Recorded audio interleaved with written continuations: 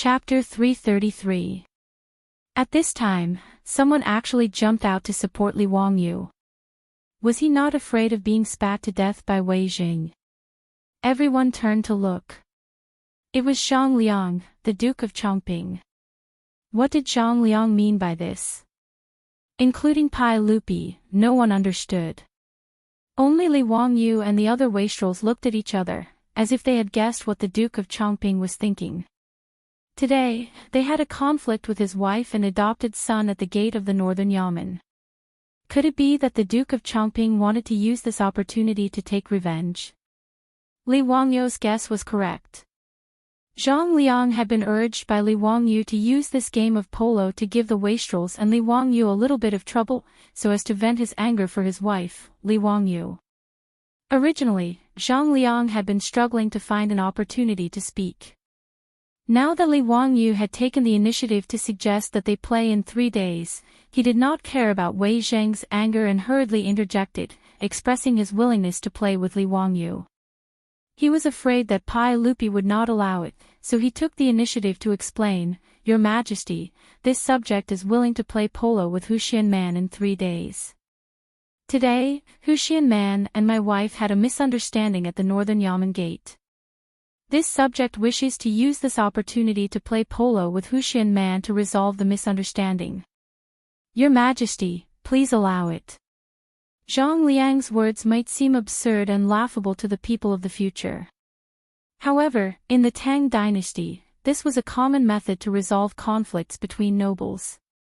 Before Pai Lupi ascended the throne, when Li Yuan was on the throne, there were conflicts between nobles in the Tang dynasty.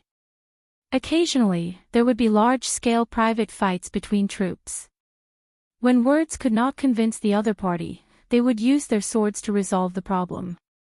This was also one of the reasons why nobles had their own troops.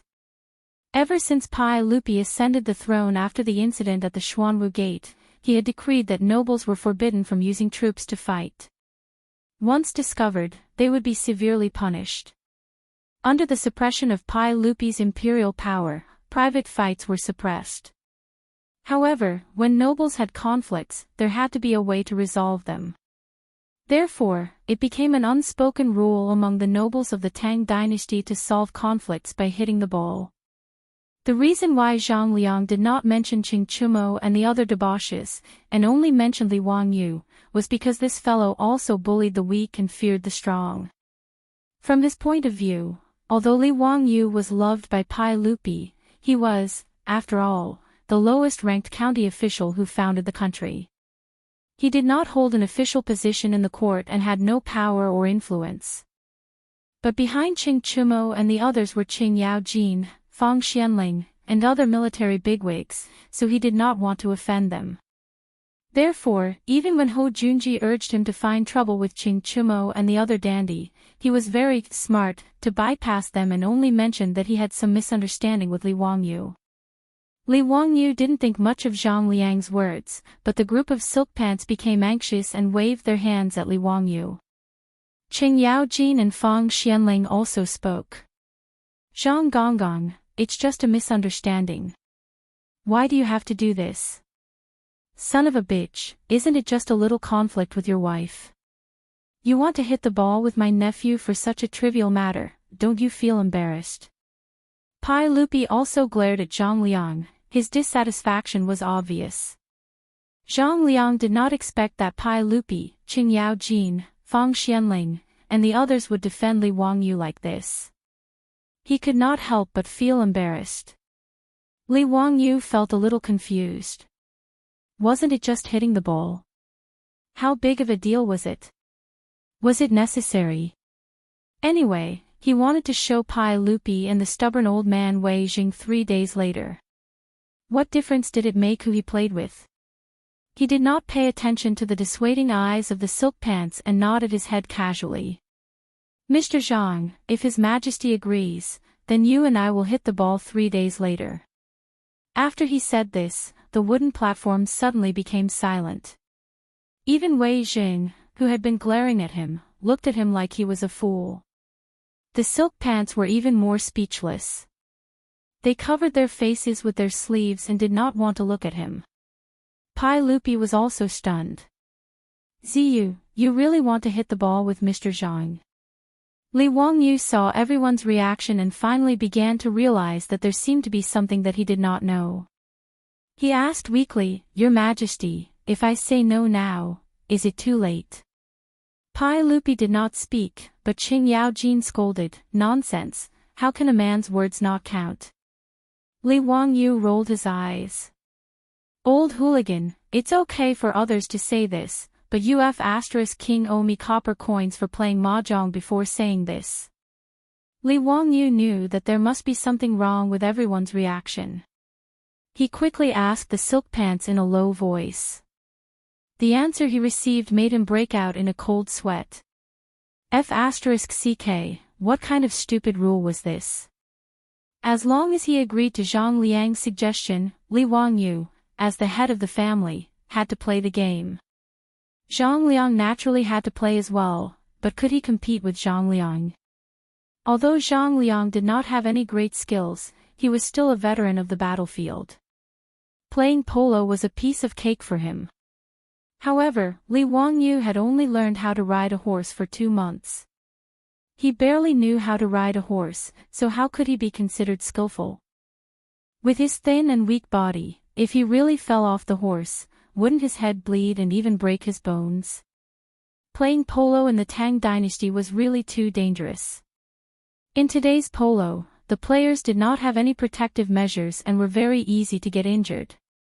Han Yu said in the second book of Shang Zhang Pu Shi, small injuries to the face, large injuries to the body.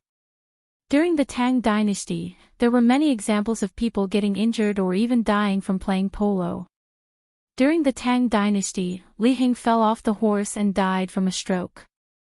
During the Tang dynasty, General Zhou Bao was blinded in one eye. At the end of the Tang dynasty, General Zhu Quanzhong's son played polo with Tang Xiaozong. Unfortunately, he fell to the ground and died on the spot. In short, it was a very dangerous sport. Li Wangyu was dumbfounded. How was it possible for him to play polo?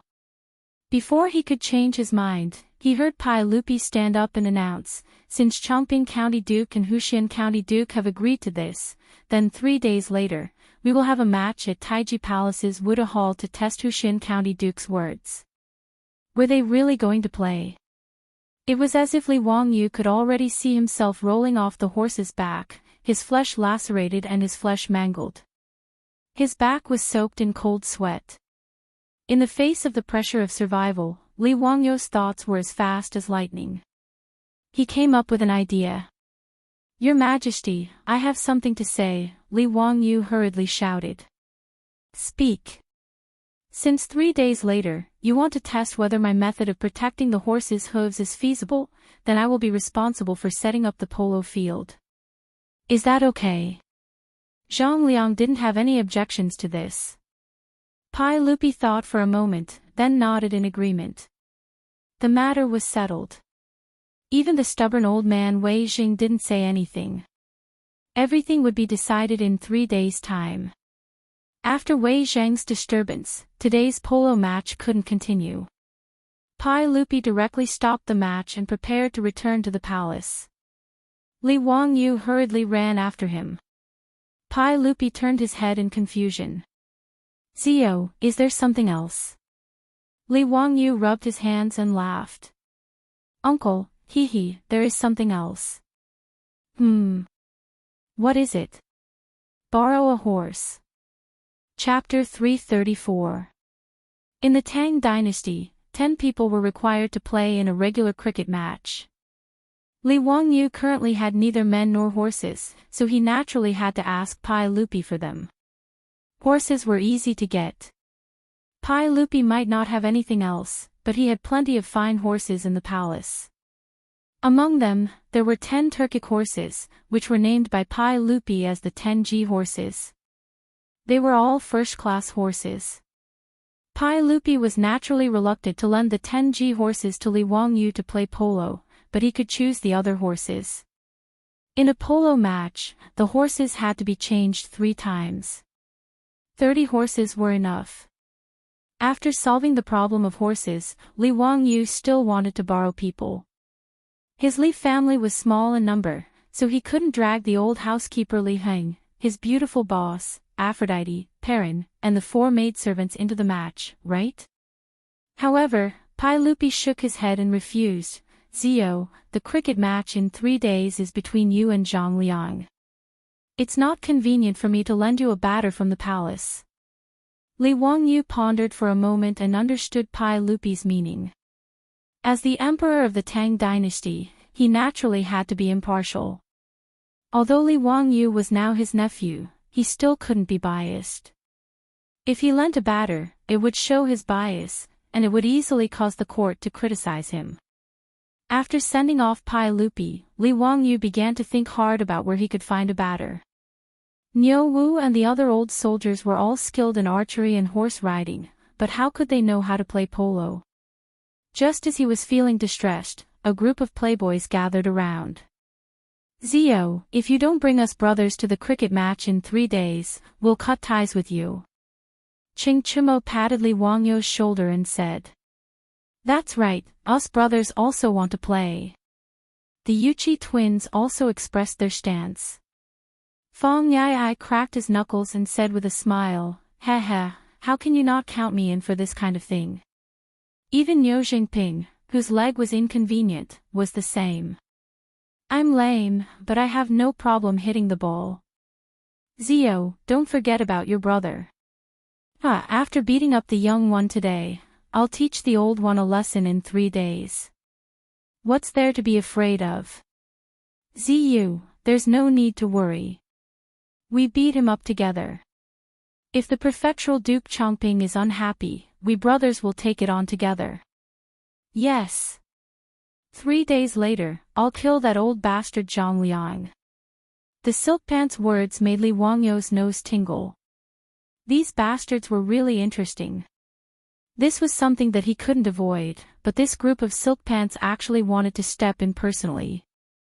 He had to remember this favor. And he would forgive Wei Shuyu and this group of bastards for not saving him when he was in danger. Li Wangyu nodded gratefully at the foppish young masters and sat down in a circle. Brothers, many thanks.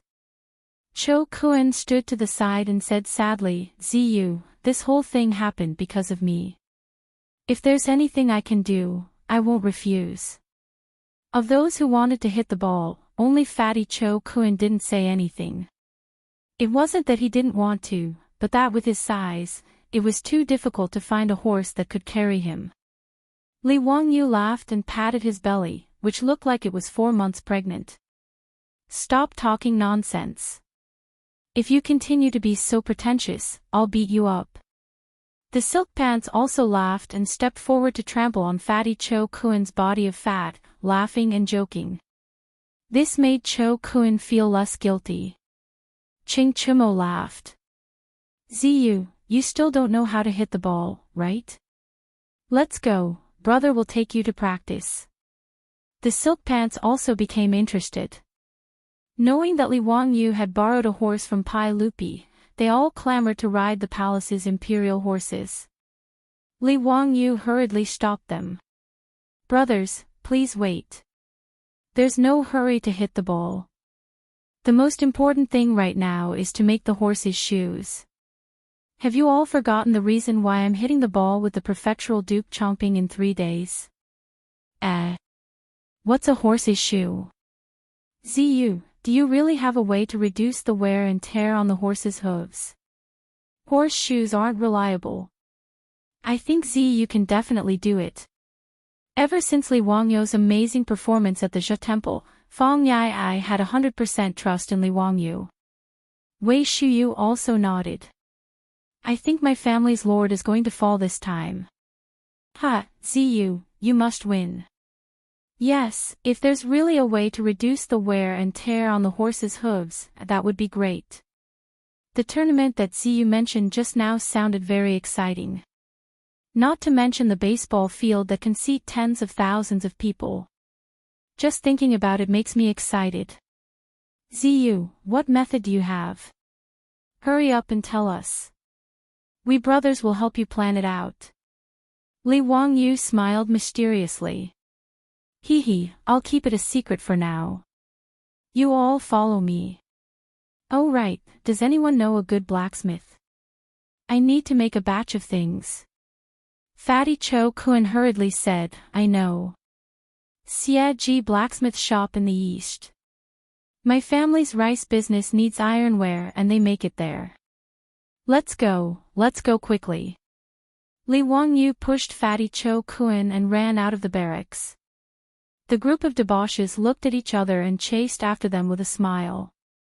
In the East Market Xie Ji blacksmith shop, shopkeeper Xie saw Cho Kun leading a group of people and quickly came out to greet them. Lang Jun, do you need to make ironware today? Cho Kun nodded and pointed at Li Wangyu. This is Hu Xian man. He needs to make some things. Shopkeeper Xie, let the blacksmith work hard. There can't be any delays.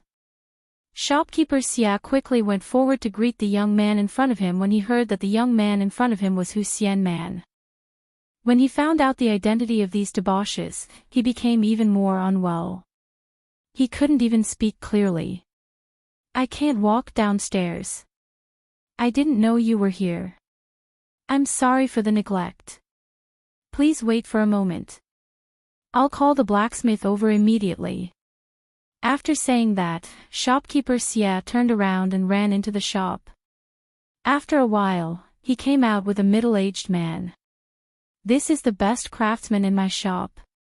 If you have any requests, please do not hesitate to ask him.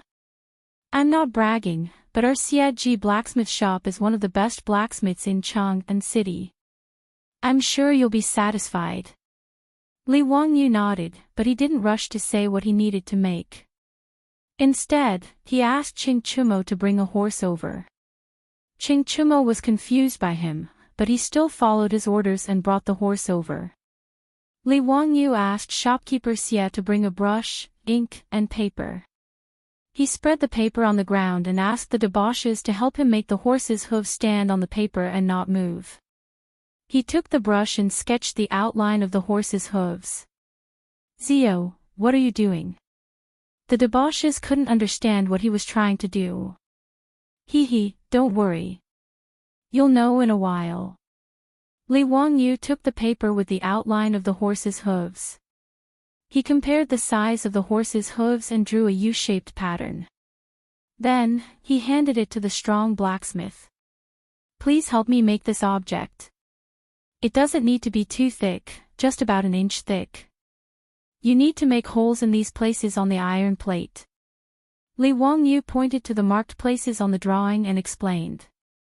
The middle-aged blacksmith frowned and looked at it for a long time. He didn't know what this strange little iron plate was for. However, he knew that these were all nobles, so he didn't dare to ask. He just nodded and replied in a low voice, please wait for a moment. There's a ready-made iron bar in the workshop. You just need to bend it and make holes. That's good. You can make 4 pieces first. The middle-aged blacksmith nodded and went to the blacksmith shop behind to make. After about an hour, 4 pieces of steaming horses' hooves were sent to Li Wangyu. Chapter 335. Ching Chumo and the others grabbed the 4 pieces of horseshoes and looked at them for a long time, but they still couldn't figure out what they were used for. Ziyu, is this the horseshoes you were talking about? How do you use this?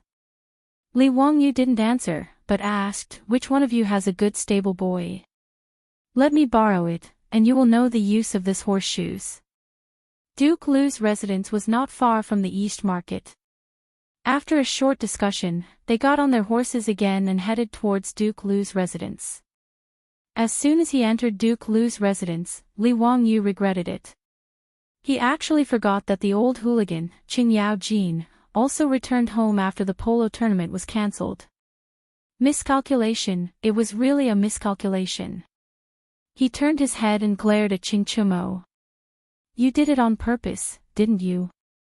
The 3 brothers of the Qing family had been with Li Wangyu for a long time now, so they also learned his movements. They shrugged their shoulders at Li Wangyu, meaning that it was none of their business. Wahahaha, boy, quickly come and tell me clearly, what method do you have to prevent the horse's hooves from being worn down? If you can't do it, if you can't hold the tournament, I will beat you up. Qing Yaojin waved the folding fan Li Wangyu gave him. His attitude was very arrogant.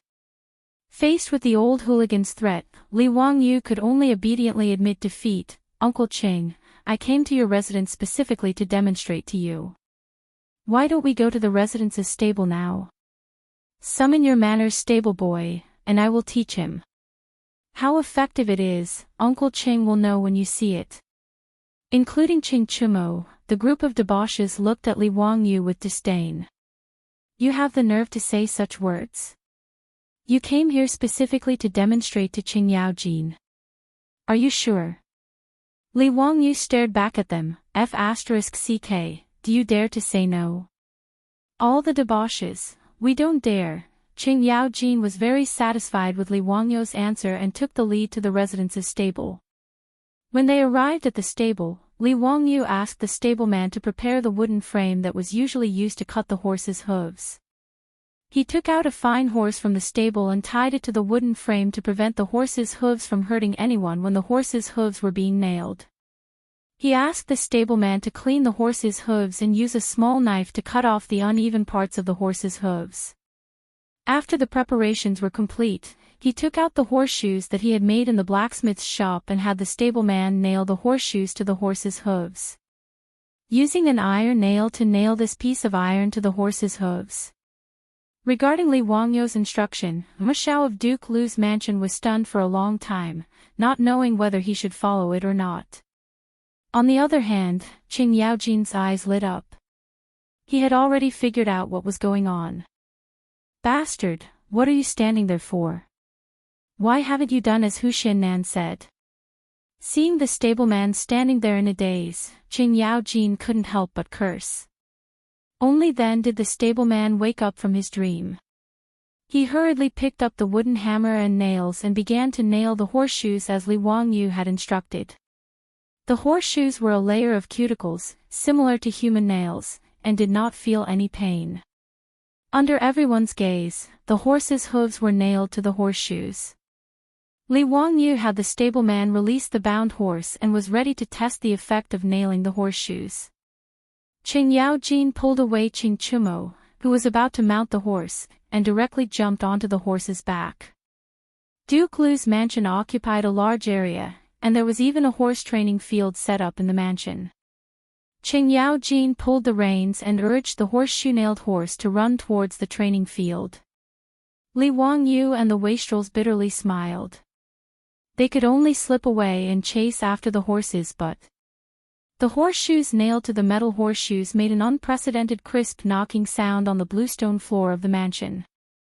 It was very pleasant to hear. Qing Yaojin's ears listened to this sound and became more and more excited. He rode the horse to the training field and began to gallop happily. This old bastard was so happy that he grabbed a long spear from the weapon rack next to the training field and began to practice a horse battle. Li Wangyu and the others were scared witless as they cowered in the corner of the training field. They could only helplessly watch the old hooligan behave atrociously. There were even several times when the old hooligan deliberately urged the horse to run in front of them. The shiny blade of the horse passed in front of everyone's eyes. Li Wangyu was so scared that he quickly shrank his body behind Qing Chumo. Brother Chumo, I'm sorry. Li Wangyu patted Qing Chumo's shoulder and said sympathetically. The other wastrels also looked at the three Qing brothers with sympathy. They were unlucky to have such a father. The three Qing brothers had tears in their eyes. As for their father, they also had to applaud with tears in their eyes. Finally, the old hooligan was satisfied.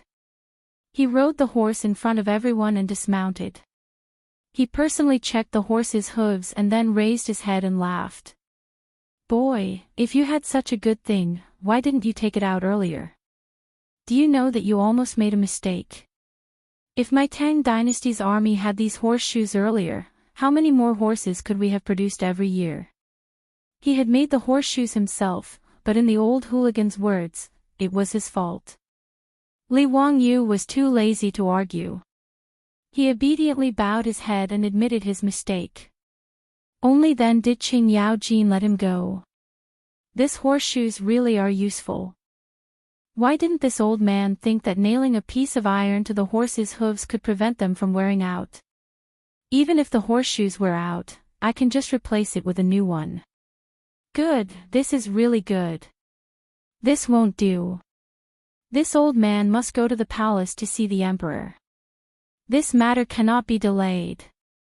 Li Wangyu quickly pulled Qing Yaojin back. Uncle Qing, please wait.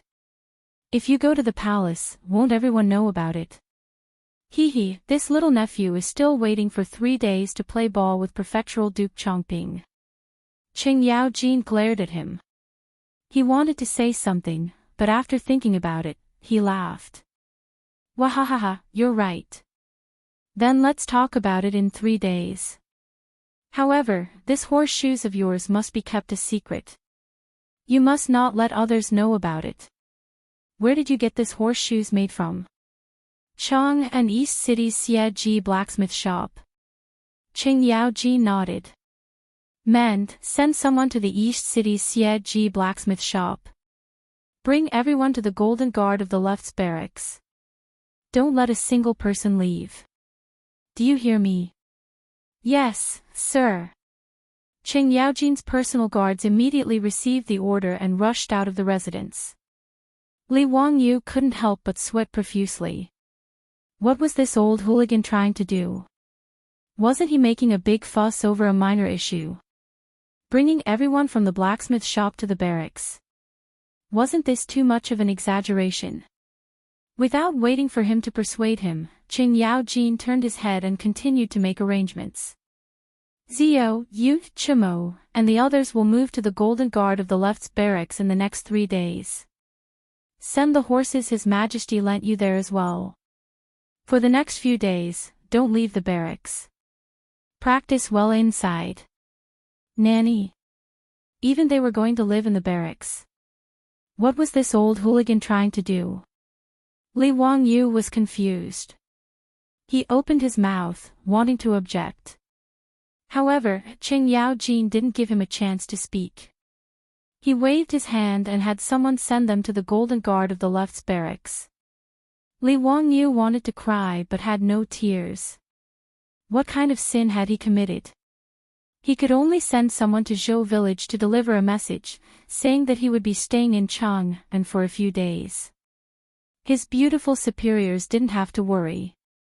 The group of silk pants were also confused by Qing Yaojin's arrangements. They could only send someone back to their residence to say that they had been asked to stay by Lu Guogong. Chapter 336. Li Wangyu, Cho Kun, and the other playboys were sent to the barracks of the Golden Guards of the Left by the old hooligan. As for the Xie blacksmith shop in the East City, the shopkeeper, the craftsman, and the workers were all sent to the barracks. Shopkeeper Xia was so scared that he was trembling. He didn't know what had happened to him. When he saw Li Wangyu and the others, he kept crying and begging Li Wangyu to be merciful and let him go. Li Wangyu could only comfort him and promise that he would be able to go home in 3 days. Only then did shopkeeper Xia and the others calm down. Qing Yaojin ordered them to move the tools from the blacksmith shop into the barracks. He ordered them to start making horseshoes immediately. Shopkeeper Xia and the others knew that it was because of the small piece of iron they made today. However, they didn't dare to complain. They could only bury themselves in forging and hope that they could go home as soon as possible. They didn't know that the small piece of iron they made could solve the problem that troubled the dynasties of China. It was really a divine tool. It could be said that the Xie blacksmith shop had opened a new era of cavalry. Of course, it didn't mean anything to shopkeeper Xia and the others who were in a mess. The group of playboys admired Li Wangyu to the extreme because of the horseshoes. Li Wangyu was the youngest in this small group. But now, no one disobeyed him. The group of playboys faintly followed Li Wangyu's lead. It wasn't an exaggeration to say that Li Wangyu's words were more effective than their father's words. They were forced into the barracks by Qing Yao Jin, but they all felt that it was very fun. After laughing and playing for a while, they prepared to go to the polo field of the Golden Guards of the left to practice. Li Wangyu still didn't know how to hit the ball. Qing Yao Jin and the others wanted to train him well since he would be playing in the game in 3 days. Even if he couldn't learn how to play polo, he should at least learn how to protect himself so that he wouldn't fall off the horse. Li Wangyu suddenly remembered that he had to set up the venue. This was the key to showing the effect of the horseshoe. Whether he could win the game with Zhang Liang depended on the layout of the venue. He hurriedly pulled Qing Yao Jin aside and told him his thoughts.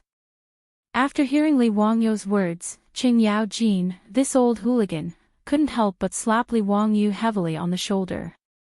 The shock caused Li Wangyu's body to go numb. In the future, I will make my 3 foolish sons stay away from you so that they won't be fooled by you. Tell me the truth. Some time ago, people pasted those things on the gates of the markets in Chang and overnight. Was it you who did that?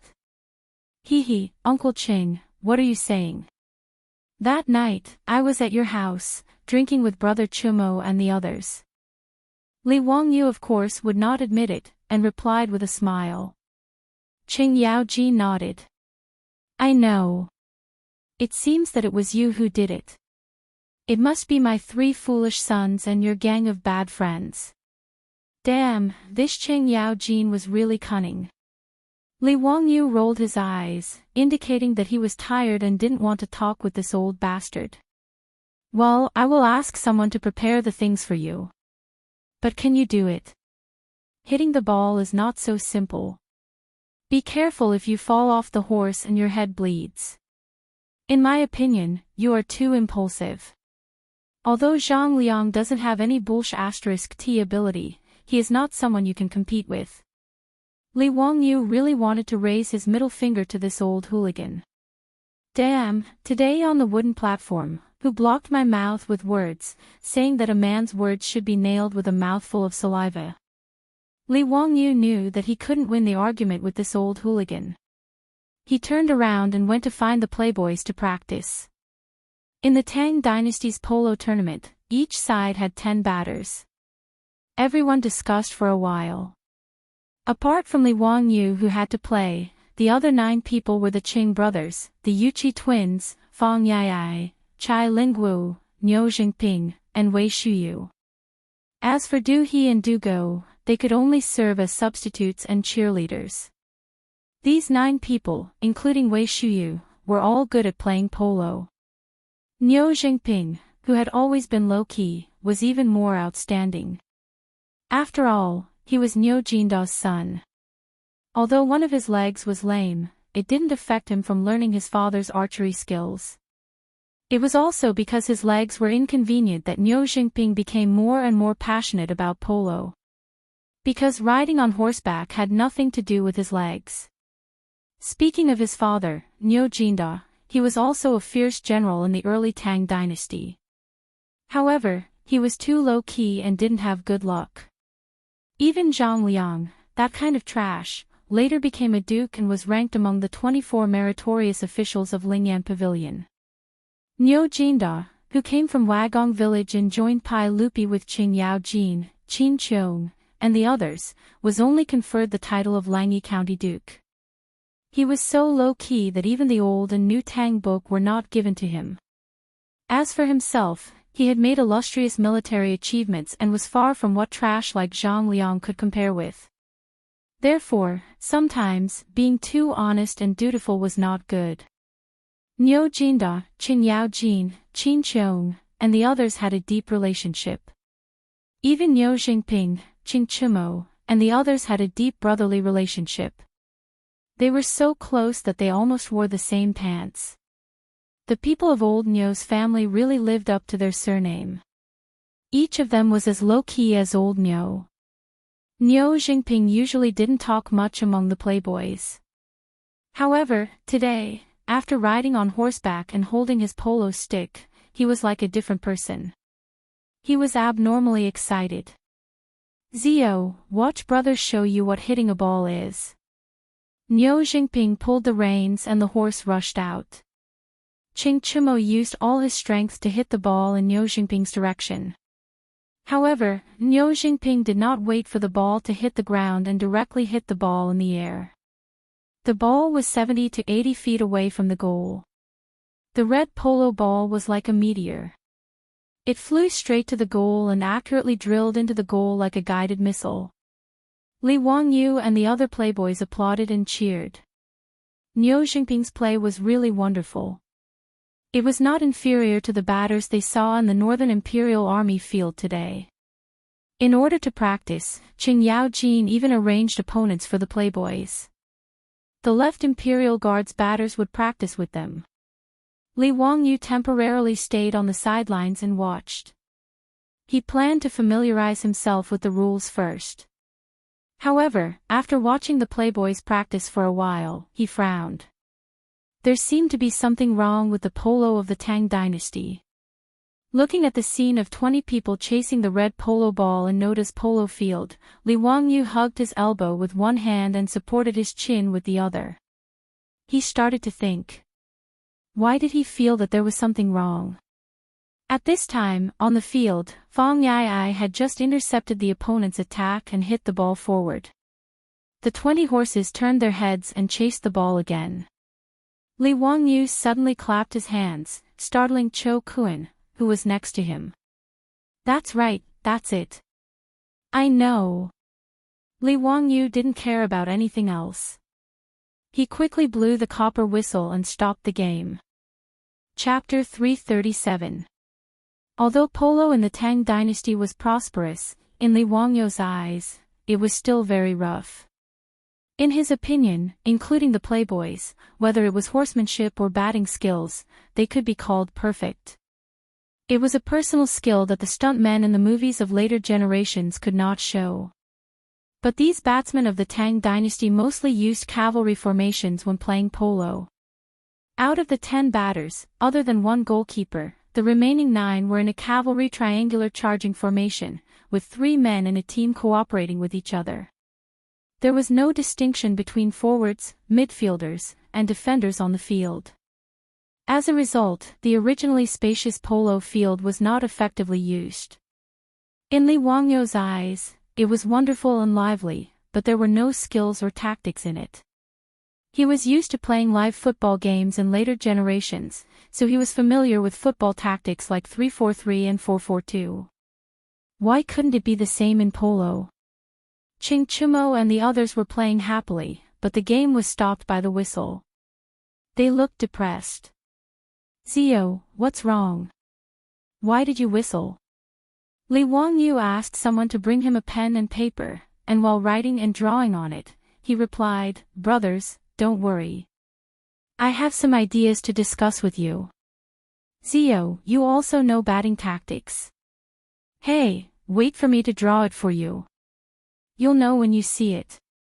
Li Wangyu drew a diagram of the polo field on the paper, picked up a handful of stones from the ground, and put 2 of them on it. "Brothers, please look. These 2 stones represent 2 batsmen." He pointed to Niu Jingping and Qing Chumo. Brother Jingping and Brother Chumo have good skills and can be responsible for the offense. They are the first line of the team's offense, mainly wandering in this area. I call them the forwards. He used the pen to outline an area in front of the polo field. Brother Jingping and Brother Chumo will be in this area, waiting for the opportunity to strike a fatal blow. Niu Jingping and Qing Chumo looked at each other and laughed. Forwards are good. We are the vanguard officials, directly attacking the enemy. Got it. Zio, go on. Li Wangyu nodded and took out 3 more stones and placed them on the paper. These 3 stones represent Brother Yuqi and Brother Eai. The 3 of you are the middle army, and I am the middle. He is mainly active in the middle of the field and is responsible for connecting the forwards and defenders. He can attack and defend when he advances. Fang Yai and the Yuqi twins also nodded excitedly. Understood, Zio, you're arranging the troops. Li Wangyu chuckled and placed the last 3 stones on the paper. Brother Lingwu, Brother Shuyu, Brother Chuliang, and Brother Chubi, the four of you will be the rear guard on the field. I will be the rear guard, mainly responsible for defense and intercepting the opponent's attacks. The four of them nodded excitedly. Looking at the 9 stones that Li Wangyu had placed on the paper, they felt like they were in a battlefield. Cho Kun suddenly asked, Zio, what are you doing then? Me? Li Wangyu answered matter-of-factly, don't tell me you expect me to charge and break through the enemy lines. Everyone was stunned when they heard this, and then they all laughed loudly. Out of their absolute trust in Li Wangyu, the playboys didn't raise any objections. Instead, they listened to Li Wangyu's explanation with great interest.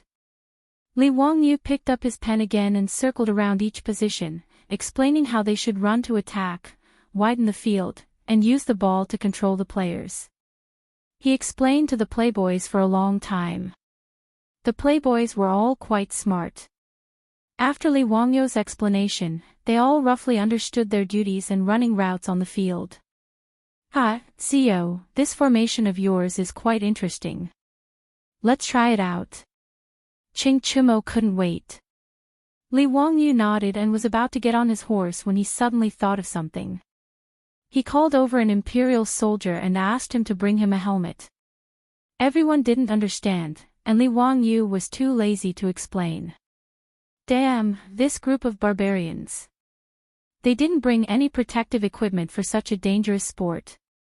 It was too much. With his soft skin and tender flesh, he didn't dare to imitate them. If it wasn't for the fact that the Tang army's armor was too thick and heavy, Li Wangyu would have wanted to fully equip himself and go play polo. After putting on the helmet and tightening the straps, Li Wangyu carefully climbed onto the horse and prepared to go on the field. The training match started again, and the left Golden Guard's batsman casually rode onto the field. In the eyes of this group of veterans, playing polo with Li Wangyu and the others was just playing with them. Although the playboys' skills were good, how could they compare to this group of old soldiers? With the cooperation of the 3 batsmen, it was very difficult for the playboys to compete. This was the cooperation of the cavalry in the army. On the battlefield, the cavalry charge was also the same. The cavalry formation that seemed to cover the sky and cover the earth actually consisted of 3 cavalrymen working together. One person was in charge of attacking, and the other 2 were in charge of protecting the left and right wings. This was similar to the 3-3 infantry tactic invented by the People's Liberation Army in the future. The 3 people formed a battle group and attacked or defended in a triangle formation. This tactic had both offense and defense, and the division of labor was clear. It could maximize the combat strength of the cavalry. However, although this tactic was powerful on the battlefield, it might not be suitable on the field. If the players were too concentrated on the field, it would leave too much space for the opponent to use. Originally, when playing polo in the Tang dynasty, everyone was like this, and it didn't matter. As the saying goes, noobs pecked at each other. However, Li Wangyu shamelessly copied the football tactic from the future, and the original polo tactic immediately became outdated. When the playboys rode on the field and tried to stand according to Li Wangyu's instructions, it caused a burst of laughter from the imperial guards. Although they were just accompanying the playboys to train, it still attracted many left Golden Guard's imperial guards to watch from the sidelines. Many generals also ran to the sidelines to join in the fun. Seeing the playboys standing on their horses, the crowd couldn't help but laugh. Young dukes, what are you playing at? Why aren't they forming a battle formation? If they fight by themselves, won't they be tortured to death? Hee, I'm afraid that the dukes are playing some tricks. Let's see, this formation definitely won't be able to block the attack. Are the dukes preparing to surrender? I bet that if the dukes use this formation, they will lose at least 5 balls. Does anyone want to bet with me? Scram to the side. Who's crazy enough to bet with you? At the corner of the field, Qing Yao Jin was surrounded by a group of left Golden Guards as he watched the playboys train. Seeing the situation on the field, the group of generals couldn't help but discuss. Great General, what are the little Gongzi and the others doing? They won't be able to win against the Duke of Chongping's batting team. It's probably that Huxian guy's idea, right? Just now, I saw him call the Dukes over. That's why it's like this. This is the first time I've seen someone stand like this. It's really an eye-opener. This Huxian guy really has some ideas. Qing Yaojin waved the horsewhip in his hand. Damn it, this group of bastards. If they make me lose face in front of the soldiers, I'll beat them to death. Without waiting for Qing Yaojin to explode in rage, the referee blew the copper whistle and the match began. Chapter 338. Niu Jingping casually pushed the ball to Qing Chumo. The three batsmen of the left Golden Guards clamped their legs on their horses' bellies and urged their horses to rush over. Qing Chumo was not in a hurry as he used the stick in his hand to push the ball behind him before the three men could surround him. The polo field was 1,000 steps long and the distance in the first half was 500 steps, which was more than 700 meters. Their horses were all military horses and could reach a speed of about 50 kilometers per hour. Even so, the horses needed nearly a minute to cross the field at full speed. In the movie One Goal to Fame, there was a classic line that went, "The football will always run faster than you, so we need to pass the ball." This sentence was even more appropriate to describe the polo field. Although the speed of the horses was much faster than the running speed of a human, the polo field was much wider. The red polo ball under the stick flew much faster than the football. Although the playboys were not adept at standing on the field and their horses were very immature, they perfectly utilized the width and length of the polo ball. The moment the match started, the laughter of the Imperial Army soldiers on the sidelines became softer and softer and was replaced by gasps. The generals beside Qing Yaojin were also shocked by the scene on the field. The 10 best batsmen of the left Golden Guards could not even touch the surface of the polo ball on the field. The batters in a group of 3 were busy chasing the polo ball in vain on the field.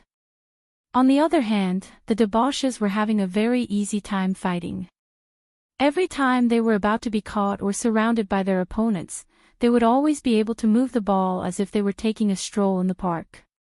The first time the playboys attacked, the polo ball was passed 3 times and was sent to the front of Niu Jingping's horse. At this moment, there was only the goal and a batsman in front of him. The batsman was very anxious and urged his horse to rush towards Niu Jingping, desperately trying to stop him from shooting the ball. Niu Jingping raised his club high, but he didn't use any strength. Instead, he pushed the ball out before the Imperial Army batter arrived. The batsman of the Imperial Army turned his head in shock and looked in the direction of the ball. He saw Qing Chumo riding his horse in the direction of the ball. He bent down and easily pushed the ball with his stick. The ball rolled into the Imperial Army's goal without any obstruction. The referee at the side of the field immediately blew his copper whistle, accompanied by the sound of drums. An Imperial Army soldier ran to the back of the goal with a banner in his hand and stuck it into the ground, indicating that the silk pants had scored a point. Li Wangyu was alone in front of his own goal, looking into the distance. The polo field of the Tang dynasty was really too big. The opponent's goal, which was 1.5 kilometers away, made it quite strenuous for him to see. However, when the whistles and drums sounded, and the flag fluttered in the wind, he immediately understood that the debauches had broken through the opponent's goal. He couldn't help but clench his fists and wave them in the air a few times. Success! Using football tactics to play polo was really useful. Qing Yaojin was so shocked by this scene that he couldn't close his mouth for a long time. After a long while, he muttered to himself, "Bastard, you can play polo like this?" The generals who had been making fun of the debauches also fell silent. They felt that their faces were burning. This was a slap in the face. Some of the thin-skinned generals couldn't help but shout at the Imperial Army batters on the field, scolding them and telling them to be more serious. The game started again. These imperial army batters no longer dared to underestimate the debauches. They were 120% focused. However, the result of the game was still one-sided. After only 2 hours of the game, the debauches were leading by a score of 7-3. The 3 goals that they had lost were almost all related to Li Wangyu. This guy's goalkeeping was really too weak. His level was so terrible that it was impossible to look at him directly. He wasn't even able to stop a seemingly harmless shot from the other party. Instead, he almost rolled off the back of his horse, causing the debauches to burst into laughter. In the second half of the game, the Imperial Army batters also tried to imitate the debauches' tactics. However, there was no one to teach them. They could only observe with their eyes. How much could they learn? In the end, they were like dogs instead of tigers. They became scattered sand and were unable to threaten Li Wangyu's goalkeeping. After the training match ended, the debauches were all smiles. They didn't think that they could win so easily. As for the Imperial Army soldiers of the Imperial Army, they were all silent. This blow was too great. The debauches rode on their horses and escorted Li Wangyu to the side of the field. While everyone was laughing and joking, they saw a group of people galloping over.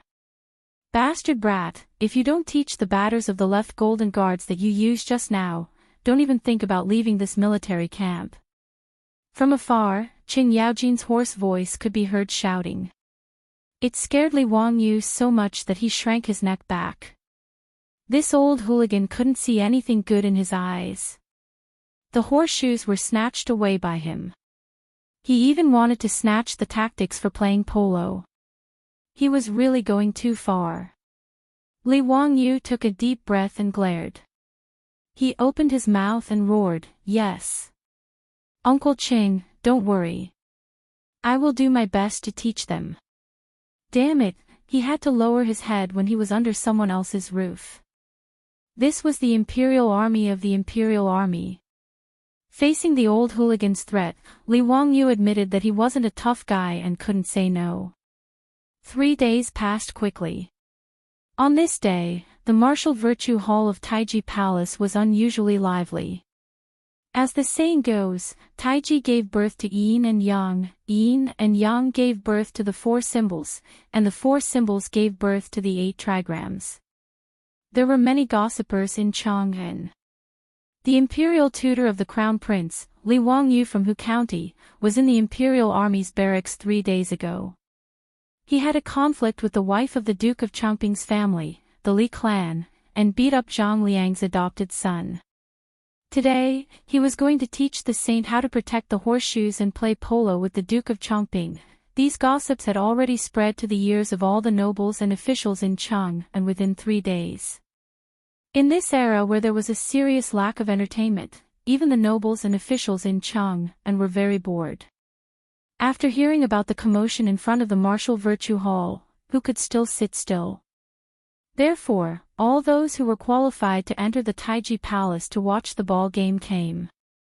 Because polo was popular in the Tang dynasty, there was also a polo field in front of the martial virtue hall of Taiji Palace.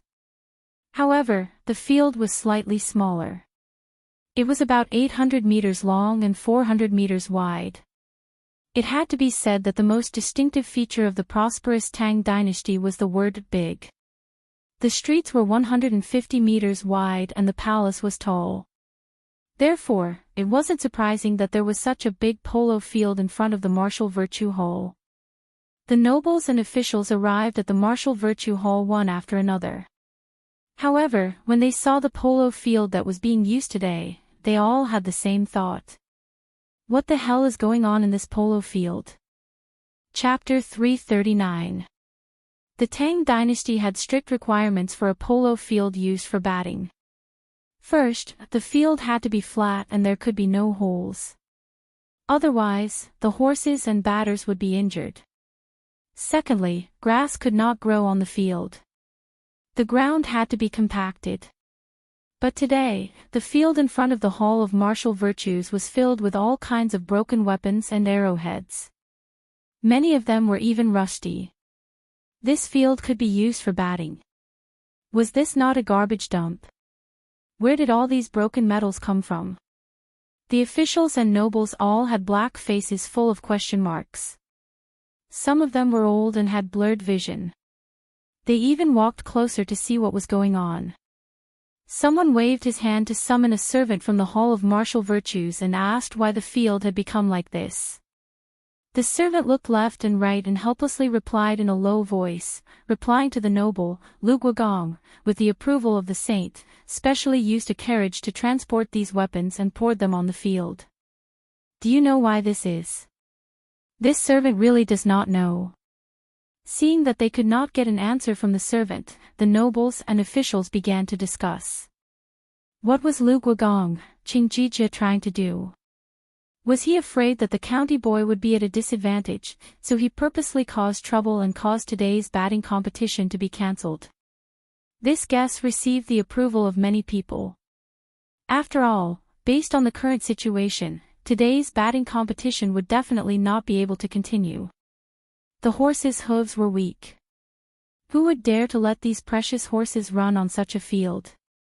Although the broken weapons and arrowheads were rusty, their sharpness could still be seen. If they were stepped on by the horses, even a good horse would be crippled. Lu Guogong's move is quite ruthless. Even if that Chongping County Duke wants to avenge his wife today, I'm afraid he won't be able to. Isn't that so? Lu Guogong is indeed the #1 troublemaker of the Tang dynasty. His skin is really thick. He can even use such a method. Isn't he ashamed? Have you seen the goat-nosed Duke? Duke Wei's face was originally green today, but now that the batting competition is cancelled, he doesn't look so scary anymore. Shoo, lower your voice. Don't let the goat-nosed Duke hear you. It's a pity that today's batting competition won't be able to continue. I wonder if Chongping County Duke will be disappointed when he comes. I heard that day at the Bei Yuan Gate, his adopted son was beaten very badly by a group of men from Huxian. What adopted son? I don't think Duke Chongping cares at all. I'm afraid it's his wife who cares. You still don't know, right? His wife and adopted son. The topic of discussion quickly changed from the strange situation at the polo field to the relationship between the Duke of Chongping's wife and the adopted son named Zhang Xinji.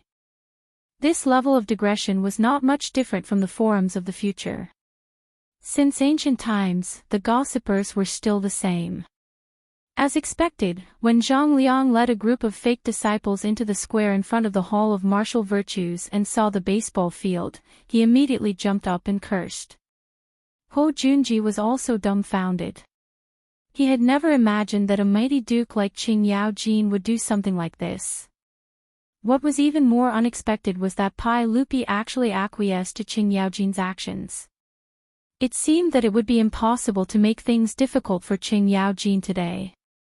He shook his head regretfully and turned to leave with Zhang Liang. However, he saw Qing Yaojin leading Li Wangyu and a group of silk pants over. Duke Zhang, Duke Ho, the baseball match is about to begin. Where are the two of you going? Zhang Liang angrily glared at Qing Yaojin. Duke Lu, you already know the answer. Why ask? The field in front of the Hall of Martial Virtues has been ruined by you. How are we going to continue today? Wahahaha, who said we're not going to continue? Duke Zhang, are you afraid? Qing Yaojin laughed happily. You. Zhang Liang was so angry that he was speechless. How could there be such a shameless person? Qing Yaojin ignored him and strode to the front of the Hall of Martial Virtues. He raised his voice and shouted at the officials and nobles standing on the steps. Everyone, is there anyone who wants to bet on today's baseball match? This duke will be the banker. Is there anyone who wants to place a bet? The Tang people love to gamble, and the officials and nobles were no exception. Qing Yaojin's words immediately aroused everyone's interest. Duke Lu, how do you want to bet? Please enlighten us. Wahahaha, simple. We'll bet on today's results. If the Duke of Chongping wins, the payout is 1-2. If the Duke of Huxian wins, the payout is 1-3. If it's a draw, the payout is 1-2. In addition, the Duke of Huxian wants to offer the saint a method to protect the horse's hooves. This is also a bet. If the Duke of Huxian's words are true, the payout is 1-1. If the method is not feasible, the payout is 2-1. No matter how much you bet, this Duke will accept it. Is there anyone else who is interested? In today's match, can the ball continue to be played? Qing Yaojin laughed. Yes, why not? The Duke of Huxian will definitely go on stage. If the Duke of Chongping refuses to go on stage, then it means that the Duke of Chongping has admitted defeat. Hearing this, everyone looked at Zhang Liang, wanting to see how he would react. Zhang Liang was angered half to death by Qing Yaojin's words. Seeing the situation, he could only grit his teeth and say, as long as the Duke of Huxian dares to go on stage, this old man will naturally accompany him to the end. Wahaha, look, isn't this settled?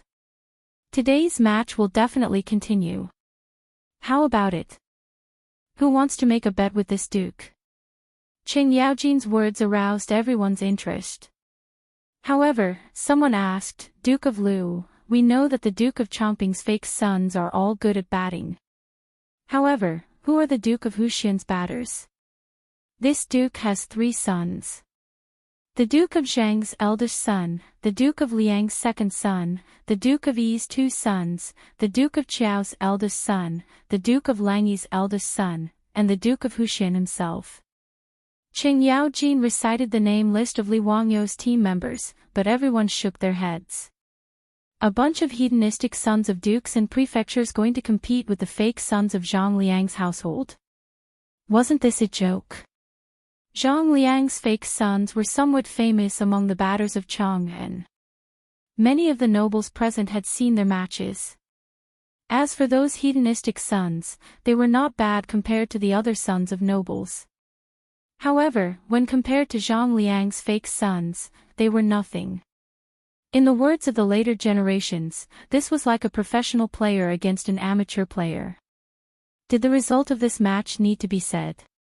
If a bunch of NBA players were to compete with amateurs, would anyone believe that the amateurs would win? The answer was naturally no. If you asked 100 people, they would all say that the NBA players would win. At this moment, the officials and nobles all had such thoughts. They all looked at Duke of Lu with strange expressions. Had water entered this old man's brain? Why would he make such a bet? If the Duke of Chongping won, the payout would be 2-1. That meant that the Duke of Lu's household would have to spend a lot of money today. Duke of Lu, you're not joking. Then I'll bet 1,000 taels of gold that the Duke of Chongping wins. Don't worry, when have I not kept my word? If there's a bet, there's no reason to lose. As long as you dare to bet, I dare to accept it, Qing Yaojin replied casually. Duke of Lu, if that's the case, then I'll also bet 1,000 taels of gold that the Duke of Chongping wins. I'll bet 1,500 taels of gold, I'll bet 2,000 taels of gold. Chapter 340. The old scoundrel set up a bet there.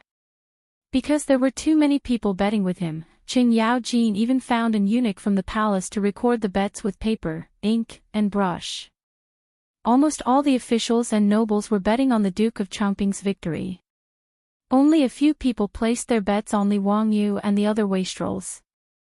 Li Wangyu couldn't help but grit his teeth. He finally understood why the old scoundrel had locked them up in the barracks of the Golden Guards of the Left for 3 days. It was because he was worried that the news would be leaked and affect his opening bet. F***ck, this old scoundrel is too much. Li Wangyu strode over to Qing Yaojin's side. Righteously, he whispered into his ear, Uncle Qing, when we meet, split it in half. Otherwise, your nephew will shout. Qing Yaojin's eyes widened in anger. Li Wangyu didn't back down. In front of gold, the old scoundrel's threats were useless. Scram, brat. At most, I'll give you 20%. His Majesty still wants half. Qing Yaojin lowered his voice. It's a deal. Li Wangyu retreated to the side, satisfied. He chuckled as he watched the eunuch continuously record the bets placed by the officials and nobles. 20% it was. He wasn't greedy. 20% was still quite a bit of gold. It looked like he would make a small profit today. Just now, he did a rough calculation. There were already about 20,000 taels of gold on Zhongliang. Moreover, there were still hundreds of officials placing their bets. Indeed, the ancients didn't lie. A horse wouldn't get fat without eating at night. A man wouldn't get rich without a windfall. The most shameless one was still Pai Lupi. Without a word, he had colluded with the old scoundrel to cheat money. No wonder Qing Yaojin could bring so many broken weapons and swagger around the polo field in front of the Hall of Martial Virtues. He had painstakingly invented the horseshoe and had the wastrels practice with him. He even had to compete in order to get 20%. And Pai Lupi didn't do anything and actually wanted to take half of the gold. Truly shameless. Despise him. It didn't take long for the officials and nobles present to make a bet with Qing Yaojin. In the end, the total amount of gold that was bet on Duke Chongping was as high as 50,000 taels of gold. The aristocratic families, in particular, had placed heavy bets. 50,000 taels of gold was equivalent to 300,000 strings of copper coins. This was indeed a huge sum. If Qing Yaojin lost, he would have to pay 100,000 gold taels. Li Wangyu pondered without any malice. If the old hooligan really lost, Duke Lu's mansion would have to be his pants, right? He might even have to use Noda's public house to pay off his debt. TSK, just thinking about it makes me feel good. Should I go easy on the old hooligan when I'm guarding the gold to give the old hooligan some excitement? However, he decided to forget about it. Of the 50,000 gold taels, 10,000 of them were from him. 60,000 strings of copper coins was not a small sum. However, Li Wangyu had forgotten that with his terrible horsemanship and batting skills, what difference would it make if he went easy on the opponent or not? In front of the Hall of Martial Virtues, the chamberlain loudly announced, "The sage has arrived." Everyone bowed. Pai Lupi appeared with the pregnant Empress Zhangsun, concubine Yang, and the other imperial concubines. After Pai Lupi spoke a bunch of nonsense, he gave Li Wangyu a meaningful look and prepared to announce the start of the batting match. Zhang Liang suddenly stepped forward and bowed to Pai Lupi. "Your Majesty, why did the batting field become like this today? Why did High Duke Lu dump so many broken weapons on the battlefield?" He was still unwilling to compete with Li Wangyu on such a field. Even if he could win, he would have to be careful. Moreover, there was no guarantee that the horses would be injured.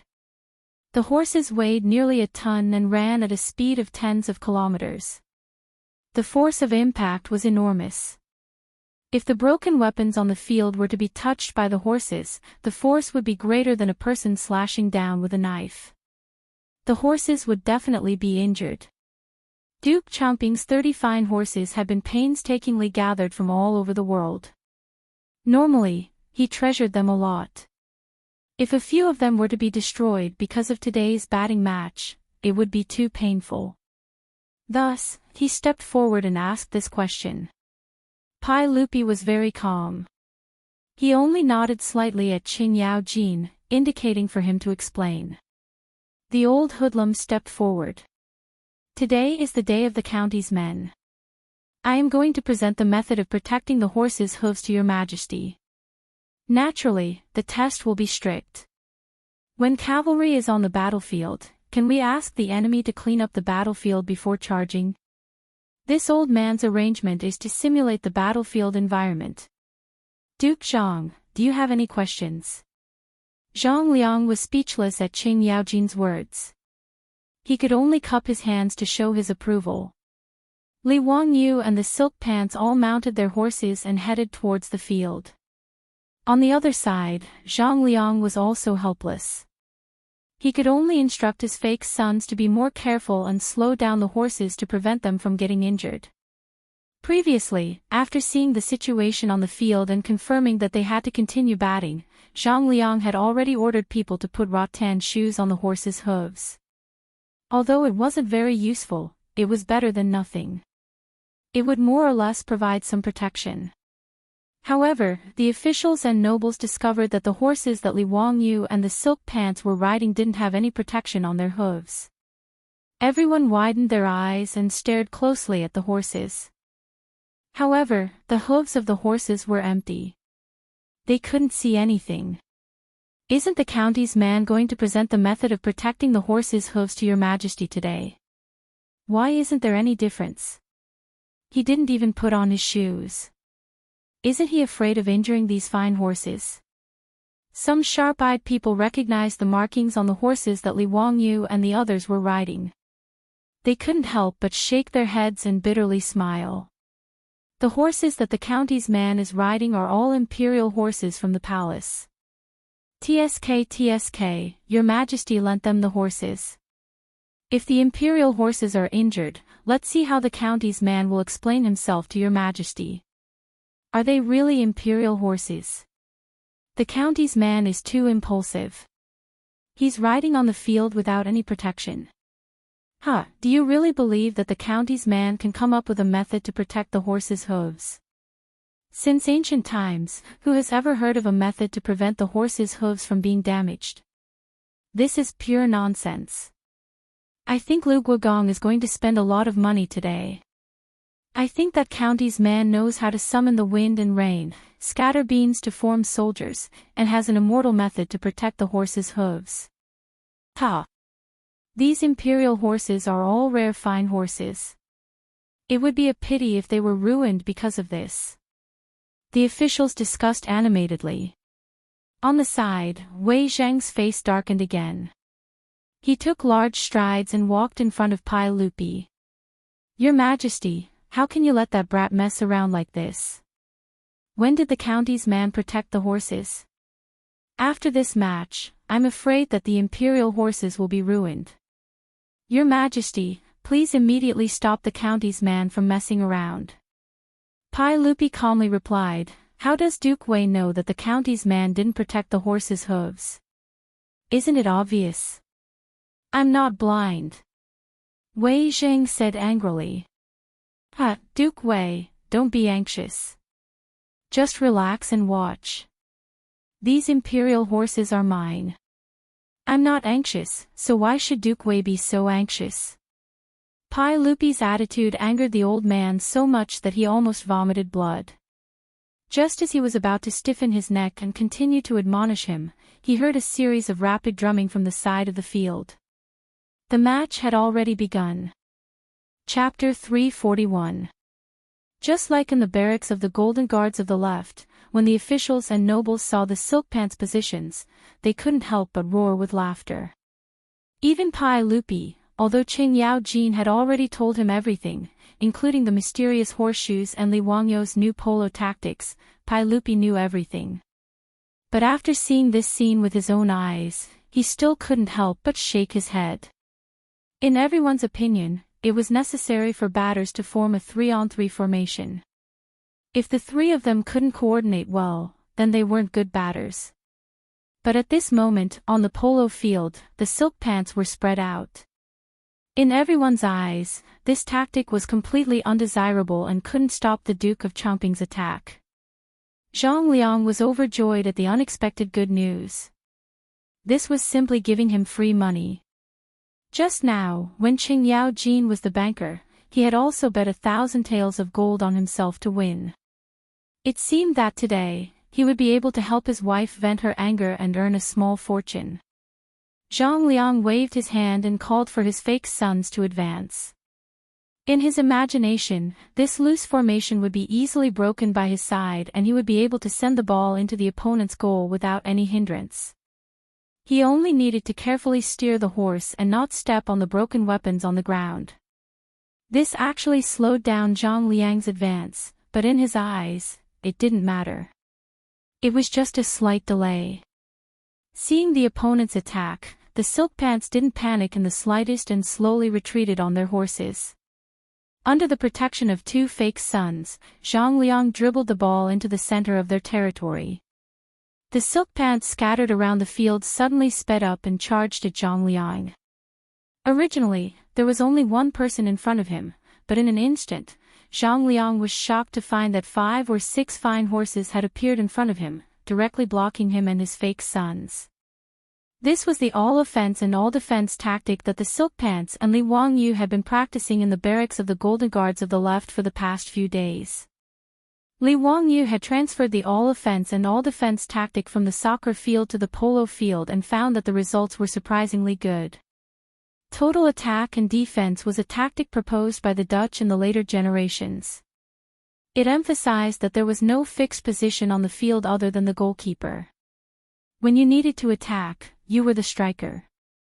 When you needed to defend, you were the defender. The Dutch relied on this tactic to set off an orange whirlwind in the world of football. Full attack and full defense was only popular for a while, but it was soon eliminated. The biggest problem was the high technical requirements for the players, as well as the distribution of the players' physical fitness. But on the polo field, stamina was not a problem. A horse's endurance was far better than a human's, not to mention that they could change horses every 30 minutes, so there was no need to worry about the horse not being able to run. After the polo ball was intercepted by the playboys, the offense and defense switched. Zhang Liang was just about to call out to the dummies to snatch the ball back when he was surprised to find that the ball was gone. Looking around, he was shocked to find that the red polo ball had been sent flying far away, heading straight for his backfield. And in the direction where the polo ball was flying, there were already rich playboys waiting. Zhang Liang looked at the speed of the playboys' horses and couldn't help but curse in his heart. These bastards, didn't they feel sorry for the horses that weren't their own? There were so many scrap metals on the field. If they were stepped on by the horses' hooves, the horses would be crippled. But they couldn't just stand by and watch the horses gallop. They could only curse and turn their horses around to chase after them. The playboys' horses were so fast that it was as if the weapons on the field didn't exist at all. The spectators couldn't help but cry out in surprise. Old Wei Zheng was even angrier. He turned his head and loudly admonished Pai Lupi. His spittle was about to fly to Pai Lupi's face. "Your Majesty, these playboys are acting so recklessly. What if these precious horses are damaged? Hurry up and stop the ball. We can't let them continue to act like this." Pai Lupi waved his hand. "Don't be anxious, eunuch Wei. Continue watching. What else is there to see? Could it be that these horses were really cast on by Hu Xian's men? Horses can step on weapons without being damaged. That's ridiculous." Before Wei Jing could finish speaking, his voice was suddenly stuck in his throat. Although he wasn't young, he hadn't reached the point where his vision was blurry. Just now, he clearly saw Qing Yaojin's eldest son riding a horse galloping at full speed. One of the horse's hooves stepped on a shining blade. Wei Jing almost cried out in surprise, but he was shocked to find that the horse was completely fine. After stepping on the blade, the horse continued to maintain its previous speed and continued to gallop towards Duke Chumping's goal. How can this be?" the stubborn old man muttered, not daring to believe his eyes. Eunuch Wei, how is it? How effective is Hu Xian's method?" Pai Lupi laughed proudly. Wei Zheng was so excited that his beard stood up. "Your Majesty, is this really the method Hu Xian's man said to protect the horse's hooves? Is it really so miraculous? Would it be convenient to spread to the entire army? How much would it cost?" Pai Lupi twirled his beard and smiled proudly. "The cost is almost negligible. Moreover, this method is very simple. Eunuch Wei, do you know that Hu Xiannan only used an hour to forge the item to protect the horse's hooves 3 days ago at the eastern city's Xieji blacksmith shop? Xie's blacksmith shop? Nonsense. How could such an important weapon of the military be forged by the common people? Your Majesty, please immediately send the Imperial Army to the Eastern Market and take control of Xie's blacksmith shop. We can't let this method spread to the common people. If Li Wangyu heard Wei Zhang's words, he would probably spit out a mouthful of salt soda. In a feudal dynasty, there really was no human rights. This unyielding official actually had the same thoughts as that old hoodlum Qing Yaojin. Pai Lupi shook his head. Duke Wei, Jijia already did this 3 days ago. The shopkeeper and craftsmen of Xie's blacksmith shop are all in the golden guards of the left camp. However, I am prepared to have Jijia release them today.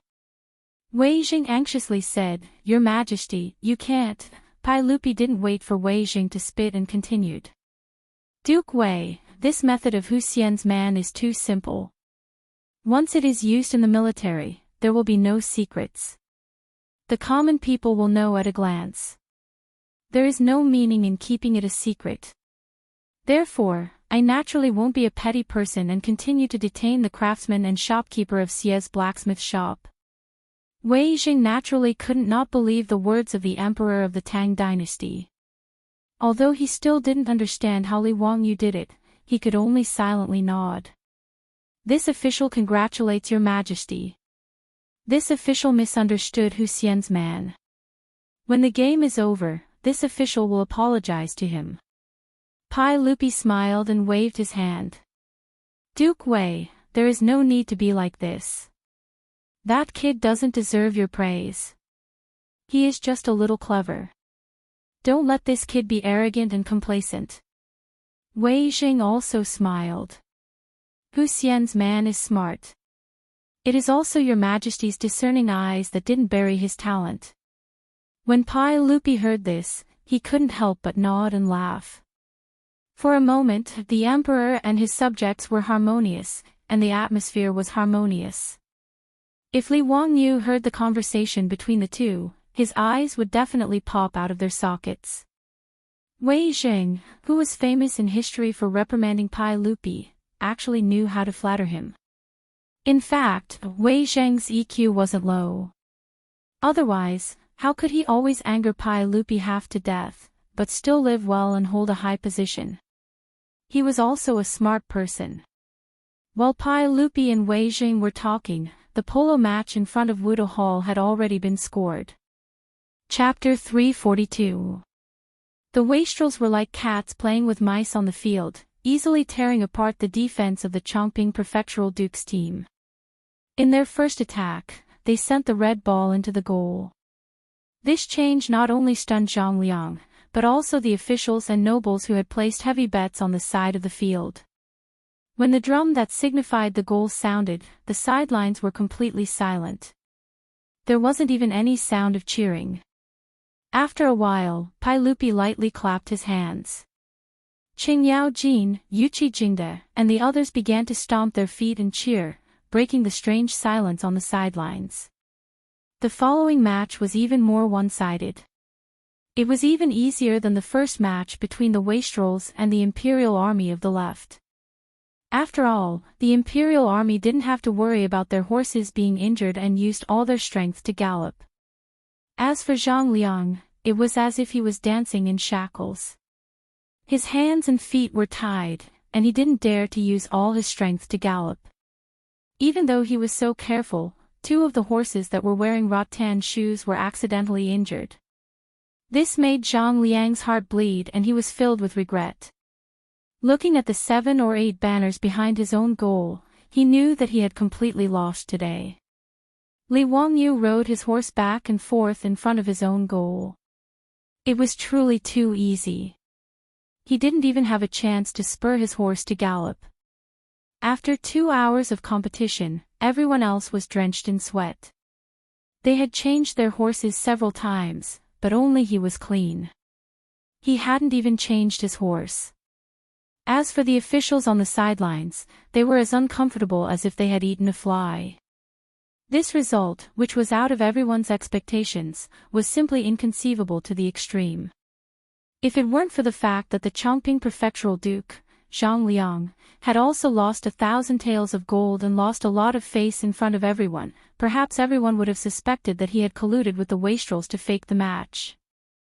Their own son had actually won against Zhang Liang, Fang Xianling, and Du Ruhui. Although they didn't say it out loud, everyone could see the joy on their faces. As for Qing Yao Jin, Yuqi Jingde, and the other martial generals, they didn't care about the feelings of the bystanders at all, shouting and wrangling over there, making the hundreds of officials who had lost a large sum of gold have the urge to beat people up. The old scoundrel was still holding the list of bets recorded by the chamberlain and proudly waved it at the officials. "Everyone, hurry up and send the gold to my residence. Don't make this duke look for you to collect the debt, wahahaha. F***ck, this bastard. If it wasn't for the fact that he really couldn't beat this old man, the grass on his grave would be 3 feet tall next year." Wei Jing, on the other hand, did not care at all about who won or lost. Seeing Li Wangyu and the others leave the field, he immediately lifted his robe and trotted over. Without saying a word, he wanted to pry off the horse's hooves to see what was going on. The old man's action startled Li Wangyu and the other playboys. Wei Shuyu, however, felt sorry for her father. She quickly jumped off the horse's back and held onto her own horse so that the old man could check the horse's hooves. When Wei Jing saw the U-shaped piece of metal nailed to the horse's hoof, he was stunned as if he had been struck by lightning. It's that simple. It's that simple. It's so simple that no one in all the dynasties could think of it. Wei Jing muttered to himself. He finally understood why Pai Lupi said that there was no value in keeping this a secret. This was indeed the case. This horseshoe was too simple. Once it was used on a large scale in the army, it would be impossible to keep a secret. Suddenly, as if he was possessed, he stepped forward and grabbed Li Wangyu's arm. "Huxian man, this is a great merit, comparable to the merit of opening up new territory. This old man will definitely ask His Majesty for a reward for you. I misunderstood you before. Please don't blame me, Huxian man." The old man's action startled Li Wangyu. He thought that the old man was going to fight him to the death again. After hearing Wei Zhang's words clearly, Li Wangyu smiled and said, "Wei Gong, what are you talking about? It's all my fault. I hope Wei Gong won't take offense." In front of the Hall of Martial Virtues, the officials who couldn't be bothered to watch the old hooligan Qing Yao Jin show off also gathered around. They wanted to see what tricks Li Wangyu's horses had on their hooves.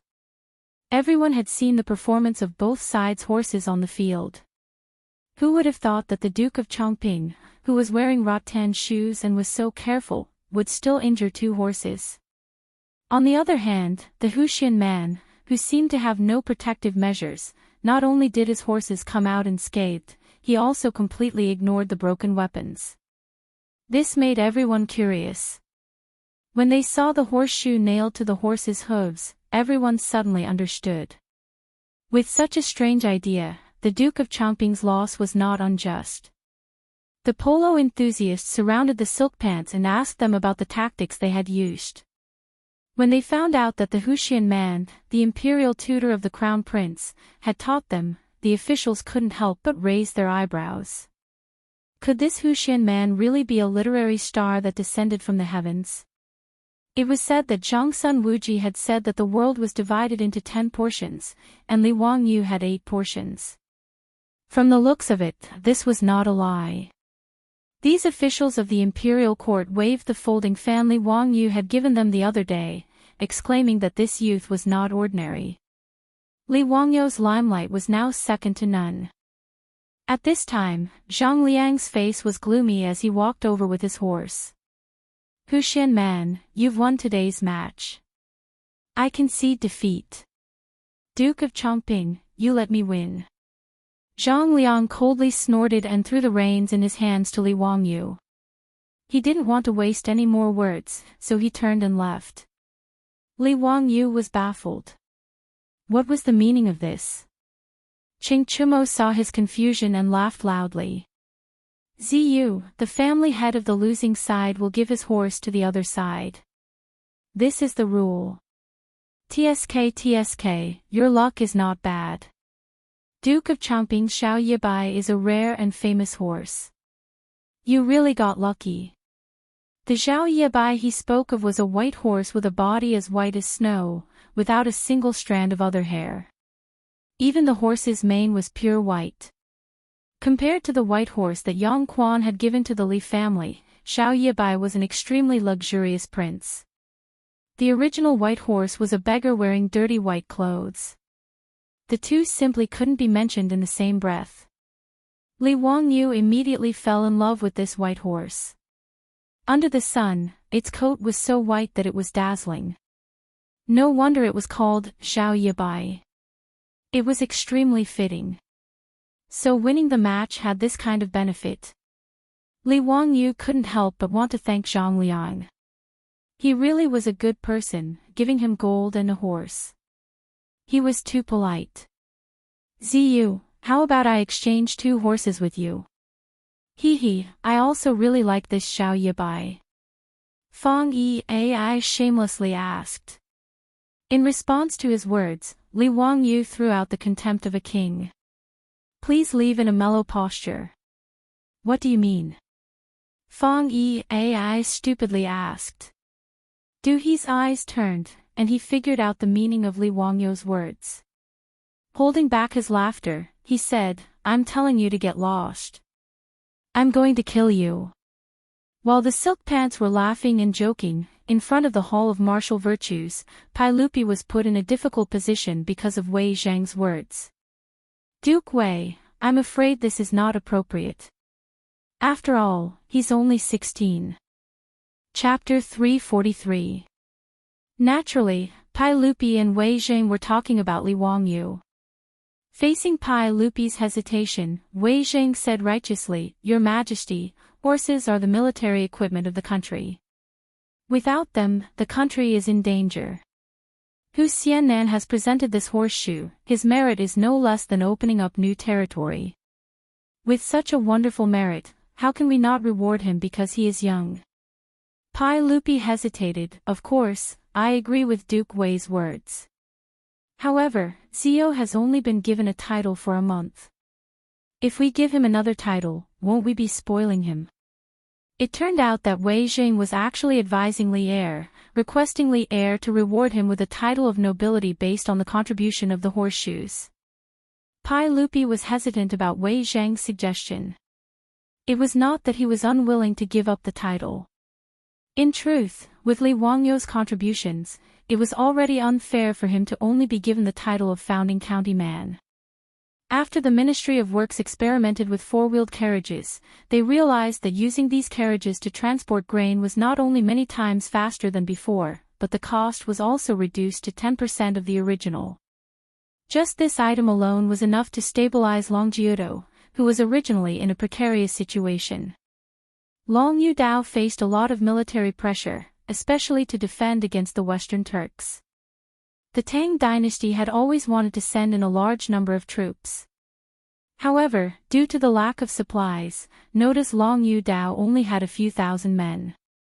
From Chang'an City to the few important prefectures in Long Yudao, the distance was over 2,000 miles. Before Li Wangyu made the 4-wheeled carriages, it would take 1 to 2 months for the cow carriages to transport grain from Chang'an to Longyu. Along the way, the people and horses ate, and in the end, less than 20% of the resources were left. After the Ministry of Works experimented with the 4-wheeled carriages, they used 4 horses to pull the carriages from Chang'an City to Longyu Prefecture in just a short 20 days. In one trip, they managed to transport enough grain for a few thousand men for a year. This greatly reduced the military pressure on Longyu, and they even started to have the ability to infiltrate the West region countries. After obtaining sufficient supplies, there were even voices in the imperial court discussing whether or not to attack Gaochang. In short, the seemingly inconspicuous four-wheeled carriage brought the Tang dynasty more than just a means of transportation. Now, the horseshoes developed by Li Wangyu were no less significant to the Tang dynasty than the four-wheeled carriage. Therefore, Wei Jing directly asked Pai Lupi to give Li Wangyu another title. Your Majesty, if Gan Luosher can be a prime minister, why can't Li Ziyo be conferred a noble title? If I don't reward a man for his merits, I'll fail him. Please reconsider, Your Majesty. Wei Jing continued to persuade Pai Lupi. Although Empress Zhangsun, who was beside Pai Lupi, never interfered in court politics, she couldn't help but say, Erlang, I feel that Duke Wei's words are reasonable. Since even Empress Zhangsun had spoken, Pai Lupi did not continue to argue. He pondered for a moment and slowly nodded. Maid Guanyin and Duke Wei are right. I've learned my lesson. The title of nobility in the Tang dynasty was bestowed by the emperor to the nobles and their meritorious officials. Li Erk made the decision on how to reward them, and there was no need to discuss it with the other officials. Li Er asked the inner attendant to summon Fang Xianling and Du Ruhui, who were at the side, and whispered a few words to them. However, when old Fang and old Du heard this, they couldn't help but look at Li Wangyu, who was still fooling around with the debauches. This young man was amazing.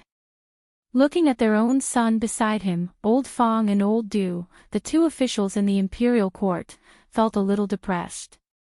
Sure enough, the topic of other people's children was inescapable from ancient times. Fang Xianling and Du Ruhui did not express any doubts about Pai Lupi's instructions. They nodded and went to do their own work. After Li Wangyu finished playing with the playboys, he excitedly walked to Pai Lupi and was ready to talk to Pai Lupi about the polo field and the polo league. Before he opened his mouth, Fang Xianling, who was beside Pai Lupi, stood out with a roll of yellow silk in his hand. There is a system. Li Wangyu, the male founder of Hu County, received the imperial edict. Fang Xuanling's words immediately silenced the noisy scene in front of the Hall of Wuda. Why issue an imperial edict at this time? Naturally, there were shrewd people among the officials. Thinking of the horseshoes, they immediately guessed the content of the imperial edict. It was most likely that this 16-year-old male from Hu County was going to be promoted again. Disciples, Li Wangyu, the male founder of Hu County, has made meritorious contributions to the country.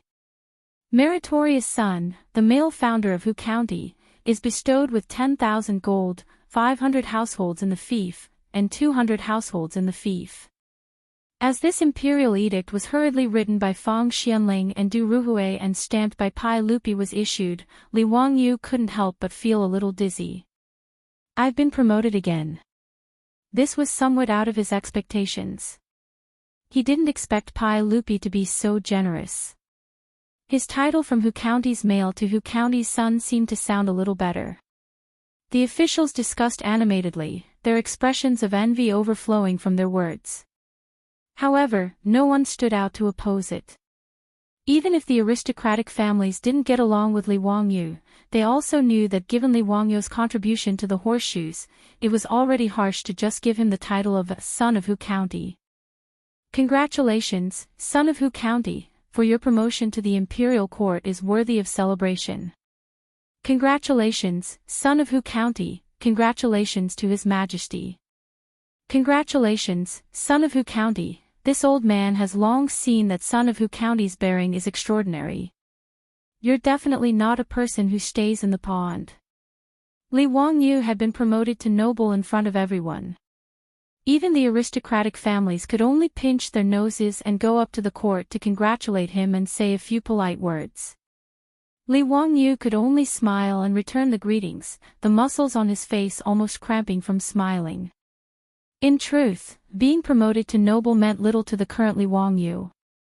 He didn't want to be an official, and he certainly didn't want to get involved in court politics. For him, the title of son of Hu County and son of Hu County was just a difference in title. Li Wangyu only needed a protective talisman, a noble status that could protect him and his beautiful superior. That was all. As a loser who had no ambition and only wanted to eat and die in the Tang dynasty, having a high noble title was actually a burden. However, others naturally didn't see it this way. The group of playboys were envious and clamored for Li Wangyu to treat them to a meal at Ping Kong Fong. This group of hooligans just wanted to drink wine with young ladies. Li Wangyu looked at them with disdain. Under the pressure of the crowd, he could only nod and agree. However, he didn't forget about building a polo field and holding a polo league. The cultural and entertainment life of the Tang dynasty was too boring. It wasn't easy to find a sport that he liked. Naturally, he wanted to make it more lively and pass the time. Li Wangyu took advantage of Pai Lupi's happiness and made his suggestion again. This time, Wei Jing didn't object. As long as the horses weren't injured or worn out from playing polo, the sheep nose was also interested in playing polo. Although Pai Lupi was also interested in the league that Li Wangyu proposed, he couldn't help but hesitate when he heard that a polo field with tens of thousands of seats would be built. Zio, the treasury of the Tang dynasty isn't rich yet. I'm afraid that building a polo field will cost a lot. The court won't be able to afford it. Chapter 344. Pai Lupi was not wrong. 3 days ago, when Li Wangyu proposed to build a large polo field so that tens of thousands of Chang and people could watch the game, he was tempted. After returning to the palace, Pai Lupi summoned an official from the Ministry of Works and asked how much it would cost to build a polo field according to Li Wangyu's plan. However, the final price calculated by the official from the Ministry of Works gave him a huge shock. First, they needed to acquire land to install Li Wangyu's plan. Only the squares in the south of the city had enough space for such a large polo field. Moreover, to build such a large polo field, 1 square was not enough. They needed to merge 2 squares together. The official took a map of Chang and city and circled the 2 squares beside Anhuimen, Xiaoxing Square and An Square for Pai Lupi. Xiaoxing Lane was 661 meters long, while An Lane was 955 meters long. Including Jingyao Men Street, which was 100 meters wide in the middle of the 2 lanes, the total length reached more than 1,700 meters. The 2 lanes were 477 meters wide from north to south. The area was enough to build 1,000 paces long polo field. Moreover, the 2 squares were close to the outer city wall. Merging them together would not affect the traffic on Jinjiaomen Street. It was very convenient. The cost of building houses in the Tang dynasty was not high, but the land in Chang and city was quite expensive. As the saying goes, every inch of land has the same price as gold. Even though Xiaoxing Square and Square were located at the south gate of Chang and city and were the cheapest places in Chang and city, they were still very expensive. In history, Ma Zhou, as an imperial censor, could not even afford a house in Chang and city because that house was priced at 2 million. 2 million was 2,000 strings of cash and 300 taels of gold. The house that Ma Zhou wanted to buy only took up 1/32 of the area of 1 square. In the end, it was Li Er who waved his brush and asked the Yamen to pay for Ma Zhou's house. Only then did Ma Zhou have his own house. Although the land in the south of Chang and city was much cheaper than the area where the officials lived in the north of the city. However, the official estimated that buying all the land in Xiaoxing Square and Square would cost 60 to 70,000 strings of cash, which was 60 million copper coins and 10,000 taels of gold. And this was only the price of purchasing the land. According to Li Wangyu's idea, a large amount of soil should be piled up on both sides of the polo field to form high stands. It was a simple elementary school math problem. A rectangle that was 1,500 meters long and 400 meters wide had a circumference of 3,800 meters. The amount of work required to build a 10-meter-tall mound was astonishing in the eyes of the Tang. The official from the Ministry of Works calculated the cost and estimated that it would cost no less than 50 million yuan. It was another huge sum of money. In addition to the other facilities, the Ministry of Works official gave Pai Lupi a number that gave him a toothache. 120 million coins and 20,000 taels of gold. In fact, Pai Lupi could afford it. Just today, the old rogue Qing Yao Jin had won more than 40,000 taels of gold from the officials and nobles in Chang, and after deducting the compensation, Pai Lupi would take half of the 40,000 taels of gold, Qing Yao Jin would take 30%, and Li Wangyu would take 20%. The amount of gold that Pai Lupi took was enough to build this unprecedented polo field in the Tang dynasty. But Pai Lupi was reluctant to part with it. With so much gold, how much would he need to buy if he went to the western region to buy horses? He felt that it was not worth it to build a polo field for the people's entertainment. Zio, building the polo field you mentioned would require at least 20,000 taels of gold. With such a large sum of money, the national treasury would be stretched. If you don't believe me, you can ask Prime Minister Fang, Prime Minister Du, and Eunuch Wei. Pai Lupi spread out his hands, indicating that he had no money. Li Er's evasive words, if it were others, they would probably believe it. But Li Wangyu knew that half of the money that Qing Yao Jin won would be given to Pai Lupi. This fellow was stingy and stingy.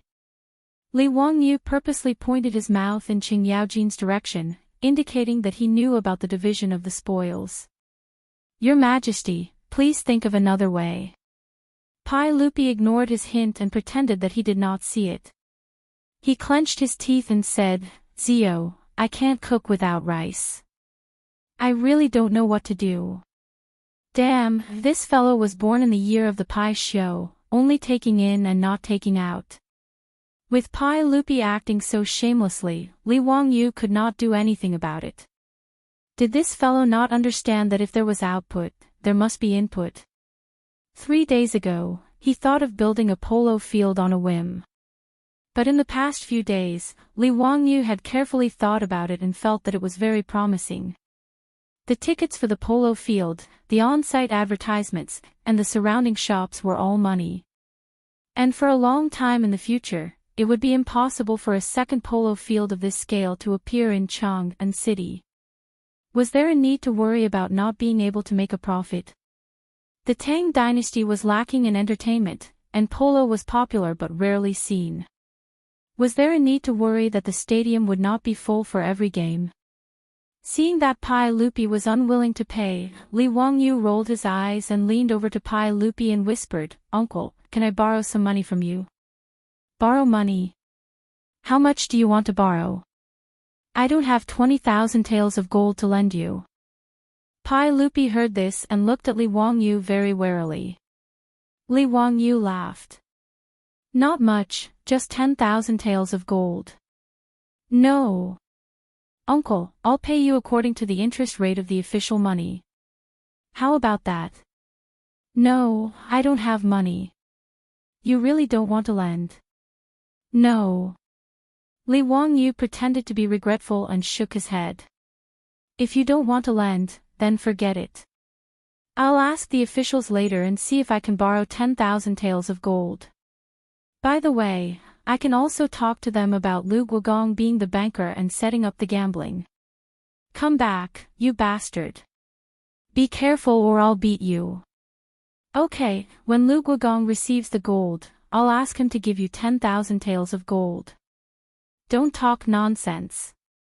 Pai Lupi was anxious when he heard this. The dignified emperor of the Tang dynasty had colluded with the founding Lu Guogong to set up a gambling scheme to cheat the officials of their gold. If this matter was spread out, he, Pai Lupi, would still have face. Hey, uncle, don't worry. I'm the most tight-lipped one. Li Wangyu quickly patted his chest and promised. Get out, get out. Don't let me see you again today. You bastard, you're pissing me off. Pai Lupi turned around and left.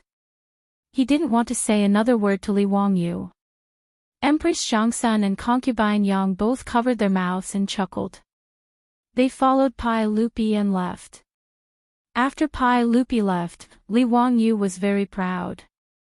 He didn't have the slightest bit of unhappiness when the fops asked him to treat them at Ping Kong Fong. It was all thanks to this group of lovable fops who forced him to watch the polo match at the Northern Imperial Army's barracks. As a result, watching the polo match not only raised his title by one level, but also earned him a huge polo field in Chang'an City. Of course, he was most satisfied with the horse, Zhao Yibai. Li Wangyu loved the horse so much that he couldn't put it down. He was also extremely grateful to Zhang Liang, the boy who gave him money. A good person. The Tang dynasty needs such a good person. But as the saying goes, a handsome person can't be handsome for more than 3 seconds. Li Wangyu's complacent mood didn't last for long. Chapter 345. The morals of the officials and nobles of the Tang dynasty were still above average. At the very least, no one was as shameless as the old hooligan Qin Yaojin and reneged on the bet. In less than 2 days, each family sent people to deliver gold to Duke Lu's mansion to clear the gambling debts. This time, Qin Yaojin didn't cause any trouble for Li Wangyu and happily sent 20,000 taels of gold to him. 1 tael of gold in the Tang dynasty was equivalent to 30 grams in modern times. 20,000 taels of gold was equivalent to 600 kilograms. It wasn't too heavy and a 4-wheeled carriage could easily carry it away. However, such a large amount of gold was sent to Dingzhou village's barren residence. Oh, it was now the Viscount residence. The old housekeeper Li Heng was quite frightened. The old man had never seen so much gold. Even though it was locked in the residence's treasury, he was still so worried that he couldn't sleep well. Li Wangyu and his beautiful superior also felt that it wasn't appropriate for the family to save so much money. However, there were no banks in the Tang dynasty. Every family saved their money in their own residence. Even though he was distressed, he didn't have any good ideas to solve this problem. He did have the intention to hire more troops to guard the house, but the Li family's old residence in Dingzhou village was too small. The people in the house were already cramped and there was no place for them to stay. He could only wait for half a year for the manor to be completed. Only then could he expand his family's power. Fortunately, Dingzhou village had always been safe and sound. Moreover, it was famous outside. Ordinary thieves didn't dare to cause trouble in Dingzhou village. Li Wangyu had caused so much trouble when he went out. His beautiful superior was speechless. Among the entire Dingzhou village and Lihot, she and Li Wangyu were the calmest when it came to his promotion. However, the beautiful superior was in favor of Li Wangyu wanting to build a polo field. It wasn't that she liked playing polo. It was just that she knew better than Li Wangyu what such a large stadium meant. Li Wangyu had never been to Europe or America. Wuxia's large stadiums weren't profitable. Most of them were operating at a loss. However, when his beautiful boss studied in the United States, she had a good understanding of the operation of European and American sports stadiums. As long as the number of guests was guaranteed, profits were inevitable. Her view was the same as Li Wangyu's. In the Great Tang, in this era where sports stadiums had yet to appear, building a polo field that could accommodate tens of thousands of spectators in a city with a population of 1 million was an extremely lucrative prospect. As for how to operate the polo field in the future, the beautiful boss also gave a lot of suggestions, which made Li Wangyu, who had been confused before, suddenly see the light. For the next few days, Dingzhou village was unusually lively. Just like when Li Wangyu had just been knighted, all the officials and nobles in Chang'an sent gifts to congratulate him. As for those who were familiar with Li Wangyu, they would visit him in person. The Lai Hot was filled with guests every day, and banquets were held from morning to night. The 2 disciples, Ma Zhou and Yan Liben, were even more excited for their junior division commander. The 2 of them even specially asked for leave from their respective yamen and went to Dingzhou village to help Li Wangyu receive the guests. It was also thanks to the help of these 2 disciples. Otherwise, Li Wangyu suspected that he would be the first nobleman in the Tang dynasty to die of exhaustion because of a knighthood promotion. The villagers were even more honored that their lord had been promoted, and they all came to congratulate him. For this reason, Li Wangyu could only let Niu Wu buy pigs and kill sheep, and hold a banquet in the village to make the village lively again. After a few days, he finally sent away all the people who came to congratulate him. Li Wangyu quickly asked Niu Yong to escort 10,000 taels of gold to the Ministry of Works to buy land. Li Wangyu accepted all the suggestions that the Ministry of Works officials gave to Pai Lupi. He looked at the map of Chang and city and personally went to Zhaoxing Square and Square to investigate. He felt that these two squares were the most suitable for building a polo field. Hu Xianzi personally sent 10,000 taels of gold to the Ministry of Works, which even alerted the Minister of Works, Duan Luan. In Chang and city, there was nothing that could be kept a secret. The news that Li Wangyu wanted to build a polo field had already spread to all the officials. Regarding this, the officials all had different opinions. Some mocked Hu Xianzi's youthful nature and did not know the immensity of heaven and earth. Spending 20,000 taels of gold to build a polo field for fun was truly extravagant. Some sat and watched, feeling that if this polo field could really be built, it would be one of the sights of Chang and city. There were also polo enthusiasts who supported Li Wangyu's plan to build a polo field of this scale. In short, this matter stirred up a wave of spring water in Chang and city. In the various yamens, all the officials were discussing this matter, especially the Ministry of Works. There were all sorts of discussions. Many people did not believe this matter. This was truly throwing away a lot of gold. A 16-year-old viscount was willing to spend so much gold and silver to build a polo field. Wasn't this burning money? Even Pai Lupi could not see the commercial value of the polo field, let alone these officials. It was under such circumstances that when Li Wangyu led the Niu brothers into the Ministry of Works and escorted the gold, the entire Ministry of Works was in an uproar. Duan Luan personally came out to welcome him. Hu Xianzi, are you really going to build a polo field? This is 20,000 taels of gold. After Li Wangyu greeted Duan Luan, he smiled and replied, Minister Duan, your nephew has already sent the gold, so how can it be fake? These 10,000 taels of gold are used to redeem the land in Zhaoxing Square and Square. Minister Duan, please help your nephew with this matter. Duan Luan, the Minister of Works, was related to Li Wangyu by marriage.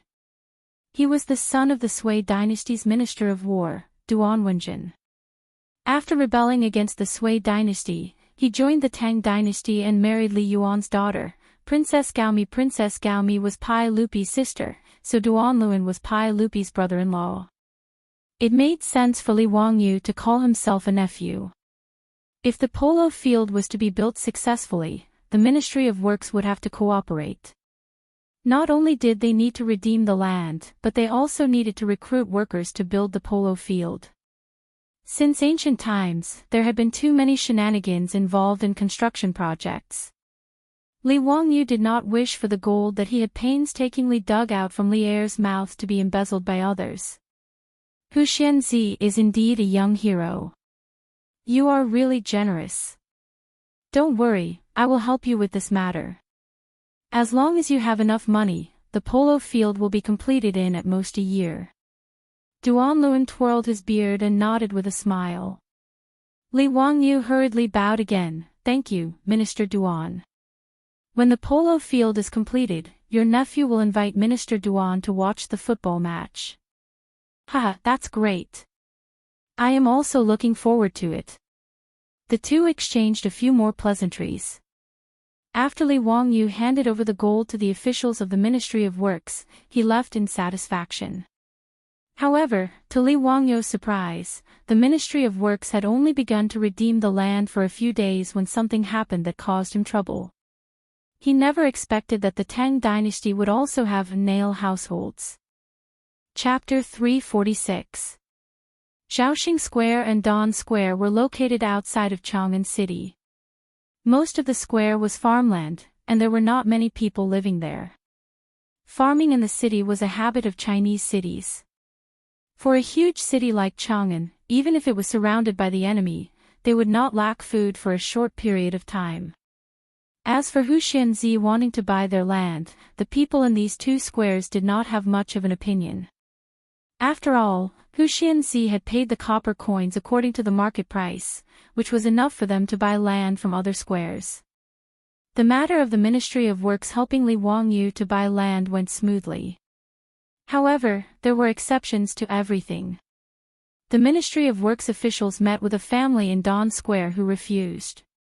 Even if the Ministry of Works officials offered a 20% premium, this family would not sell their land. When the news reached Li Wangyu, it made him slightly shocked. The Tang dynasty actually had people who refused to sell their land. Not to mention the fact that he had given enough money to buy the land, just his face as the founding Viscount and the Ministry of Works officials were not enough to make this family lower their head. This was something worth pondering. In Chang'an City, the south of the city was mostly where normal people lived. It was the poorest region in Chang'an City, and it was not an exaggeration to call it the slums.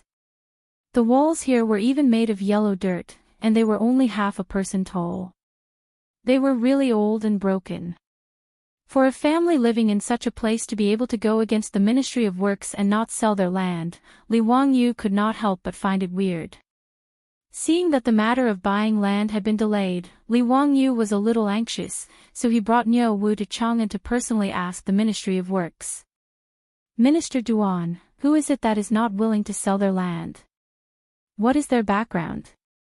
After Pai Lupi greeted Duanluan, he went straight to the point. Duanluan sighed and said, Hu Xianzi, do you have a grudge with the Ministry of Civil Affairs? His words stunned Li Wangyu, and he did not know what was going on. The Ministry of Civil Affairs, which later became the Ministry of Revenue, was in charge of finance and civil affairs, including land, marriage, money, tribute, and so on. It was divided into the Ministry of Civil Affairs, the Ministry of Revenue, the Ministry of Gold, and the Ministry of Grain. The Li Langzhong that Duanluan mentioned was the Li Langzhong of the Ministry of Civil Affairs. He was the head of the Ministry of Civil Affairs, a secondary grade 5 official. Li Wangyu didn't know any Dr. Li, and he didn't think that he had any enmity with this person. In Noda's Ministry of Civil Affairs, he only knew Dai Zhou, the Minister of Civil Affairs. He shook his head. Minister Duan, I don't know any Dr. Li. Is this related to him? Duanluan couldn't help but be a little surprised. You don't know Dr. Li. Then why did he refuse to sell the land? That piece of land in Da'n Square is the courtyard that this Dr. Li purchased. Li Wangyu was also stunned. Why would a fifth-rank official of the imperial court go to the slums to buy a courtyard? However, this was not the time to investigate this matter. He hurriedly asked, Minister Duan, did this Dr. Li say why he was unwilling to sell the land? I haven't offended this person. Duanluan shook his head. Then it's troublesome. Dr. Li is adamant that he doesn't want to sell the land. The Ministry of Works can't do anything about it. We can't force him to sell the land. Li Wangyu frowned. Sure enough, demolition was a troublesome matter no matter when. Now, a lot of land in Zhaoxing Square and Da'n Square had been bought. If he couldn't deal with this Dr. Li, then the construction of the polo field couldn't continue. After thanking Duanluan, Li Wangyu got up and left. He planned to find someone to ask about this Dr. Li's background and why he wanted to go against him. For information, he just needed to find the foppish playboys. This group of top foppish playboys of the Tang dynasty had nothing to do every day and wandered around Chang'an. In Chang'an, there weren't many things that they didn't know. Sure enough, as Li Wangyu expected, the foppish playboys knew all about the background of this Dr. Li from the Ministry of Civil Affairs. But after knowing his background, Li Wangyu became even more depressed. This Dr. Li from the Ministry of Civil Affairs was indeed not acquainted with Li Wangyu. But he had a younger sister who was married to the Duke of Chongping, Zhang Liang. Dr. Li was the elder brother of the Li clan, Zhang Liang's brother-in-law, and Zhang Liang's brother-in-law. This made Li Wangyu so depressed that he almost vomited blood. Did he have to be so arrogant? You're a fifth-rank official and your mansion is in the north of the city. Why did you go to the south of the city to buy land and build a villa? Li Wangyu naturally didn't know that Dr. Li had bought that land in and square because he had been tricked. The elder brother of the Li clan was called Li Ru. He was a very devout Taoist monk. He was good friends with the abbot of the Taiqing Palace in Chang'an. One time, he asked the abbot about feng shui. The abbot said that his lucky star was in the south, so he should live in the south of the city. Li Ru believed this without a doubt, so he bought that land in and square and built a villa there. Every rest day, Li Ru would go to his villa in and square and stay there for a day. In fact, if not for the conflict between Li Wangyu and the Li clan, Li Ru would have sold the land to Li Wangyu for the sake of the Ministry of Works. After all, there were many squares in the south of the city. With Li Ru's status as a minister, he could have built a villa there. But that day, Li Ru was also in front of the Hall of Martial Virtues. He watched as his brother-in-law sullenly lost the polo match. Not only did he fail to avenge his younger sister, he also lost his Xiao Yibai. And because of this, he lost 500 taels of gold to Qing Yao Jin. This made him even more jealous of Li Wangyu. Now that Li Wangyu wanted to buy his villa to build a polo field, how could Li Ru let him have his way and sell the land to him? After figuring out what was going on, Li Wangyu could only sigh. Was he really that unlucky? If he had known, he would have bought 2 other squares and it would not have been so troublesome. It was too late to say anything now. He could only think of a way to solve this problem. He knew that he had a grudge with Zhang Liang and the Li clan. If he rashly went to buy the land, he would only be suffering. He could only think of a way to find someone to help him. The first person that Li Wangyu thought of was the Ministry of Civil Affairs Dai Zhou. As Li Ru's immediate superior, Li Wangyu believed that Li Ru would definitely give Dai Zhou face. Li Wangyu and Dai Zhou had met a few times and could be considered acquaintances. He brought gifts and a greeting card and personally went to Dai Zhou's residence to ask Dai Zhou to help him. As long as Li Ru was willing to sell the land to him, the price was negotiable. To this, Dai Zhou naturally nodded in agreement. In his eyes, it was just a small matter. But no matter if it was Dai Zhou or Li Wangyu, they did not think that Li Ru would not give any face to his immediate superior. No matter how Dai Zhou tried to persuade him, Dr. Li would not sell the land. Dai Zhou, who had lost face, could not do anything. He could only send someone to tell Li Wangyu that there was nothing he could do. He wanted Li Wangyu to find another way. Seeing that Dr. Li of the Ministry of Civil Affairs was so difficult to deal with, Li Wangyu was dumbfounded. For such a small matter, he could not go find Pai Lupi, right? And after Dai Zhou said that the project had failed, Li Wangyu even suspected that Dr. Li would not give face to Pai Lupi. After all, even if it was Pai Lupi, he could not force his subordinate to sell the land. For a moment, Li Wangyu was at his wit's end. The land that Zhaoxing Square and Square had bought was also put on hold. Li Wangyu was still trying to think of a way to deal with this stubborn person. He did not expect that because of the construction of the polo field, he would be impeached by the imperial censor in the court. Chapter 347. The aristocratic families, led by the Wang clan of Taiyuan, did not let go of their conflict with Li Wangyu just because he had been promoted. However, Li Wangyu was not in the imperial court and was just an idle noble. It was difficult for them to take advantage of Li Wangyu. However, Li Wangyu wanted to build a polo field in Chang'an, which provided a target for the aristocratic families to attack him. After the officials paid their respects to Pai Lupi, they were just about to sit down and begin the discussion when an imperial censor stood up and stepped forward. "Your Majesty, I have something to report." "Report it."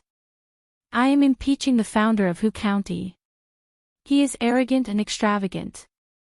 He is greedy for pleasure and wants to spend 20,000 taels of gold to build a polo field just for the pleasure of hitting balls. He is truly extravagant. Your Majesty, the Confucius said, do not worry about scarcity, but about inequality. Do not worry about poverty, but about insecurity. The founder of Hu County should not be allowed to indulge in his extravagant ways.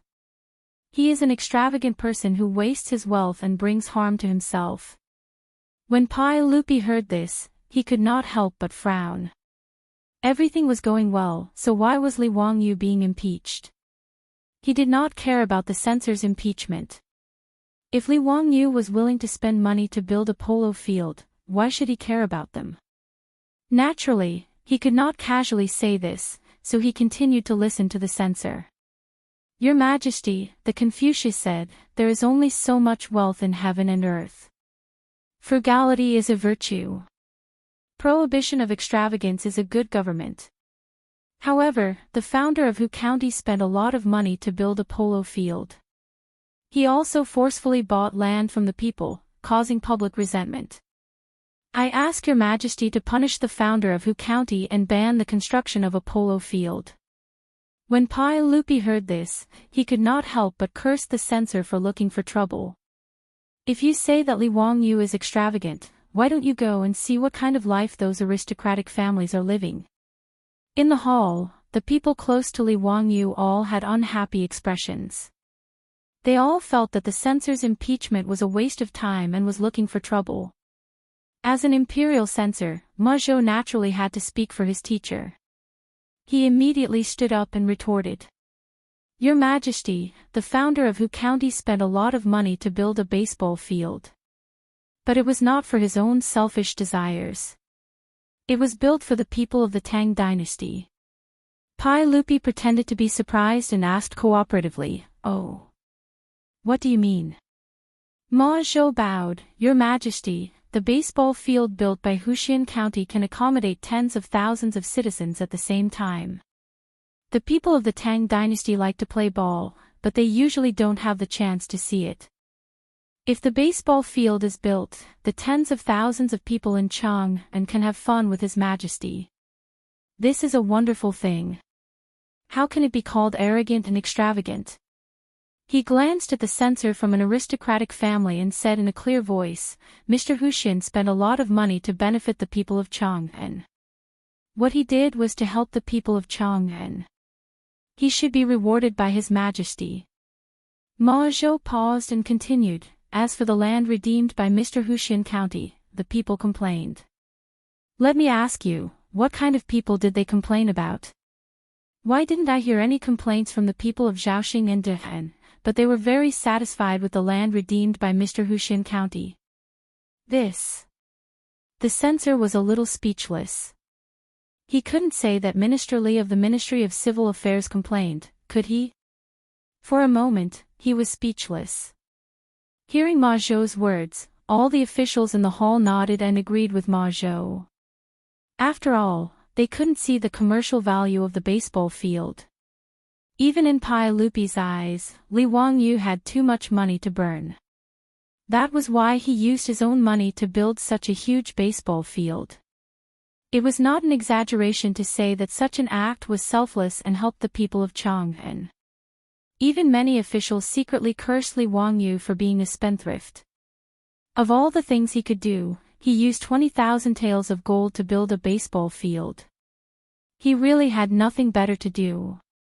After the censor was rebuked by Ma Zhou, he couldn't help but look at the heads of the aristocratic families. After hesitating for a moment, he continued, Your Majesty, a few months ago, Mr. Huxian County owed the Yamen of Huxian County a huge sum of 2 million taels of gold. How could he take out 20,000 taels of gold to build a baseball field? There must be something fishy about this matter. Your Majesty, please issue an edict to investigate this matter and see if there was any corruption. In the Tang dynasty, there was no crime of having a huge sum of money of unknown origin. The censor's words were purely groundless accusations, and he was trying to frame Li Wangyu. However, the censor's words almost made Pai Lupi break out in a cold sweat. He couldn't tell the officials that Li Wangyou's 20,000 taels of gold were won by him and Qing Yaojin from the officials in a bet. After that, they split the spoils with Li Wangyou, right? Just as Pai Lupi was thinking about how to answer, the old scoundrel Qing Yaojin stood up and pointed at the censor, scolding him. Bastard, Mr. Huxian County's 20,000 taels of gold was given to him by me. What, do you have a problem with that? Given.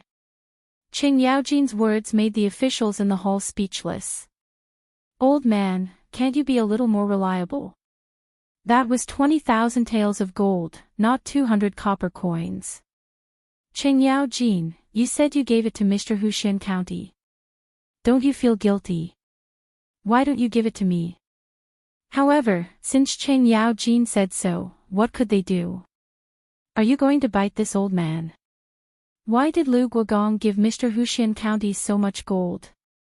The censor still wanted to argue. Qing Yaojin's spit was all over his face.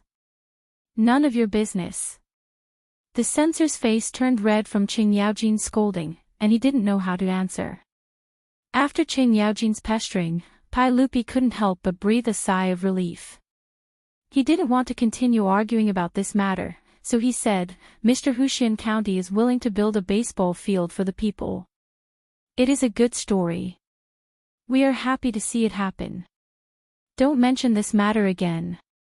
Once Li Er opened his mouth, it could be considered as setting the tone. Although the aristocratic families were unwilling, there was nothing they could do. Li Ru snorted coldly in his heart, but he didn't say anything. In any case, he had made up his mind.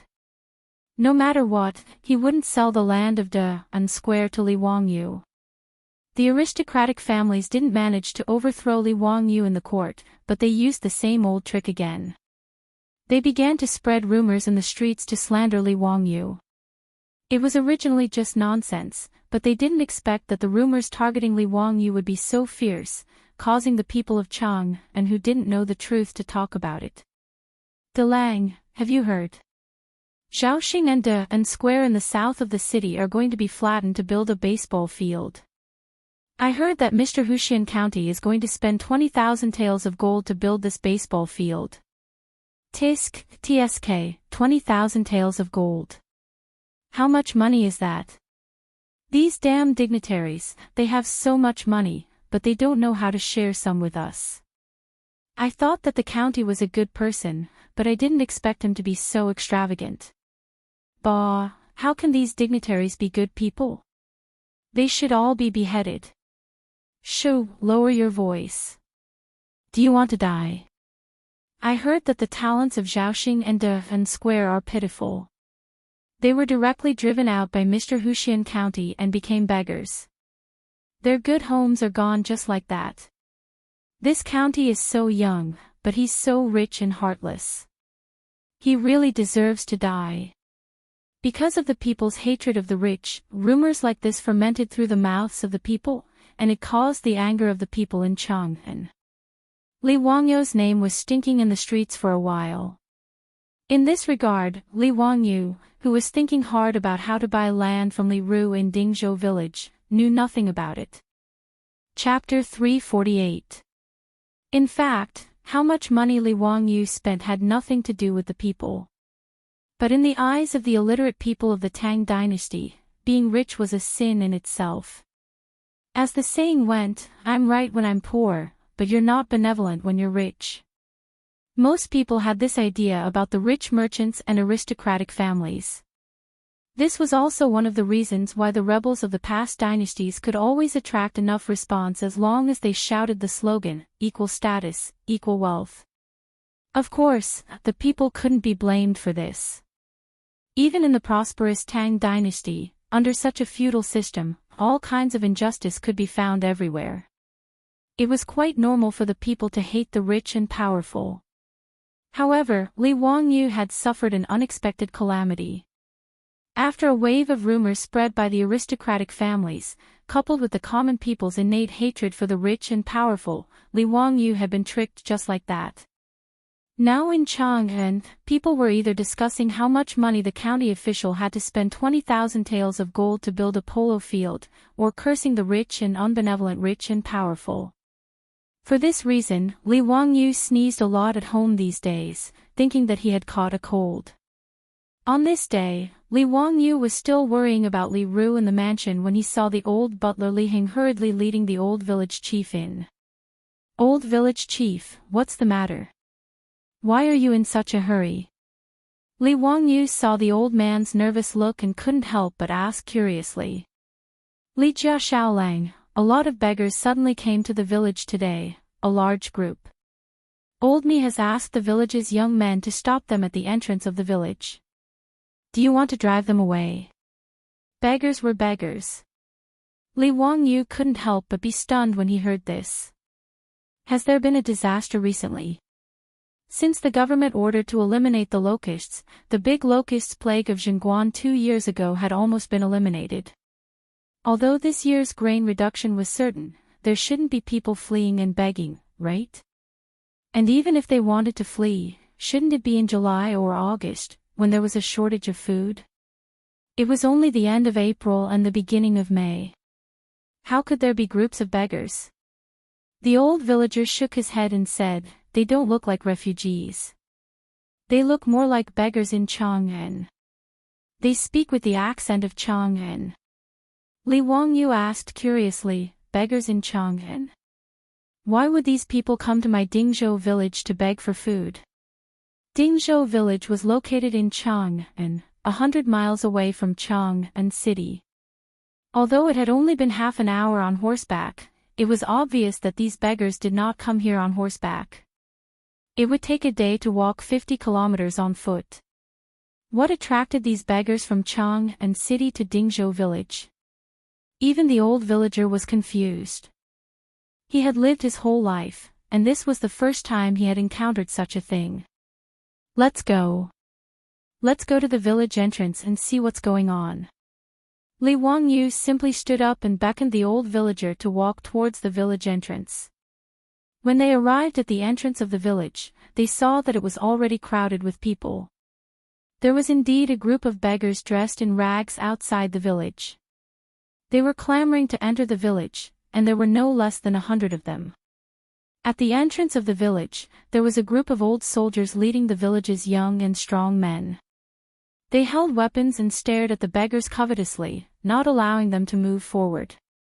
Although the houses in Dingzhou village were still dilapidated, there were many copper coins hidden in each house. The old villager naturally did not want to let so many beggars into the village, fearing that they would cause trouble. The villagers also came to watch the commotion. The women and children pointed at the beggars outside the village and laughed from time to time. Niu Yong and Niu Wu saw so many beggars and were afraid of trouble, so they stopped Li Wangyu from going forward. The two of them held weapons and squeezed to the front of the village's young and strong men. "Who are you? Why have you come to my Dingzhou village?" Niu Yong asked loudly. "Sirs, we have no one to depend on and are very pitiful. We have specially come to ask for help from the founder of Hu County. Please take pity on us and help us. We want to see Hu County and ask for your help.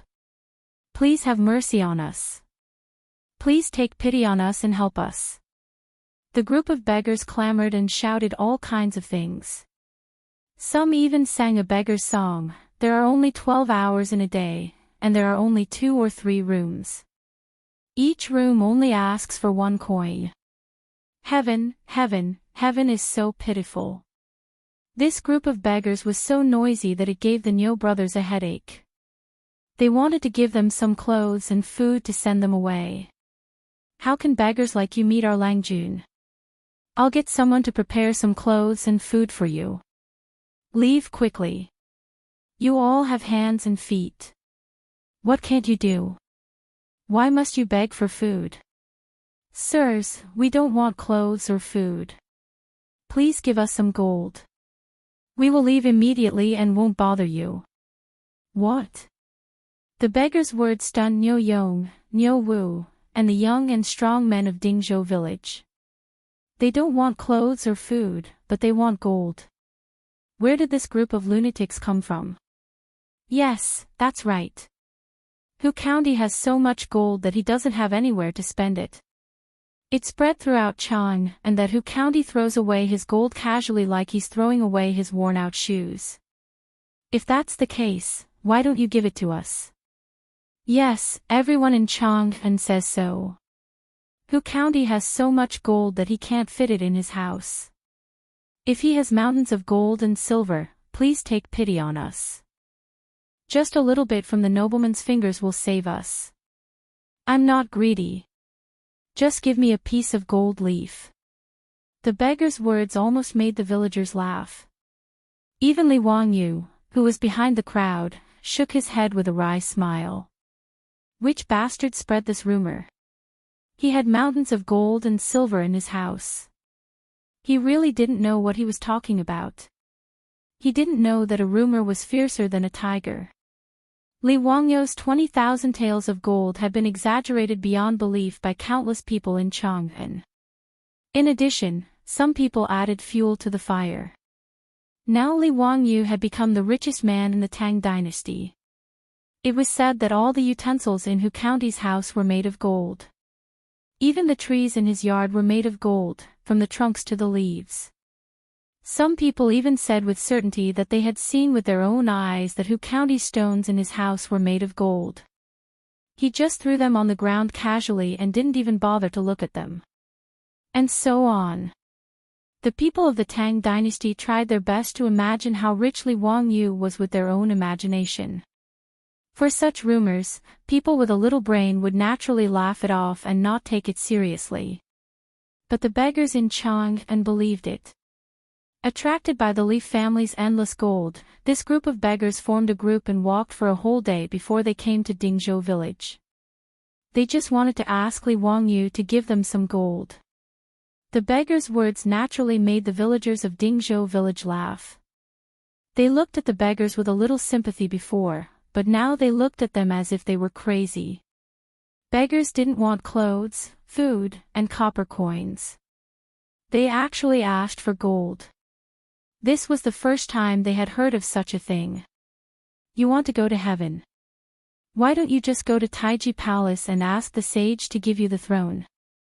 Li Wangyu was also speechless. He didn't want to bother with this group of crazy people. He wanted Niu Yong and Niu Wu to drive them away. While they were making a fuss, they saw more than a dozen strong horses galloping toward the village outside the village.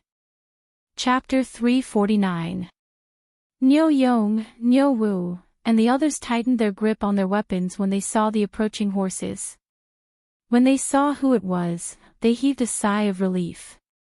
It was Yang Quan, the county magistrate of Hu County. Behind him were Fong Chun and a group of bailiffs. This group of beggars came from Chang'an. If they wanted to reach Dingzhou village, they naturally had to pass through Hu County. At first, Yang Zhui didn't think much of it, but when his bailiffs came to report that the beggars had gone to Dingzhou village, he began to feel nervous. He hurriedly led County Magistrate Fong Chun and the bailiffs over. Zio, are you okay? Ming House, it's nothing. It's just a group of strange beggars. Thank you for making a trip here. I'll get the bailiffs to disperse them. These bastards only know how to enjoy life and hate work. They're really despicable for stirring up trouble. Seeing that nothing major had happened, Yang Xian heaved a sigh of relief. If something happened to Li Wangyu, the county magistrate who founded the country, it would be terrible. He couldn't help but take it seriously. Ever since Li Wangyu was conferred a title, the two of them were still close. He even wanted to call Li Wangyu County Magistrate Man or County Magistrate Son, but Li Wangyu stopped him and said that the two of them should address each other the same way. However, no matter what, Li Wangyu was now a noble of the Tang dynasty and the county magistrate who founded the country. If something really happened, he couldn't bear the responsibility as a county magistrate. After Yang Quan finished speaking, he hurriedly ordered Fong Chun to lead a group of bailiffs to disperse the beggars. However, the beggars were not afraid of the bailiffs. Not only did they refuse to leave, they also cursed, "Why are you chasing us away? What law have we broken? We want to see County Magistrate's son and ask for his mercy. Give us gold. County Magistrate's son has so much gold that he can't use it all. Why won't he give it to us? Yes, we want gold. We can just pick some gold leaves and some gold stones. Don't waste your breath on these county magistrates. Let's rush into the village. That county magistrate has countless gold for us to use. Yes, yes, charge in and get the gold." The yamen runners wanted to drive this group of beggars away, but they saw that the beggars suddenly became agitated. They actually wanted to break through the blockade of the young and strong villagers and rush into the village. Seeing that this group of beggars was about to cause trouble, the bailiffs did not dare to be careless. They hurriedly pulled out their knives and chains from their waists and threw them at the beggars. The youths of Dingzhou village were also nervous. They clenched the weapons in their hands. All the beggars who wanted to attack the village were all beaten to the ground. More than 100 beggars, in front of Dingzhou village's group of strong and powerful youths, as well as the county yamen runners. Naturally they did not have an easy time. It didn't take long for them to be knocked to the ground. Many of the remaining beggars wanted to run away, but they were all chased back by the bailiffs and tied together with ropes. Li Wangyu was at a loss. He was still confused about the farce in front of him. What the hell was going on? What on earth happened in Ming House?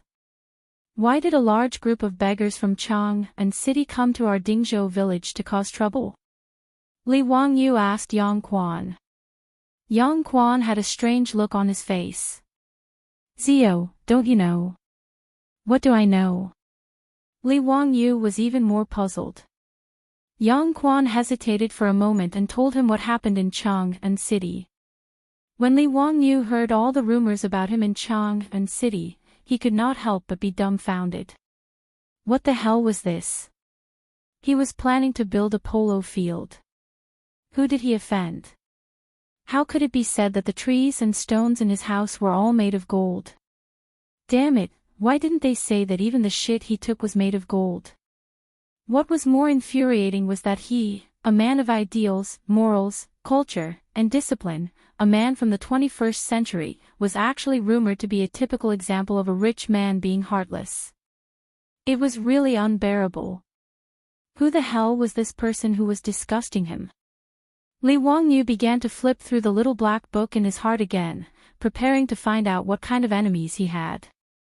After thinking about it, it seemed that there was no one else who could and would do this except for those shameless aristocratic families. He had forgotten that his method of pasting big characters and small posters to the aristocratic families did not seem to be any better than the aristocratic family spreading rumors. While Li Wangyu was sulking and cursing the aristocratic families in his heart, Yang Quan had already asked the county magistrate, Fang Chen, to tie up all the beggars with ropes and string them into a string, intending to escort them back to the county office. However, his county office could not hold so many people. Most likely, they would be brought back to the county office to be beaten and then driven out. Yang Quan was worried that these beggars would come back to cause trouble again, so he called the old village chief over and gave him a few instructions. He told him to be more careful and not let the rascals disturb the village and the county magistrate. In response, the old village chief nodded repeatedly. The old man was also worried. Now that the village had suddenly become rich, it would not be good if there were rascals spying on them. After consulting with Li Wangyu, the old village chief ordered the old soldiers to lead the group of young men to start setting up fences at the village entrance. He also arranged for people to start patrolling the village day and night. While Yang Quan and the old village chief were busy, Li Wangyu angrily returned to the mansion. He found his beautiful superior and poured out his grievances. When the beautiful superior heard the unreliable rumors in Chang and city, she could not help but cover her mouth and secretly laugh. Li Wangyu angrily glared at her. What kind of person was she? Not only did she not comfort his hurt heart, she was even gloating at his misfortune. She really deserved a spanking. He unconsciously looked at the beautiful superior. Because she was kneeling on the wooden couch, her dress was stretched to the point that it looked like a tempting peach. He could not help but swallow his saliva. "Where are your eyes looking at? Be careful or I'll kill you." The beautiful superior naturally noticed Li Wangyou's gaze and could not help but blush. She twisted her body, stretched out two slender fingers, and waved them in front of Li Wangyou's eyes like scissors. "No, nothing." Li Wangyou hurriedly averted his gaze, not wanting to think about those annoying things. With such a beautiful woman by his side, why should he think about those bullshit rumors? Who would like to spread those nonsense? Would he lose a piece of flesh? Looking at the beautiful superior's soul-stirring face, Li Wangyou could not help but feel a fire in his heart. He, Chongqing, you see, since we came to the Tang dynasty, we haven't gone out together. Why don't we go sightseeing in Chang'an City today? Humph, are you asking me to go out? Su Chongqing proudly raised her white slender neck, with a sly smile on her stunning face. Li Wangyou could not help but swallow his saliva again. Yes, little girl, how about accompanying me to have fun today? Sorry, I don't date children. After the beautiful superior finished speaking word by word, she giggled and ran back to her room before Li Wangyou could react. When Li Wangyou figured out the meaning of her words, he was so angry that he almost pulled out a 40-meter-long broadsword and chased after her. Damn, I was teased again. You are a child. Chongqing, you tell me clearly, who is a child? Li Wangyou turned around and chased out. After a while, Li Wangyou and the beautiful superior rode straight to Chang'an City. The beautiful woman rode a snow-white horse, which made Li Wangyou feel a bit of resentment. Without a doubt, the horse that Zhang Liang had lost to him, Xiao Yibai, had been taken by his beautiful superior. Li Wangyou, who could not be Prince Charming, could only pinch his nose and ride the date-red horse to accompany the beautiful woman. This was really the first time the two of them had a real date. Chapter 350. There were not many scenic spots in Chang and during Jingguan's reign that were suitable for transmigrators. At least the big Wild Goose Pagoda and Little Wild Goose Pagoda had not been built yet. The terracotta soldiers and horses were still lying quietly on the ground, accompanying Qin Shi Huang. In the Tang dynasty, there were no cinemas, bars, KTV, or nightclubs. Li Wangyou thought about it and felt that Xujiang Pool was the most worthwhile place to visit. There was a poem that said, "The brocade hall is always embroidered with curtains during the day." The pink beauty coaxed him with wine, and the young man in green followed. The jade staff gently knocked the flower petals, and the golden whip was like a willow branch. Riding 3 to 5 horses, they traveled leisurely along Xujiang Pool. This Xujiang Pool was very suitable for traveling with the pink beauty. It just so happened that his beautiful superior had not been to Xujiang Pool before. Hearing Li Wangyou's words, she was also interested. The two of them leisurely rode their horses and chatted softly in front of the pool. They were relaxed and comfortable. The only thing that made Li Wangyou dissatisfied was the big light bulb following behind them. Niu Wu insisted on following them and protecting them. Li Wangyou could not persuade him no matter how hard he tried. In the end, he could only tell Niu Wu to stay away from them while his beautiful superior snickered. Only then could he and Su Chongqing have some space to talk privately. After strolling until noon, Li Wangyou and his beautiful superior felt hungry and prepared to find a place to eat in Chang'an. Xujiang Pool was too far away from Shi City.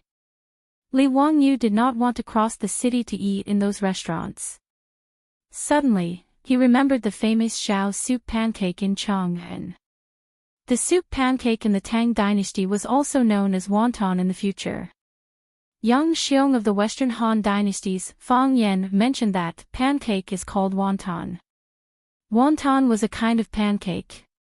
When it was cooked with soup, it was called soup pancake. Li Wangyu had eaten this Chang and Zhao's soup pancake once out of admiration.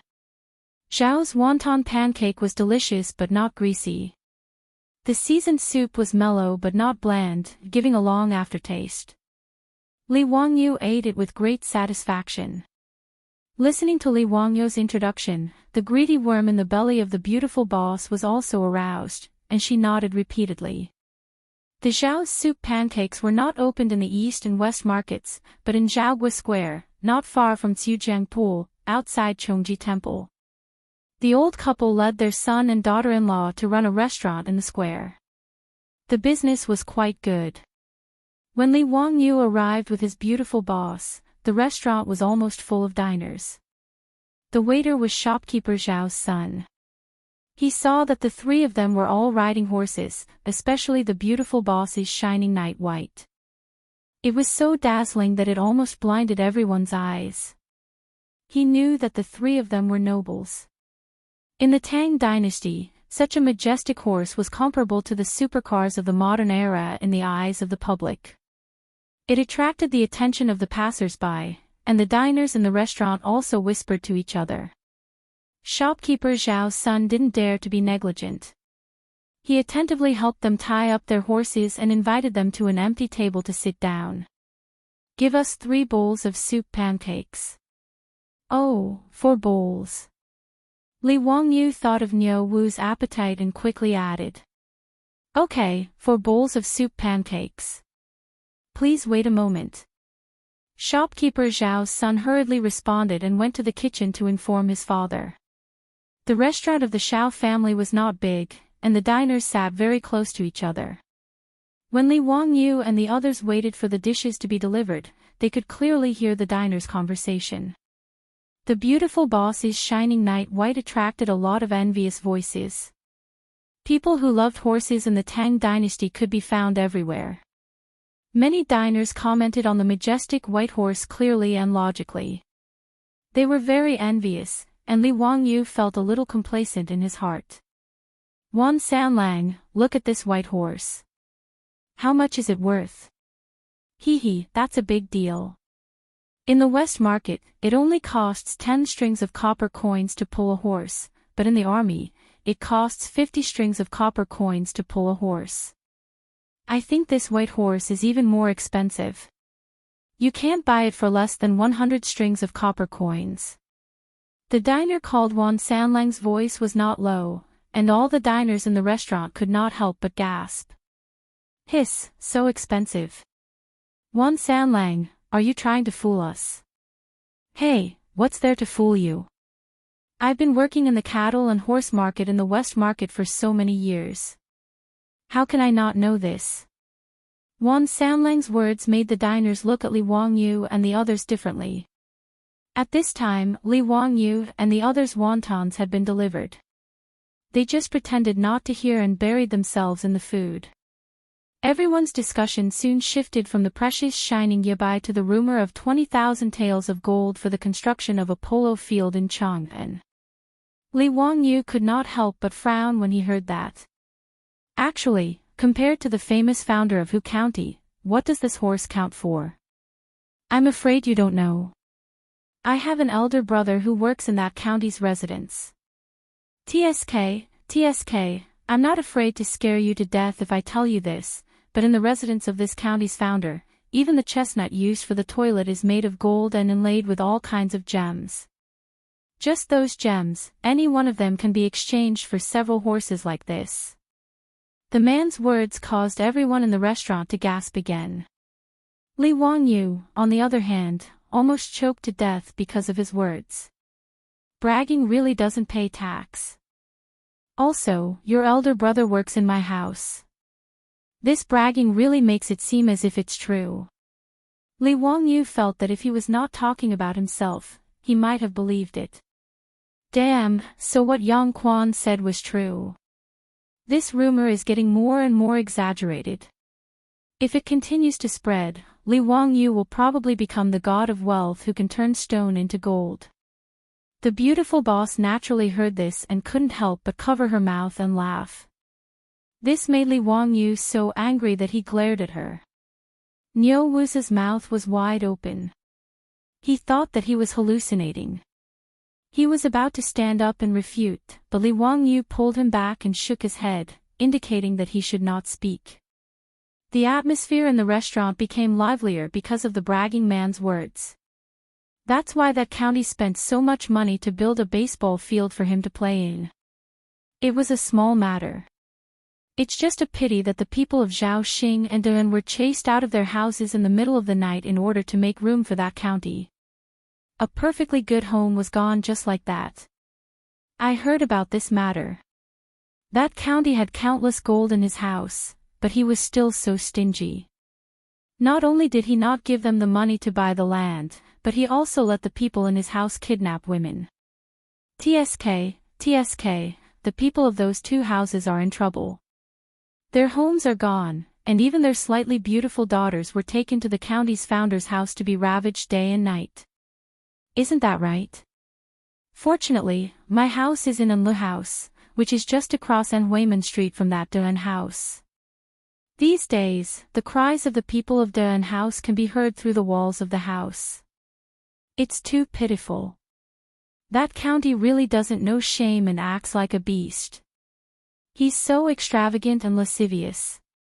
I thought that someone who could write such a strange book as The Three Kingdoms must be a great scholar. I didn't expect him to be so unbearable. When Li Wangyu heard this, he could no longer hold it in. He slammed the table and stood up. The beautiful boss's face also turned cold. Her mischievous expression was gone. Niu Wusa clenched his fists. The veins on his neck bulged in anger. It's fine to say that I'm rich and heartless, but to even talk about raping women and ravaging them day and night? This is simply forcing me to feed sh*t into my mouth. Damn it. Chapter 351. The sound of Li Wangyu slamming the table was so loud that it attracted everyone's attention. Li Wangyu angrily asked, "Everyone, aren't you afraid of being punished by the authorities for making up such rumors?" However, his words only caused the restaurant to be silent for a few seconds before being mocked by everyone. Bah, why can't we talk about what that county magistrate did? Only county magistrates are allowed to set fires, but commoners aren't allowed to light lamps. This Lord Xiao Lang must be from a wealthy family. That's why he's so protective of that county magistrate, right? They're all jackals of the same tribe. So what if he's rich? Just because he's riding a good horse, he dares to shout and shout. If it were any other day, these diners wouldn't have dared to curse at someone riding a horse like Yabai. However, today, everyone in the restaurant was condemning that county magistrate. It was as if they were of one mind and the law couldn't punish the majority. Thus, even though they knew that Li Wangyu's group of three had extraordinary identities, they still attacked them. The beautiful woman's face was frosty as she coldly said, "Everyone, why are you insulting my innocence without any evidence? When has that county magistrate ever kidnapped a woman or occupied someone's land? It would have been better if she hadn't said anything." Her words caused everyone in the restaurant to laugh. "Ha, young lady, why aren't you properly taking care of your husband and children in your residence? Why are you spouting nonsense? We all saw what that county magistrate did with our own eyes. How is he insulting your innocence? His appearance isn't bad, but I didn't expect him to have the heart of a poisonous scorpion. How much gold did that county magistrate give you for you to protect such a beast like him? I'm afraid this young lady isn't this young man's mistress, is she? Or perhaps she's a girl from Peace Square." Li Wangyu had already been enraged by these rumors in the marketplace. At this time, when he heard them humiliating his beautiful superior, he couldn't bear it any longer. He directly picked up the bowl of hot soup on the table and threw it at the person who said that his beautiful superior was the miss from Peace Square. The Zhao's soup pancakes used the best chicken soup as the base. It tasted delicious, but the temperature of the chicken soup was also quite high. The bowl of soup splashed onto the head of the person who had spoken just now. The scalding soup made him wail like a ghost and howl like a wolf. Seeing Li Wangyu suddenly launch an attack, the customers in the restaurant were stunned for a moment before they flew into a rage. All of them suddenly stood up and rushed toward Li Wangyu and the other two. For a moment, the Xiao family's small eatery was in a mess. When Niu Wu saw that his Lang Jun had made a move, he didn't hesitate. He waved his big fist and smashed it toward the surrounding diners. With his martial arts, it couldn't be easier for him to deal with these ordinary people. With just 2 or 3 punches, he knocked down several people. However, as the saying goes, the Tang people revered martial arts while the Song people revered literature. Although these diners were all common people, they didn't fear Niu Wu's fist at all. Instead, after he knocked down a few people, the others became even more fierce and surrounded him. After Li Wangyu threw the bowl of soup, he also felt a bit of regret. In this eatery, there were more than 10 diners, but Niu Wu was only one person. With his small body, he couldn't help much. If by any chance he got into a fight and hurt his beautiful superior, then it would be too late for regrets. Seeing that all the diners had surrounded him, Li Wangyu quickly pulled his beautiful superior behind him. He reached out and picked up the bowl and chopsticks on the table again and smashed it toward the diners. The eatery was in chaos. The Xiao family's shopkeeper and his son hurriedly shrank behind the counter and repeatedly called for everyone to stop. But at this time, how could everyone stop? Niu Wu naturally had a lot of skills. If he really hardened his heart and pulled out the weapon at his waist, then these diners would probably all be lying on the ground. But it was only a verbal disagreement in a fight, so Niu Wu naturally couldn't hurt people. And with his bare hands, although he was brave and fierce, he might not be able to deal with the siege of more than 10 people. Li Wangyu saw that Niu Wu was being besieged and that there were several people on his side surrounding him again. He quickly picked up the bowl of soup on the table and made a gesture to throw it out again. His action scared the diners who were surrounding him. They immediately dodged, afraid that the hot soup would be poured on them. The person who was poured a bowl of hot soup by Li Wangyu just now was still rolling on the ground and howling in grief. After using the hot soup to force the diners away, Li Wangyu didn't waste any words. He threw down the bowl of soup, pulled his beautiful superior, and turned to run. He didn't forget to call out, "Niu Wu, leave quickly. Don't get entangled with them. Lang Jun, you guys get on the horse first." Niu Wu blocked the entrance of the restaurant by himself. He had the aura of a man who could hold back 10,000 men. Li Wangyu untied the reins. He didn't care to avoid arousing suspicion. He stretched out his hand to hold his beautiful superior's perky buttocks and pushed her onto the horse. Then he also turned over and got on the horse. He pulled the reins of Niu Wu's horse and shouted at Niu Wu, let's go. Niu Wu kicked the person in front of him to the ground and turned around to run. He turned over and landed on the horse's back. The 3 of them didn't care about the ban on horses in Chang and city. They whipped their horses and ran away. The group of diners squeezed out of the restaurant. Looking at the horses that were far away, they couldn't catch up. They could only jump and curse. Li Wangyu urged the horse to run straight out of Zhaoguofang. Then he laughed and pulled the reins. The conflict just now had let him vent his anger. He was in a good mood.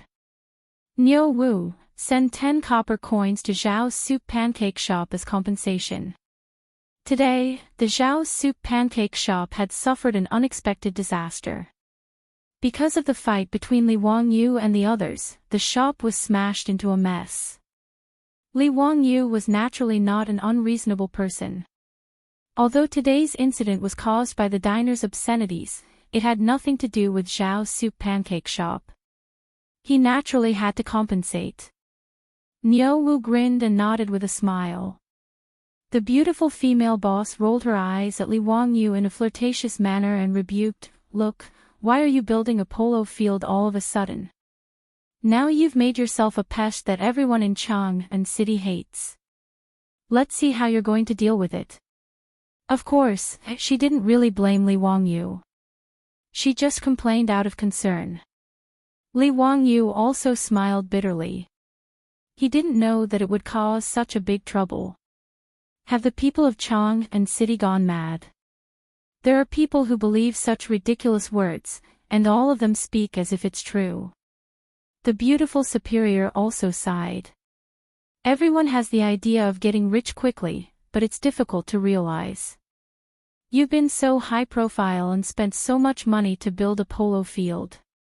Besides, some people added fuel to the fire. Naturally, their envy turned into jealousy.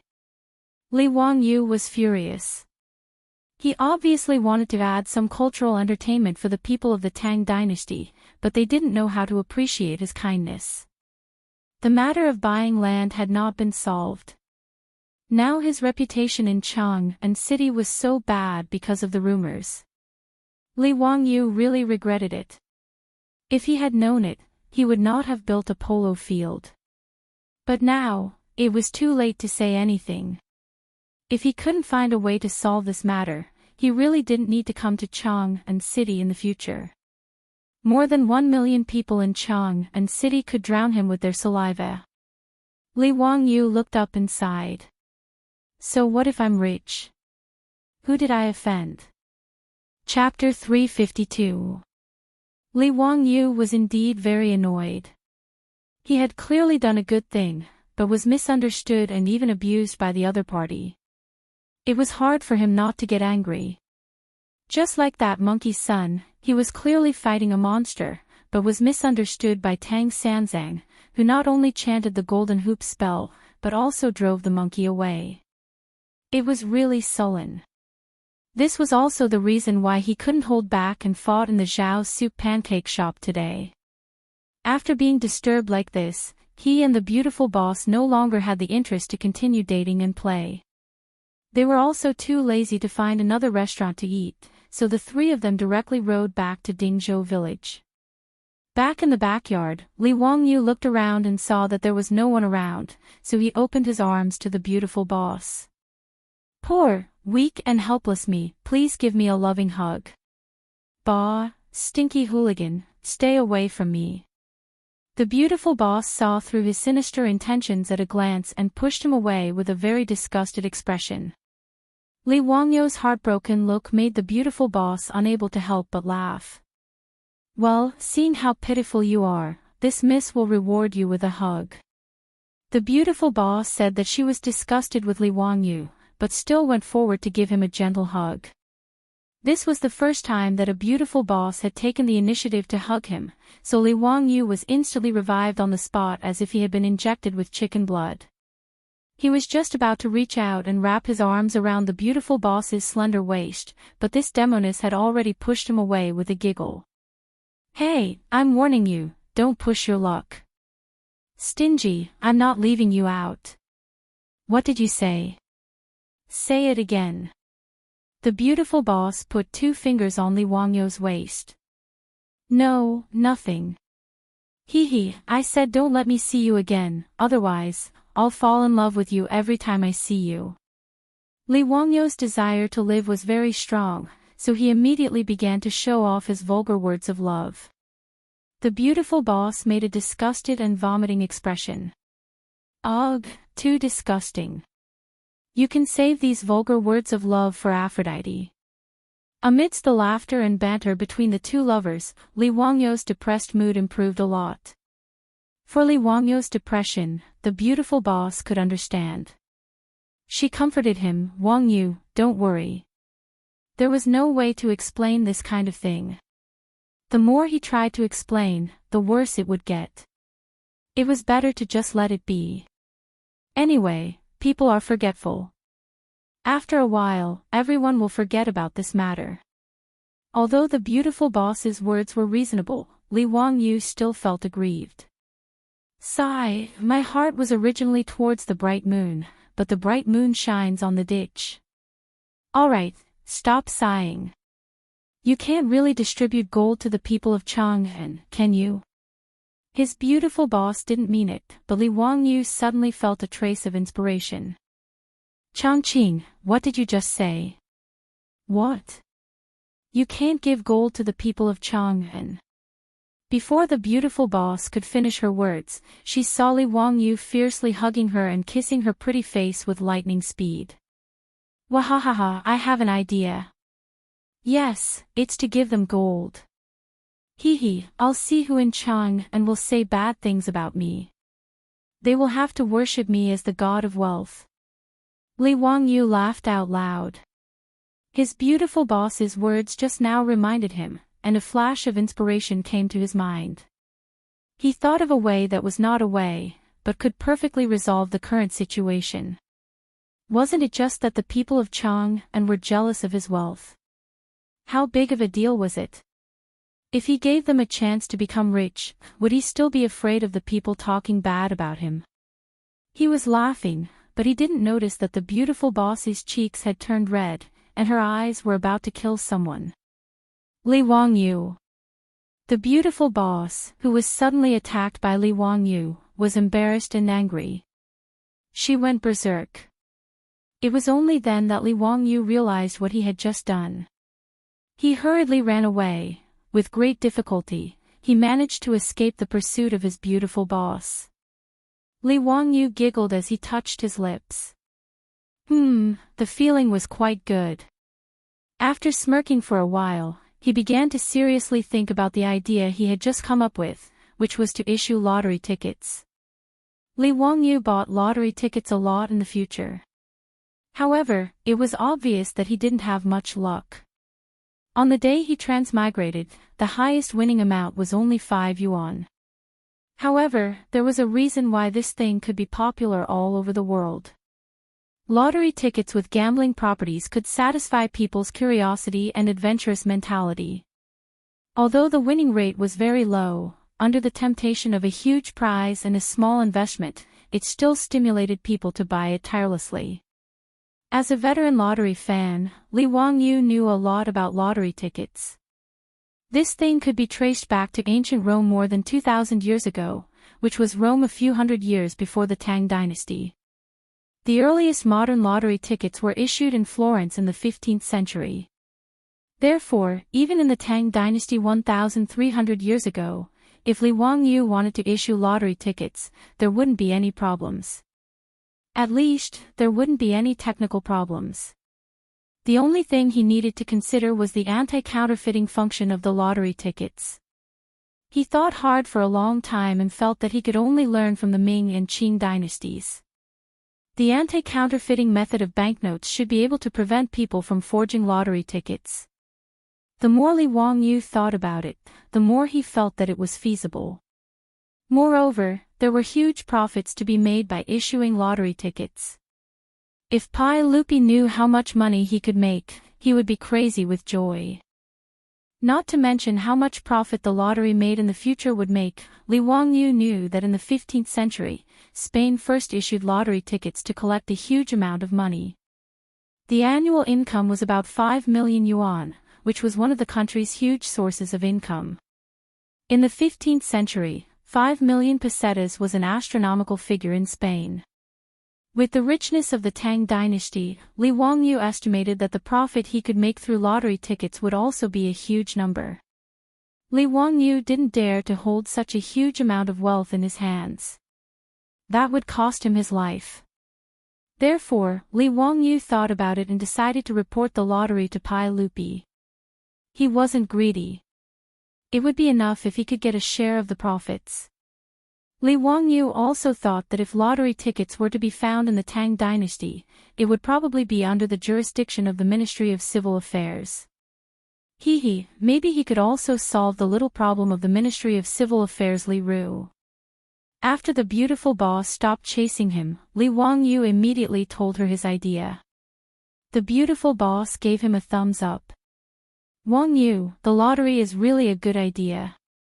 I'm afraid that once it's issued, it will cause a sensation in Chang'an. Of course. Don't they all want gold? I think the grand prize will be 200 taels of gold, which is worth 1,200 strings of copper. Each lottery ticket is worth 2 coins. Ha, I'm not afraid that the people of Chang and won't go crazy. The more Li Wangyu thought about it, the more excited he became. He simply took a pen and paper and discussed the specific details of the lottery with the beautiful boss, listing them one by one on the paper. From how the lottery tickets were printed, how the prize money was distributed, how the lottery was drawn, and so on, the two wrote in detail based on their knowledge of lottery tickets in the future. Li Wangyu planned to go to Taiji Palace tomorrow morning to discuss this matter with Pai Lupi. He wanted Chang and to go crazy for the lottery. Chapter 353. In Chang'an City, in the Legislative Hall of Taiji Palace, Pai Lupi was carefully reading Li Wangyu's proposal regarding the issuance of lottery tickets. Li Wangyu sat beside the table proudly, sipping on the fragrant tea. Ever since Pai Lupi tasted the Medicine King tea, personally made by Sun Simiao at the Li family, he became interested in this method of drinking tea. After returning to the palace, Pai Lupi ordered people to pick fresh tea leaves and process them according to the old Taoist method. The tea leaves he obtained were very delicious and he liked them very much. Most of the tea in the palace was brewed using this method of brewing tea.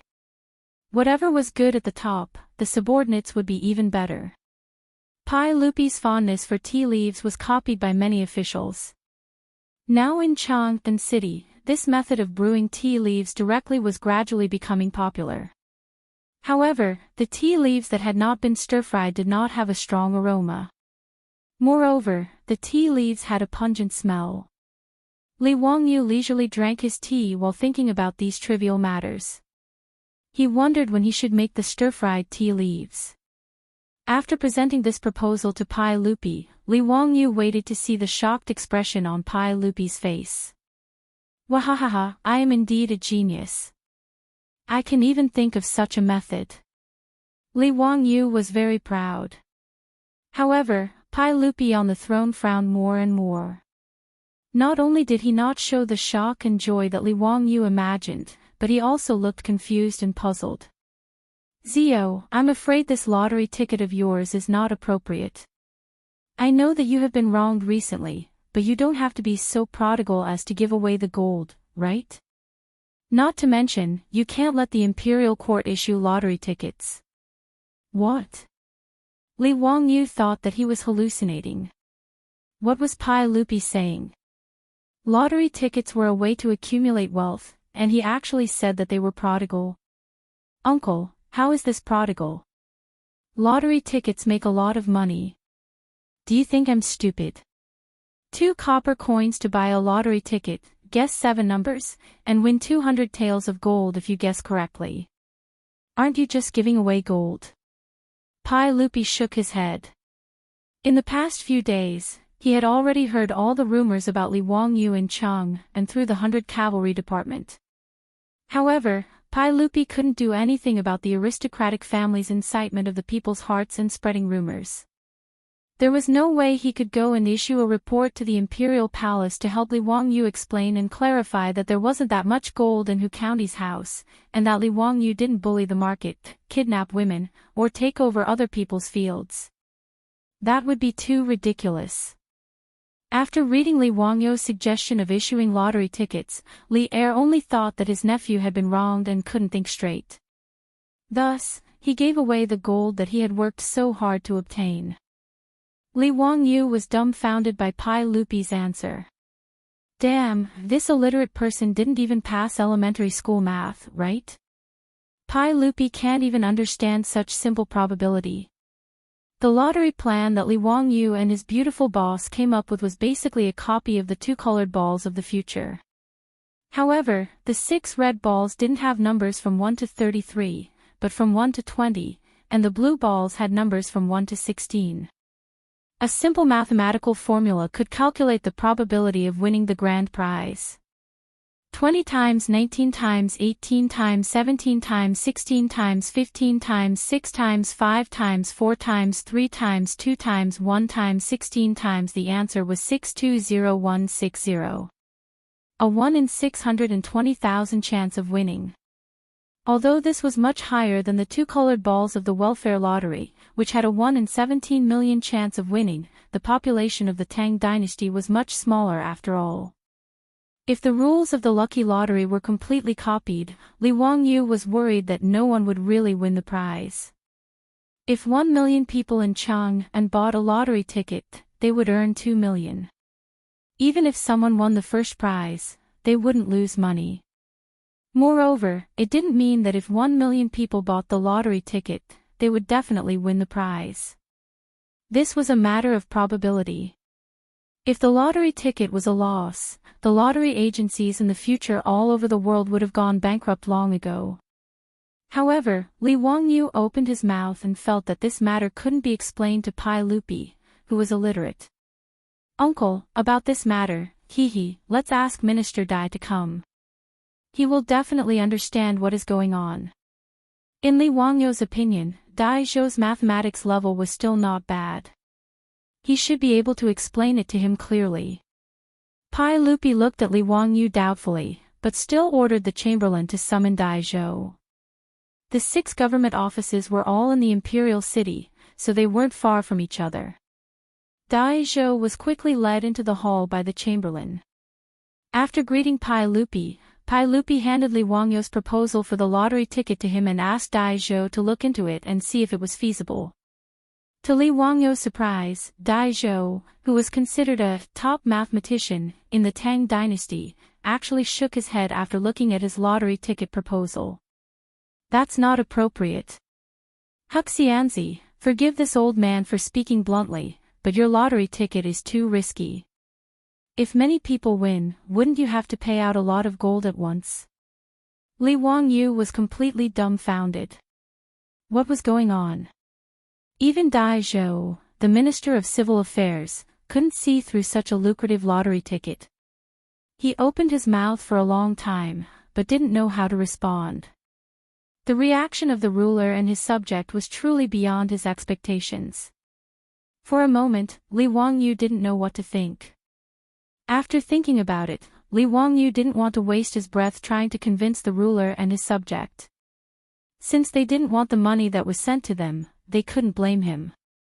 Li Wangyu planned to issue his own lottery ticket. Once Pai Lupi saw the benefits of the lottery ticket, he would naturally return to his old ways. When the time came, it would be fine for him to hand over the lottery ticket, but when the time came, he would have to ask for more benefits. Thinking of this, Li Wangyu couldn't help but smile. He looked at Pai Lupi and Dai Zhou with a look of superiority. "Your Majesty, since you and Minister Dai both feel that this lottery ticket is not feasible, then forget it. Your nephew will issue it himself. Your Majesty, please allow it." Li Wangyu bowed to Pai Lupi, but his smile was like that of a fox that was about to steal an old hen. "Ziyu, why do you have to do this? The common people are ignorant. There is no need to pay too much attention to the rumors. Your family's adults are no longer alive. As your uncle, I can't watch you act recklessly and be a hedonistic prodigal son. This matter cannot be allowed. I won't allow it." Pai Lupi still believed that Li Wangyu had become muddle-headed from anger. That was why he thought of issuing a lottery ticket. Winning 200 taels of gold for 2 copper coins was, in his opinion, giving away money. Li Wangyu saw that Pai Lupi didn't allow it and couldn't help but become anxious. This was a good opportunity to make a fortune and wash his reputation clean. How could he let Pai Lupi ruin it like this? "Uncle, it's not what you think. This matter really has a lot of potential. Just believe in your nephew. When have you ever seen your nephew do a losing business? Ziyu, there's no need to say more. I won't allow it." Pai Lupi's resolute attitude almost caused Li Wangyu's nose to become crooked from anger. This fellow was blocking someone's path to wealth, yet he still acted as if he was doing it for his own good. Li Wangyu really didn't know what to say. As expected, the truth was in the hands of a few people. Li Wangyu naturally didn't want to let it go like this. His eyes spun for a long time and he thought of a way that wasn't really a way. Chapter 354. Li Wangyu naturally would not give up on the idea of issuing lottery tickets. Since Pai Lupi refused to budge, he had to find another way. Pai Lupi had his own plan, but he had his own. After being rejected by Pai Lupi, the next day Li Wangyu unexpectedly changed out of his usual self. He wore the official robes of a county official and came to Chang and to attend the court session. Those who were familiar with Li Wangyu all asked curiously, why did he come to court today? The two disciples, Ma Zhou and Yan Liben, were also confused. They had long known about their little division master's lazy personality. He was definitely not the kind of person who would visit a temple for no reason. Today, he came to attend the court session for the first time, but they did not know why. Qing Yaojin was even more curious when he saw that Li Wangyu was holding a wooden box in his hands. "Young man, what are you holding in your arms?" "Greetings to Uncle Qing, this is just a small toy." "Hee, a small toy." Li Wangyu hurriedly bowed to the old hooligan, but avoided answering his question. Qing Yaojin glared at him and was about to flip out. Fortunately, Yu Shernan came to his rescue. No matter how shameless the old hooligan was, he did not dare to act rashly in front of Yu Shernan. Not to mention, the old man was old enough to be Qing Yaojin's father. He did not dare to act presumptuously in front of Yu Shernan. Qing Yaojin could only glare at Li Wangyu and go to chat with Qin Qiong. Yu Shernan did not care about why Li Wangyu came to court today. He was more concerned about whether Li Wangyu was troubled by the recent rumors. He pulled Li Wangyu aside and consoled him for a while. This made Li Wangyu feel very touched. This old man was really too cute. He was very much like his grandfather who had passed away in his previous life. The imperial censor called for everyone to meet the emperor. After they received their sword, which was purely for decoration, Li Wangyu insisted on bringing the wooden box into the Great Hall. Seeing Li Wangyu's insistence, the censor had no choice but to allow him to open the box and inspect it. After confirming that there were no sharp blades, he allowed him to bring it into the main hall. However, the censor was also confused about what was in Li Wangyu's wooden box. He had no idea what this county magistrate was trying to do. All the officials were seated in the main hall. Li Er sat on the throne, but when he saw Li Wangyu in the crowd, he couldn't help but be stunned. Why did this brat come to court today? Could it be because of the lottery he mentioned yesterday? Pai Lupi was dissatisfied. He made up his mind that no matter what Li Wangyu said today, he would not agree to the lottery. This was simply nonsense, a wastrel. Li Wangyu, on the other hand, acted as if nothing had happened. It was as if he had nothing better to do today and was here to listen to the court affairs. For more than 2 hours, Chang Chao didn't utter a single word. He sat obediently in his seat, as if he was listening with great interest. This made Pai Lupi suspicious, but since Li Wangyu wasn't causing any trouble, he couldn't be bothered to pay him any mind. Seeing that the morning's court discussion was over, the eunuch was about to announce the end of court when Li Wangyu stood up. "Your Majesty, this subject sees that Your Majesty and all the other officials are having a hard time discussing state affairs. This brat has a game here that would like to amuse Your Majesty and all the other officials. I hope that Your Majesty will agree." The officials in the hall were stunned, and they all looked curiously at Li Wangyu. They couldn't understand what this county magistrate was up to. Pai Lupi subconsciously wanted to refuse, but when he saw the wooden box in Li Wangyu's hands, he couldn't help but feel curious. Pai Lupi thought to himself, "I'll see what this brat wants to do. In any case, no matter what he says, that lottery ticket won't be able to get me to agree.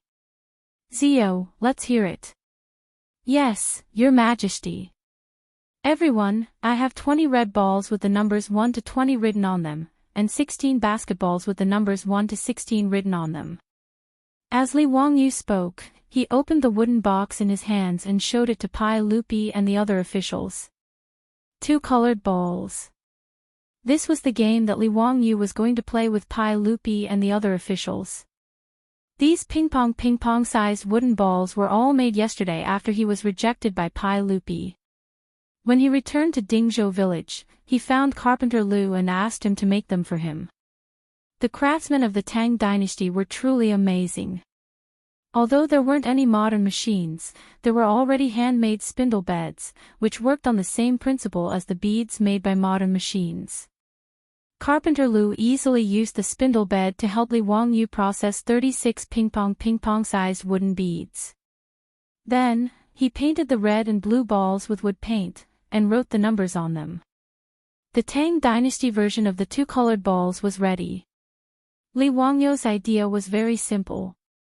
Since he couldn't convince Pai Lupi with numbers, then he would let him experience it for himself. He would let him know that he wasn't crazy and didn't want to use his family's gold to squander. After showing everyone the two-colored balls in the wooden box, he took out a stack of small pieces of paper that he had prepared and asked the chamberlain to distribute them to the officials in the hall. "Your Majesty, everyone, is there anyone who is willing to play with me? As long as you give me 2 copper coins, you can write a set of numbers on these pieces of paper. 6 red balls with the numbers 1 to 20, and 1 blue ball with the numbers 1 to 20. Li Wangyu then handed the wooden box to the chamberlain. "Later, I will ask your Majesty to randomly pick 6 red balls and 1 blue ball from the wooden box. If you correctly guess all the numbers of the 7 balls that your Majesty picks, I will pay you 1,000 taels of gold. I don't know if anyone is interested in playing with me." As soon as he finished speaking, the officials in the hall couldn't help but be in an uproar. Giving Hu Xianzi 2 copper coins and correctly guessing 7 numbers would be exchanged for 1,000 taels of gold. This was very interesting. There were about 400 to 500 people who could enter the Taiji Palace and participate in the daily court meetings. They were all officials of Chang and city who were 5th rank and above, as well as those low-rank imperial censors. 1,000 taels of gold naturally didn't attract the big shots of the imperial court, but it didn't stop them from thinking that this game was very interesting. But for those ordinary officials, 1,000 taels of gold wasn't a small amount. The salary of the officials of the Tang dynasty wasn't high. It could even be said that it was very low. Compared to the Song dynasty, the salary of the officials of the Tang dynasty was no different from that of a migrant worker. They were both first-rank officials. During the Jingguan period, the monthly salary was only 68,000 copper coins, but in the Song dynasty, it was as high as 120,000 copper coins, in addition to 150 don of grain and other benefits. Other than the officials who were born in aristocratic families or those who had business acumen, ordinary officials of the Tang dynasty were really poor. In history, when Ma Zhou was an imperial censor, he wanted to buy a house worth 2 million taels of gold, but he couldn't afford it. As for 1,000 taels of gold, that was 6 million taels of gold. It was equivalent to 800 months of salary for a first-rank official of the imperial court.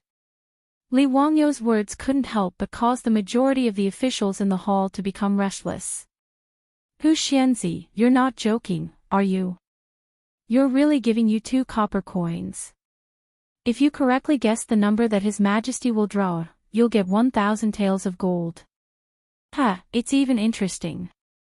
Hu Xianzi, this old man will give you 10 copper coins. Can you write down 5 sets of numbers? I'll bet 20 copper coins. Write down 10 sets of numbers." Li Wangyu repeatedly confirmed that his words were correct and asked Pai Lupi to testify for him. Moreover, there was no limit to how much the officials could bet. They could bet as much as they wanted. For a moment, the hall of the Taiji Palace was bustling with noise and excitement. Chapter 355. When Li Wangyu proposed this game of 2-colored balls, even Pai Lupi, who had always opposed his lottery, became interested. He waved his hand to summon an eunuch and had him give him a piece of paper so that he could place a bet. The officials in the hall began to open their pouches. The smallest was 2 copper coins, while the largest was 100 copper coins. Even Ma Zhou and Yan Liben chuckled at their junior division commander. They threw out their copper coins and began to place their bets. As the officials placed their bets, they also began to discuss Li Wangyu's actions. 2 copper coins for 1,000 taels of gold. Had this county son gone mad? If many people guessed the number today, wouldn't he have to pay out tens of thousands of taels of gold? In the eyes of the gambling addicts of the Tang, such an unfair game was simply madness. Just what does County Son Huxin mean by this? Does the officials know? Perhaps there's too much gold and the residents can't fit it all in. The rumors on the street say that County Son Huxin's daughters are all gold. It seems like they're true. Someone used the rumors to ridicule Li Wangyu, though none of the officials took them seriously. 2 copper coins for 1,000 taels of gold. I've never heard of such a thing. I think that County Son Huxin will lose miserably today. With so many people here, is he afraid that no one will guess the 7 numbers correctly? If many people really do guess correctly, will County Son Huxin be able to take out so much gold? What's there to worry about? Isn't there a sage as a witness? Are you afraid that County Son Huxin will renege on his debt? Besides, County Son Huxin is preparing 20,000 taels of gold to build a baseball stadium. Is he afraid that he won't have enough money? I'm afraid that after today, all the gold that County Son Huxin is preparing to use to build a baseball stadium will change owners. This old man still can't see through this County Son's intentions. It's truly strange. Cui Gong, why do you care what he's planning? In any case, it's fine as long as he has the gold. Perhaps County Son Huxin has gone mad, Some of the officials ridiculed and some made fun of him, but this did not stop them from placing their bets. Even the eunuchs in the hall who were distributing paper and collecting copper coins couldn't help but ask Li Wangyu if they could also place their bets. Regarding this, Li Wangyu naturally smiled and nodded in agreement. He laughed as he watched the officials place their bets. He was in a good mood. He didn't believe that in this hall, there would only be 400 to 500 people who would be able to win the prize. If there was really someone with heaven-defying luck who had a 1 in 620,000 chance of winning the prize, then he would accept it. Actually, if Li Wangyu had suggested this method of playing, he would definitely be at a disadvantage if he encountered the future lottery players. This was because the probability of winning was 1 in 620,000. In other words, if someone bought all the numbers, they would only need 620,000 bets. With this conversion, he would only need a little over 1.2 million copper coins to win the 1,000 taels of gold. One must know that 1,000 taels of gold was worth 6 million copper coins. Therefore, when Li Wangyu issued the lottery, the special prize was only 200 taels of gold, which was equivalent to 1,200,000 copper coins. If someone really did that, they would lose a lot of copper coins.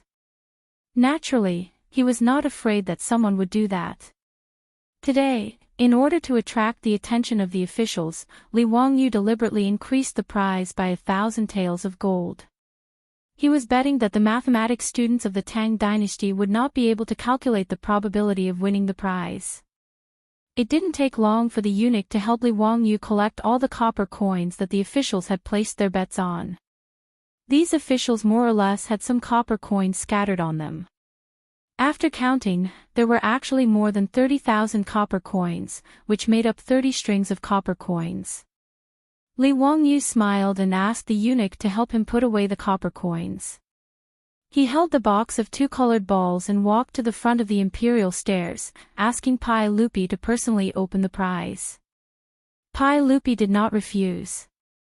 Under the eager gazes of the officials, he reached into the wooden box and casually pulled out the first red wooden ball. Li Wangyu reached out and took it. He glanced at the number on it and shouted, "Number 17. After shouting twice, he handed the wooden ball to the eunuch and asked him to show it to the officials to show it to them to show fairness. After the number was read out, the officials were busy looking at the small pieces of paper in their hands. Some people found that the number they had bet on was 17. They were so excited that their eyebrows danced. They were very happy, as if the 1,000 taels of gold already belonged to them.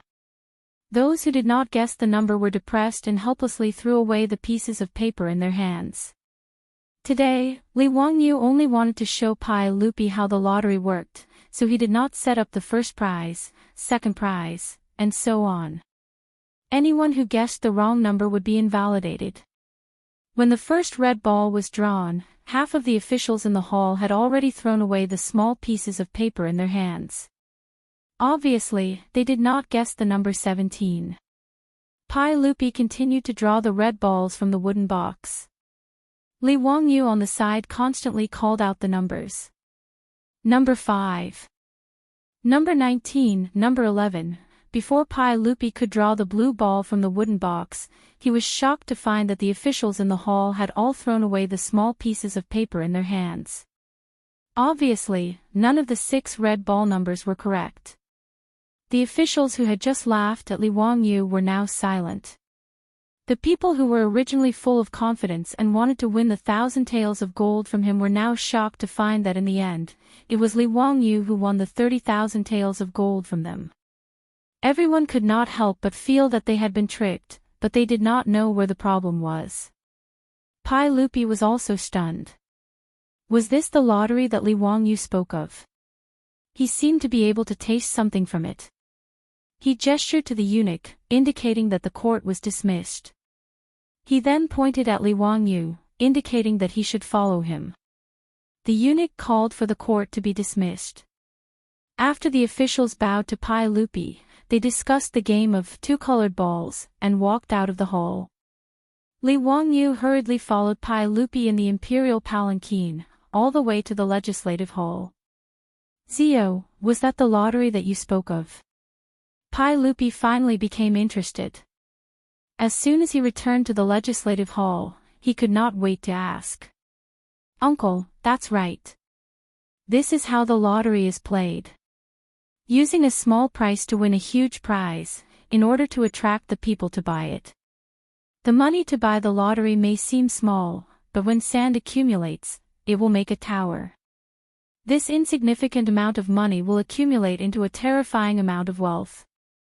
Pai Lupi nodded thoughtfully. He also saw that just now in the hall, there were 400 to 500 people, and Li Wangyu had collected 30,000 taels of gold. What if the lottery was bought by the millions of people in Chang'an? What if it was bought by the millions of people in Guangzhong Road? Seeing that Pai Lupi was tempted, Li Wangyu hurriedly struck while the iron was hot. He analyzed and calculated the possible income from the lottery for him. This time, Pai Lupi finally listened. Zio, are you really confident? Uncle, I can guarantee with my head that this lottery is absolutely feasible. In that case, I approve. Uncle is wise. Li Wangyu was overjoyed and hurriedly flattered him. Uncle is wise and virtuous. You follow the will of the heavens and the will of the people. Long live Uncle. After Pai Lupi heard his flattery, the emperor of the Tang dynasty, who was drinking tea, almost choked to death. Cough, cough. Zio, get out of here. Chapter 356. 10 days later, the rumors about Li Wangyu, the founder of Huxin County, in Chang'an City decreased significantly. No matter how bored the people of the Tang dynasty were, they wouldn't gossip about one person for so long. But when it came to Li Wangyu, most of them looked at him with disdain. But on this day, Li Wangyu became the hot topic of discussion among the people of Chang'an City. The morning drum sounded in Chang'an City, and the doors of the 108 workshops opened. The people of Chang'an City, who were busy making a living, were preparing to go out to work, but they were surprised to find that a notice had been posted on the doors of the workshops. Some people immediately thought of the erotic notice from not long ago and thought that there would be something interesting to watch, so they all gathered around. When the literate people read the notice out loud and found that it wasn't what they were looking for, they couldn't help but feel disappointed. But when they heard the news written on the notice, the commoners were in an uproar again. "Brother Wen, are you sure you didn't read it wrong? What kind of double-colored lottery is this? You can really win 200 taels of gold by spending 2 copper coins. Which Huxian son did this? TSK, does he really have so much gold at home that he doesn't know where to spend it? If you really win, you'll get 200 taels of gold. That's more than 1,000,000 taels of gold. How much money is this? Dalong, quickly take a look at the notice and see if it's true. What's with the double-colored lottery? Lang Jun, please explain it to everyone. If you guess 7 numbers correctly, you can get 200 taels of gold. This isn't a joke, right? This notice is stamped with the official seal. How can it be fake? Is Huxian's son really the god of fortune? Isn't he just rushing to give away money? Similar scenes appeared in almost all of the 108 workshops in Chang'an City. Even in the wealthy district, in the north of the city, this notice caused quite a stir. When the officials who were rushing to the court noticed this notice, they immediately thought of the game that Huxian's son had played with them in the Taiji Palace 10 days ago. So this was called a lottery. Many officials who were short of money were actually somewhat happy. He originally thought that he had missed the opportunity to make a fortune, but he never expected that Huxian's son would make the lottery public and make such a big fuss. Although the prize money had changed from 1,000 taels of gold to 200 taels of gold, it was still attractive enough. After all, one only needed to spend 2 copper coins to have the chance to win 1,200,000 taels of gold. Who wouldn't be willing? Many officials also noticed that the way the lottery was played this time was different from the way it was played in the main hall. Not only did they have to guess all 7 sets of numbers correctly to win the prize, but there were also small prizes such as second and third prizes. The first prize was to guess all the numbers correctly and win 200 taels of gold. The second prize was 50 taels of gold for guessing 6 red balls. The third prize was to guess any 5 red ball numbers, or 4 red balls plus a basketball number. The prize was 5 taels of gold, and so on until the 6th prize was 10 copper coins. Li Wangyu had almost completely copied the rules of the Wuxia double-colored welfare lottery. However, this simple and easy-to-understand lottery rules caused an uproar in Chang'an City. In order to promote the double-colored lottery, he didn't just put up notices in front of the gates. The four-wheeled carriage company's carriage once again played the role of a promotional vehicle. It drove all over Chang'an City and threw out a large number of advertisements. Now that there was engraving printing, it was simple to print these advertisements. The most exaggerated thing was that after Li Wangyu convinced Pai Lupi, especially after he made some calculations, Pai Lupi finally understood the huge benefits contained in the lottery. The monarch of the Tang dynasty could no longer sit still. With Pai Lupi's tacit approval, large advertising banners were hung above several important city gates in Chang'an City for the first time. Make a fortune. The double-colored lottery will help you. Buy the lottery and win the big prize. Gain both fame and fortune. Winning 1,000,000 taels of gold is not a dream. Luck is in 2 copper coins. 1 lottery ticket, 1 chance, 1 big prize, 1 lifetime of benefits. Buy more, buy less, buy as much as you want. Early, late, and early, you must win. These advertising slogans that Li Wangyu directly plagiarized from the lucky lottery advertisements of the later generations stimulated the people of the Tang dynasty as if they had been injected with chicken blood. They were all looking forward to the unfamiliar lottery ticket. It was as if they really only needed to spend 2 copper coins to get the 200 taels of gold. Under the instructions of Pai Lupi, the Ministry of Civil Affairs cooperated with Li Wangyu to operate the double-colored lottery ticket. In Chang'an City, 6 lottery sales points were set up in Pingkong Square, Bujing Square, Changshu Square, and Xianyang Square, where the 2 counties of Chang'an City were located. More than 20 scribes from the Ministry of Civil Affairs were responsible for these 6 sales points. There were also government runners from the two counties of Chang and City to maintain order. Both Chang and County Magistrate Cui Zhua and Wanyan County Magistrate Lu Deheng had some understanding of the lottery. During the daily court session, these two mayors of the capital of the Tang dynasty were also in the court. They also used their wallets to buy a few numbers. Although they did not win, they were quite interested in the lottery. Now, with Pai Lupi's edict and the instructions of Minister Dai of the Ministry of Civil Affairs, they naturally did their best to cooperate and transferred the government runners from the counties to help maintain order. There was no computer network in the Tang dynasty. Everything had to be done manually, including filling in the lottery tickets and statistics. For this reason, Minister Dai Zhou directly transferred more than 100 scribes from the various government offices of the Ministry of Civil Affairs to fill in the lottery tickets at these sales points. Dai Zhou thought that he was well prepared, but he underestimated the attraction of the lottery to the people of the Tang dynasty. They could win 200 taels of gold by spending 2 copper coins. This huge stimulation of wealth made the people of Chang and City all jealous after they understood what the lottery was. They did not even go to work. They hurried back home to take out their money bags and rushed to the nearest sales point to buy the lottery tickets. Some believers of Buddhism and Taoism first ran to the temple and Taoist temple to burn incense and pray that they would win the lottery. Some people even asked the Taoist masters to help them calculate the numbers they would win. The Taoist masters who did the divination were stunned for a while. Some people murmured and grabbed a handful of copper coins to calculate which 7 numbers they should buy.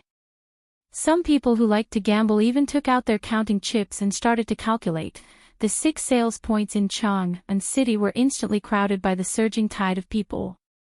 Even the yamen runners from the 2 counties of Chang, and who were in charge of maintaining order today, were pushed out of sight by the crowd. Under the stimulation of the gold, the red-eyed people of Chang and had no time to care about the yamen runners. The lottery tickets were originally scheduled to be sold at the auspicious time calculated by the Directorate of Heaven. Because there were too many people, the officials in charge of selling the lottery tickets were worried that something would happen. They did not even have time to light up the sticks and hurriedly announced the start of the sale. Seeing the government runners in front of the lottery shops disperse, the people holding the money bags in their hands immediately rushed into the shops. The Tang dynasty's 2-colored lottery tickets were officially on sale. Chapter 357. The first lottery ticket of the Tang dynasty was handwritten by a scribe from the Ministry of Civil Affairs and handed to the people who bought the lottery ticket. When the Chang and citizen took the lottery ticket excitedly, he was shocked to find that the lottery ticket in his hand was actually colored. Those who had studied high school history knew that there was a question in the history exam that asked when the earliest color printing technology in China appeared. A. Sui and Tang dynasties. B. Tang and Song dynasties. C. Song and Yuan dynasties. D. Late Yuan and early Ming dynasties. According to the principle of choosing C if you don't know how to do the question, C was the correct answer during the Song and Yuan dynasties. Therefore, although engraving printing appeared during the Xinguan period, color printing technology would only appear 300 or 400 years later. The 3 paintings of the Buddhist Sutra from the Song and Liao dynasties were found in the Sakya Pagoda of the Buddhist Palace Temple in Shaanxi County. Historians also recognize them as the earliest color printing in China. There was no doubt that the color printing technology of the lottery ticket was invented by Li Wangyu. In fact, the principle of color printing was not complicated. Like engraving printing, the window paper would break with a poke. According to the needs, red, blue, and black engraving plates would be engraved. A piece of paper would be engraved 3 times, and the colors would be engraved on a piece of paper. The reason why Li Wangyu wanted to create this color overprint technology was to prevent counterfeiting. Because the lottery ticket needed to be printed in large quantities, Li Wangyu even invented copper plate printing. This was not difficult. He just had to change the wood used for the engraving plates into copper coins. The advantage of using copper plate printing was that the copper plate had a long lifespan, and the patterns that needed to be printed could be carved very carefully. The printed lines were bright, and the fine patterns could be reproduced. With Pai Lupi's instructions, the best craftsman and the supervisor were all convinced. In just a few days, this set of complicated copper plate engraving printing technology was created. The printed lottery ticket was the size of a palm, but there were complicated and fine-colored patterns on it. These patterns were not randomly drawn. When Li Wangyu asked Yan Liben to draw the drawing, he deliberately designed a secret code to hide it. Of course, this was also to prevent counterfeiting. The same was true for the Qing dynasty banknotes. They used complicated patterns and red and blue color printing to prevent counterfeiting. Another anti-counterfeiting technology for lottery tickets was the anti-counterfeiting seal, which was also something that Li Wangyu learned from the Qing dynasty. They specially hired skilled craftsmen to carve the seal using the microcarving technique and stamp it on the lottery ticket. It was not a big seal, but it was actually engraved with 300 to 400 words of preface to the Orchid Pavilion. Moreover, it was deliberately engraved with a few wrong words as an anti-counterfeiting mark. There were even words printed on the lottery ticket: counterfeiters will be executed. First report will be rewarded with 10 taels of gold. It serves as a warning to those who attempt to take risks. There were color over prints, copperplate printing, dark lines, and anti-counterfeiting seals. If the lottery could be forged, Li Wangyu could only accept it. These lottery tickets were filled in by the scribes of the Ministry of Civil Affairs using tiny Chinese characters. A lottery ticket could contain up to 10 sets of numbers. As for the income from the lottery tickets, the Ministry of Civil Affairs would record it and record it. The imperial censorate would send an imperial censor to supervise it. In order to prevent the officials of the Ministry of Civil Affairs from cheating, Pai Lupi even sent people from the 100 Cavalry Department. The 6 lottery sales points in Chang and City were all supervised by people from the 100 Cavalry Department. Every blank lottery ticket was strictly recorded. The Ministry of Civil Affairs even had special personnel to record the lottery numbers sold so that people could check it after they won the first prize. It could be said that with the experience of Li Wangyu and his beautiful boss in the future, the Tang dynasty's unprecedented lottery was not chaotic at all. Everything was in order. The only thing that needed to be criticized was the need to manually fill in the lottery numbers. Even though there were more than 20 scribes at each lottery sales point, it was still inadequate in the face of the flood of people in Chang and City. Filling in the lottery numbers manually could not be sloppy. Even if the scribes were tired to the point that their wrists were sore and their foreheads were covered with layers of sweat, the crowd outside the lottery sales points did not decrease. Instead, it increased. Even the 100-meter-wide streets outside the East and West markets and Ping Kong Fong were blocked by the crowd. It was as if all the people in Chang and City had crowded here today. When Pai Lupi was still in the court, he was informed by the chamberlain that the lottery sales were booming. This made Pai Lupi feel incredible. He did not care that the court was still in session and directly announced the adjournment of the court. After that, he changed into casual clothes and went out of the palace with a few guards. Pai Lupi was still worried if he did not see the lottery sales with his own eyes.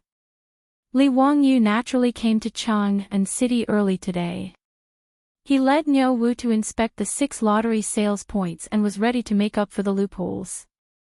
Behind him, Qing Chumo and a group of foppish people were still complaining that Li Wangyu did not ask them to join in such a fun thing. It was not good enough. Fong Yai also shamelessly asked Li Wangyu what the winning numbers were. He also wanted to buy a lottery ticket. Regarding Fong Yai's shameless words, the foppish people actually followed suit and clamored for Li Wangyu to give them the winning numbers of the first prize. In this regard, Li Wangyu could only silently roll his eyes and give them the middle finger. This group of bastards was really infuriating. Li Wangyu was too lazy to pay attention to the foppish people who were bored. After looking at the 6 lottery sales points, he was also a little anxious. He did not expect that the people of Chang and City would be so enthusiastic about the lottery.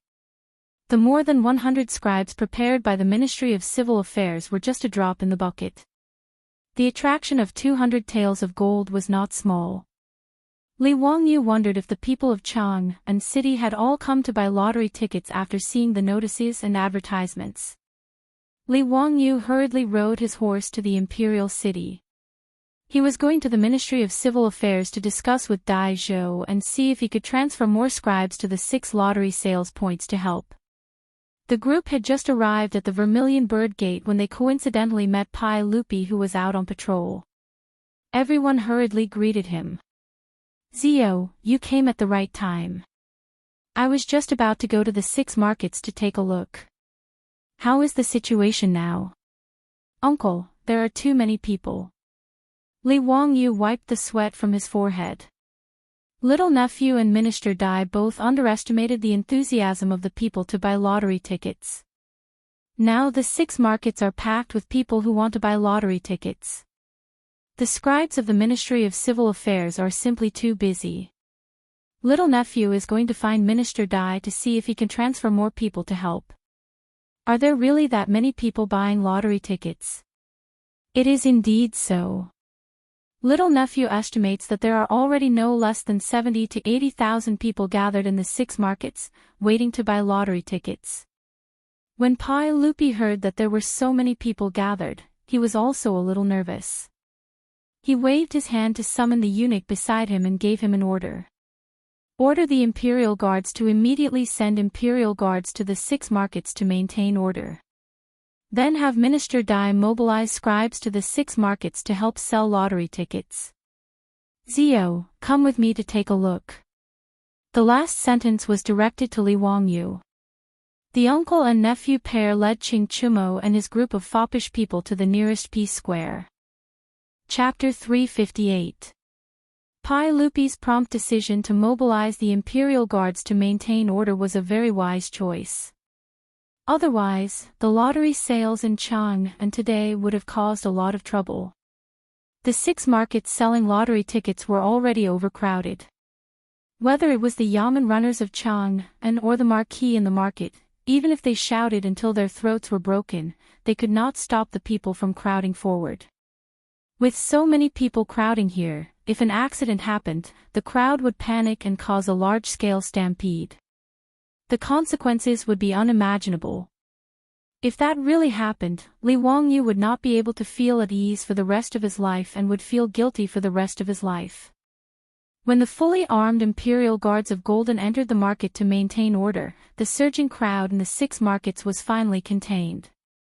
No matter how great the temptation of gold was, it could not resist the threat of the shining weapons of the Imperial Guards of Golden.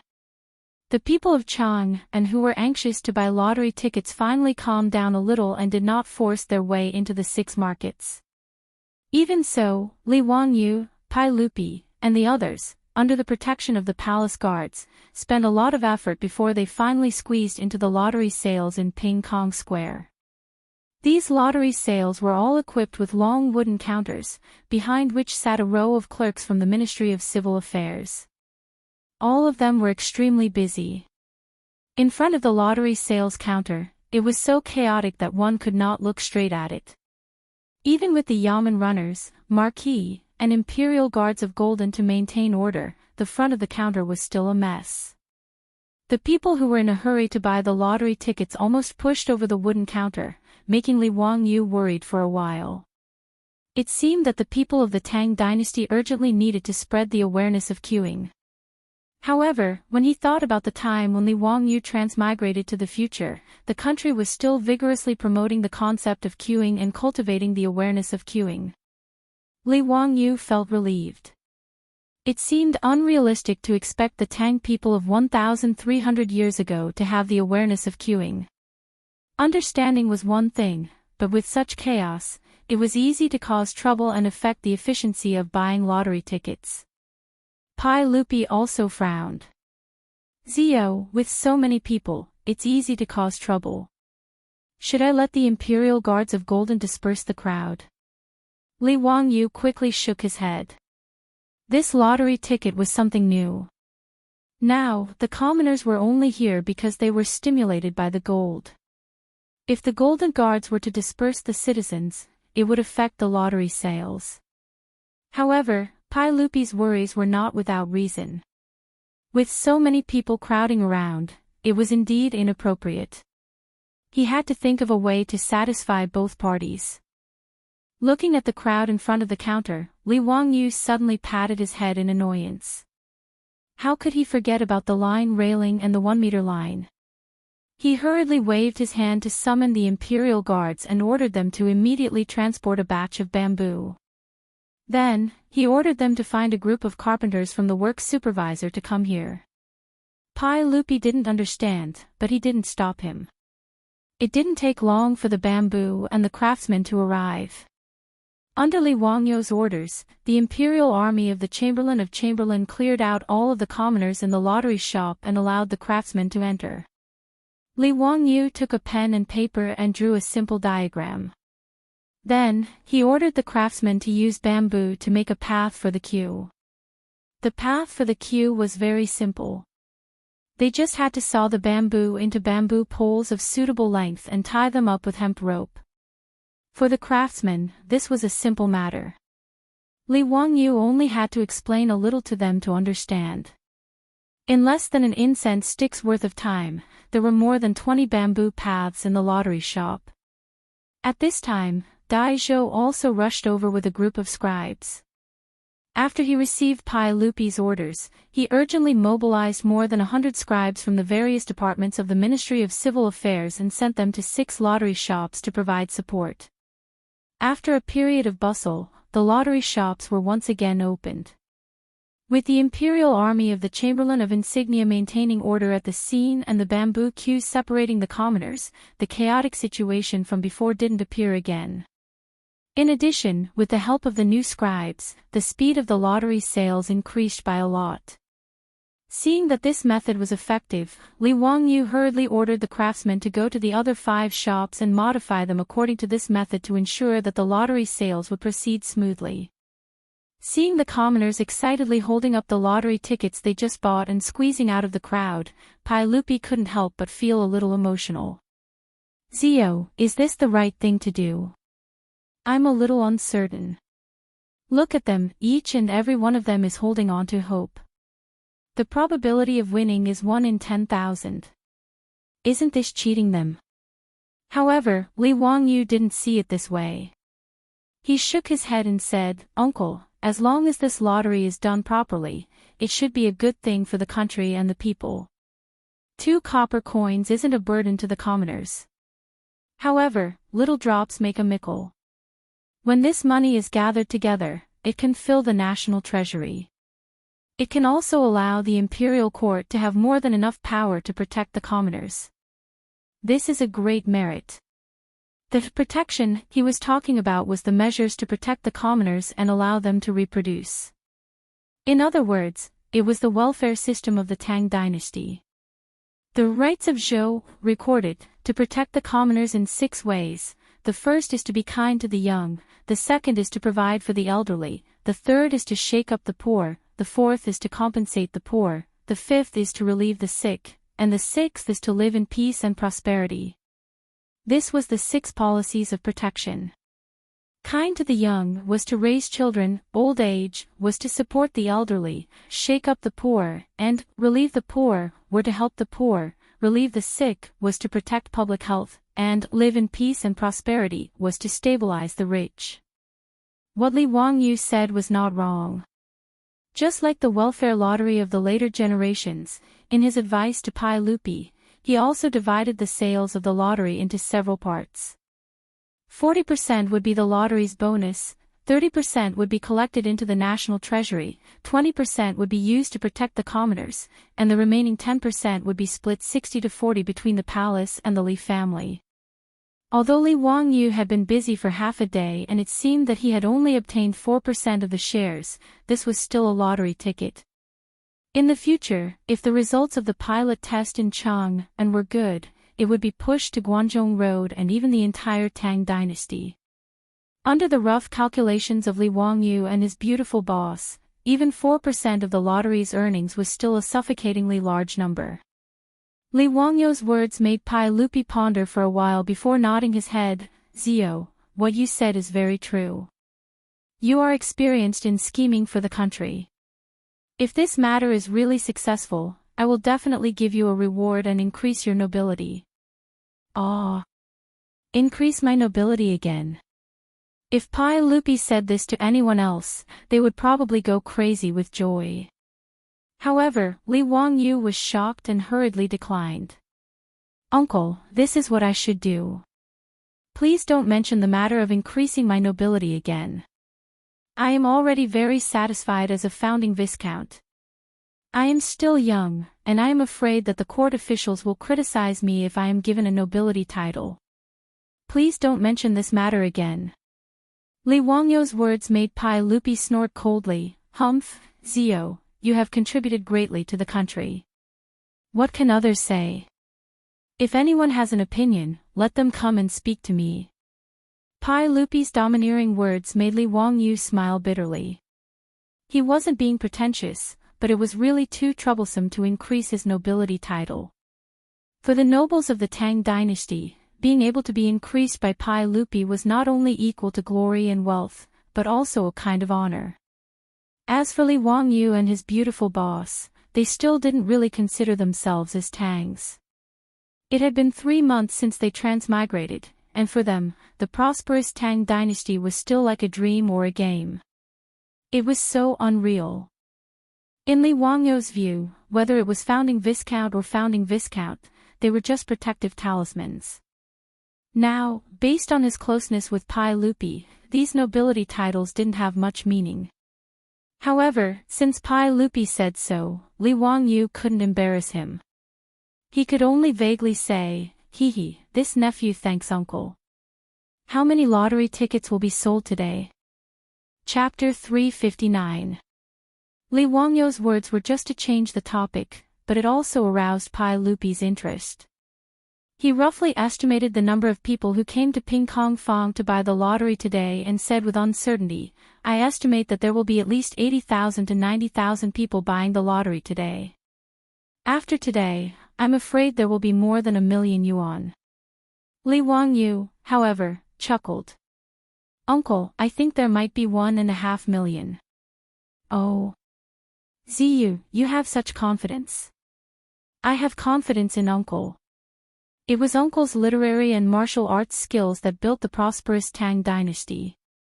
Now that the chaos is over at the end of the Sui dynasty, the people are recuperating and living in peace and contentment. That's why they have the spare money to buy the lottery. Speaking of which, this is all uncle's credit." Li Wangyu's flattery was quite on point. Pai Lupi was very pleased and couldn't help but raise his head and laugh. On the other hand, Qing Chumo and the other debauches secretly gave Li Wangyu a thumbs up, expressing their admiration for him. The Tang dynasty naturally didn't have a thumbs-up gesture, but Li Wangyu had this habit. After interacting with him for a long time, the playboys naturally learned it. Even when Li Wangyu gave them the middle finger, this group of playboys was naturally not stupid. They already knew that they were fooled by Li Wangyu's sign language for elder brother. It was hard to learn, but they only learned for a minute. Now that the playboys knew the true meaning of the middle finger, they all enjoyed it. Li Wangyu regretted teaching this group of scoundrels.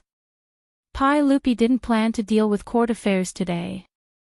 He led Li Wangyu and his group to all 6 lottery sales points. He even took out 20 copper coins and personally queued up to buy 10 lottery tickets.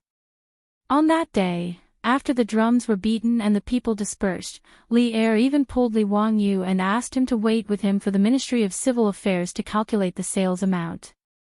When the final lottery sales amount was released, Li Er could not help but suck in a breath of cold air. 2,400,000. Not only was Pai Lupi surprised by this number, Li Wangyu also did not expect it. Dai Zhou's face was also wrinkled like a chrysanthemum. "Congratulations, Your Majesty." Master Huxian wasn't lying. This lottery ticket is truly amazing. That's 2,400,000 coins in a day. I can't imagine how much you can sell in 10 days. If the lottery is successful, I congratulate Your Majesty. The reason why Dai Zhou said it would take 10 days was because Li Wangyou's lottery drawing plan was to draw the lottery 3 times a month, once every 10 days. If he could reach today's sales in 10 days, that would be 24 million yuan.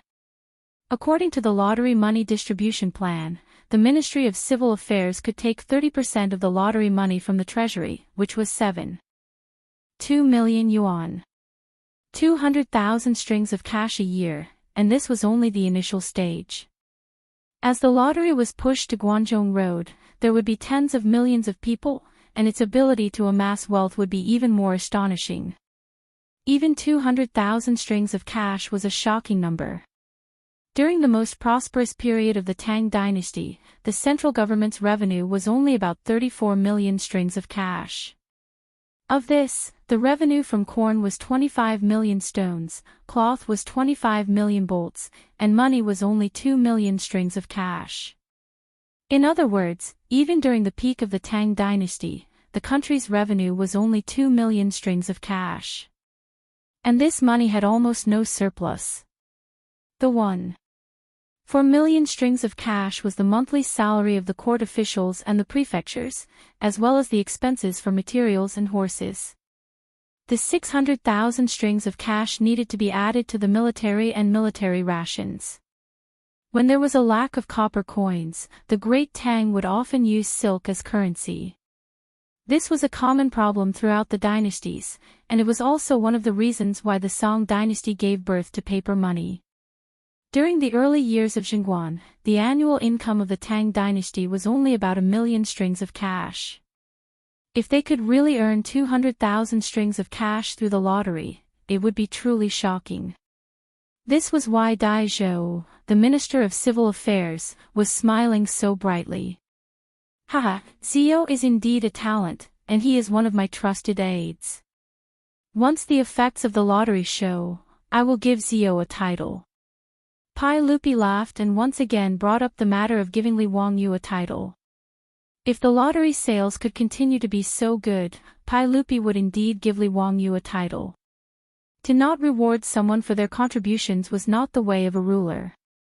When Dai Zhou heard this, he was secretly shocked. This Hu Xianzi was only 16 this year, and he had already been given 2 titles in just a month. Now that the saint wanted to give him more titles, this favor was truly in the emperor's heart, and no one could compare to it. However, when Dai Zhou thought about it, he felt that it made sense. Hu Xianzi had given him water wheels, 4-wheeled carriages, mirage mud, horseshoes, and many other things. All of them were good tools for the country and people, and their importance was no less than that of opening up new territory. Thinking about it like this, Dai Zhou even felt that Pai Lupi was being too stingy. Just the title of Hu Xianzi was not enough to reward Li Wangyu for his contributions.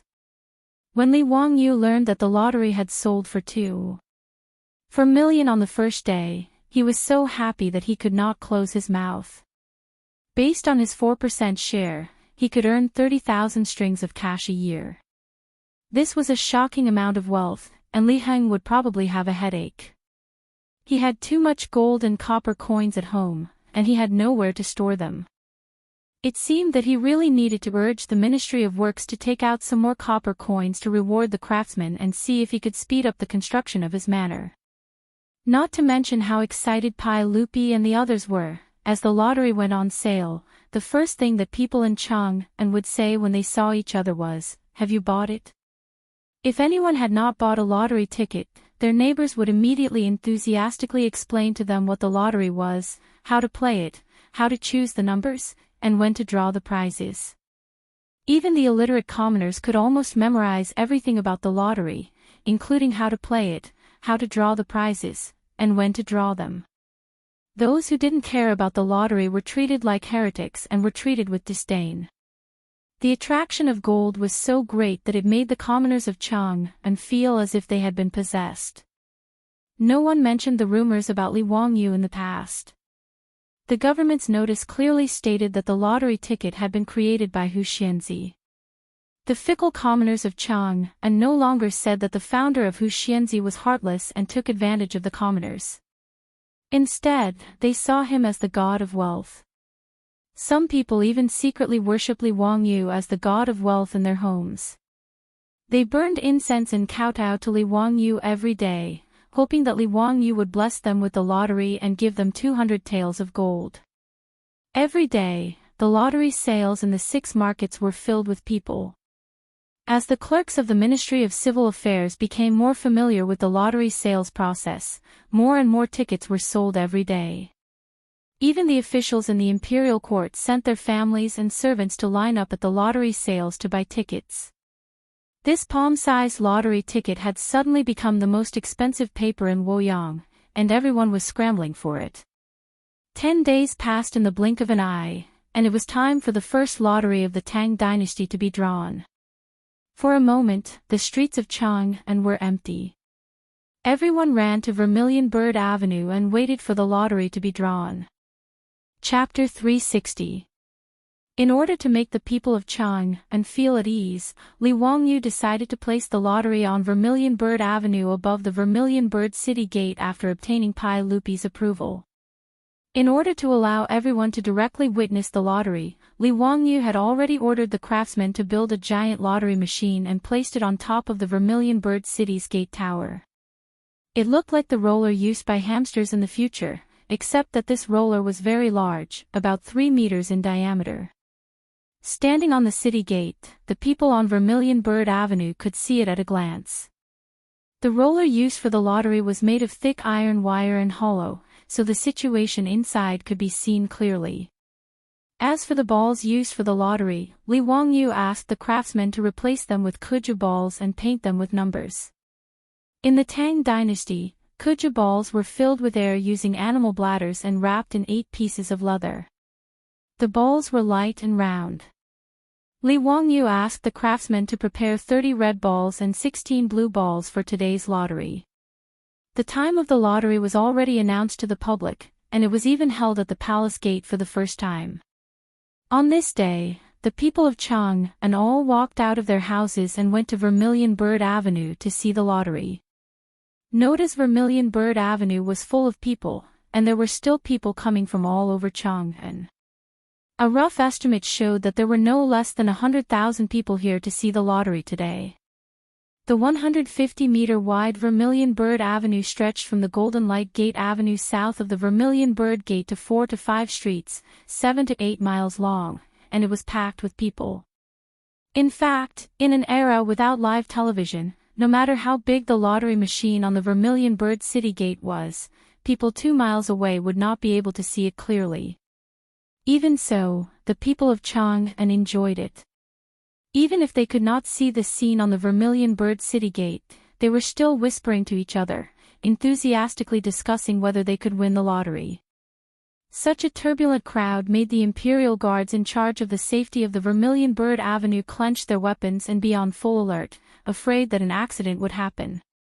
At 9 in the morning, after the court session ended, Pai Lupi also went up the Vermilion Bird City Gate Tower. Today was the day of the lottery, and he was going to personally draw the lottery. When they saw the yellow-robed Pai Lupi appear, the hundreds of officials who had been waiting at the city gate all bowed in greeting. And the more than 100,000 people of Chang'an on the Vermilion Bird Avenue also knew that His Majesty had appeared. They all knelt down and shouted, "Long live," 3 times. Pai Lupi had a bright smile on his face. He waved his hand, indicating that he was ready to draw a prize.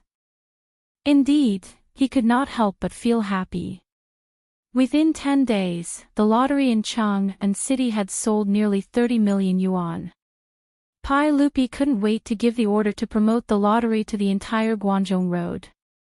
In the end, it was Li Wangyu and Dai Zhou who managed to persuade the emperor, who had been blinded by the copious amount of copper coins.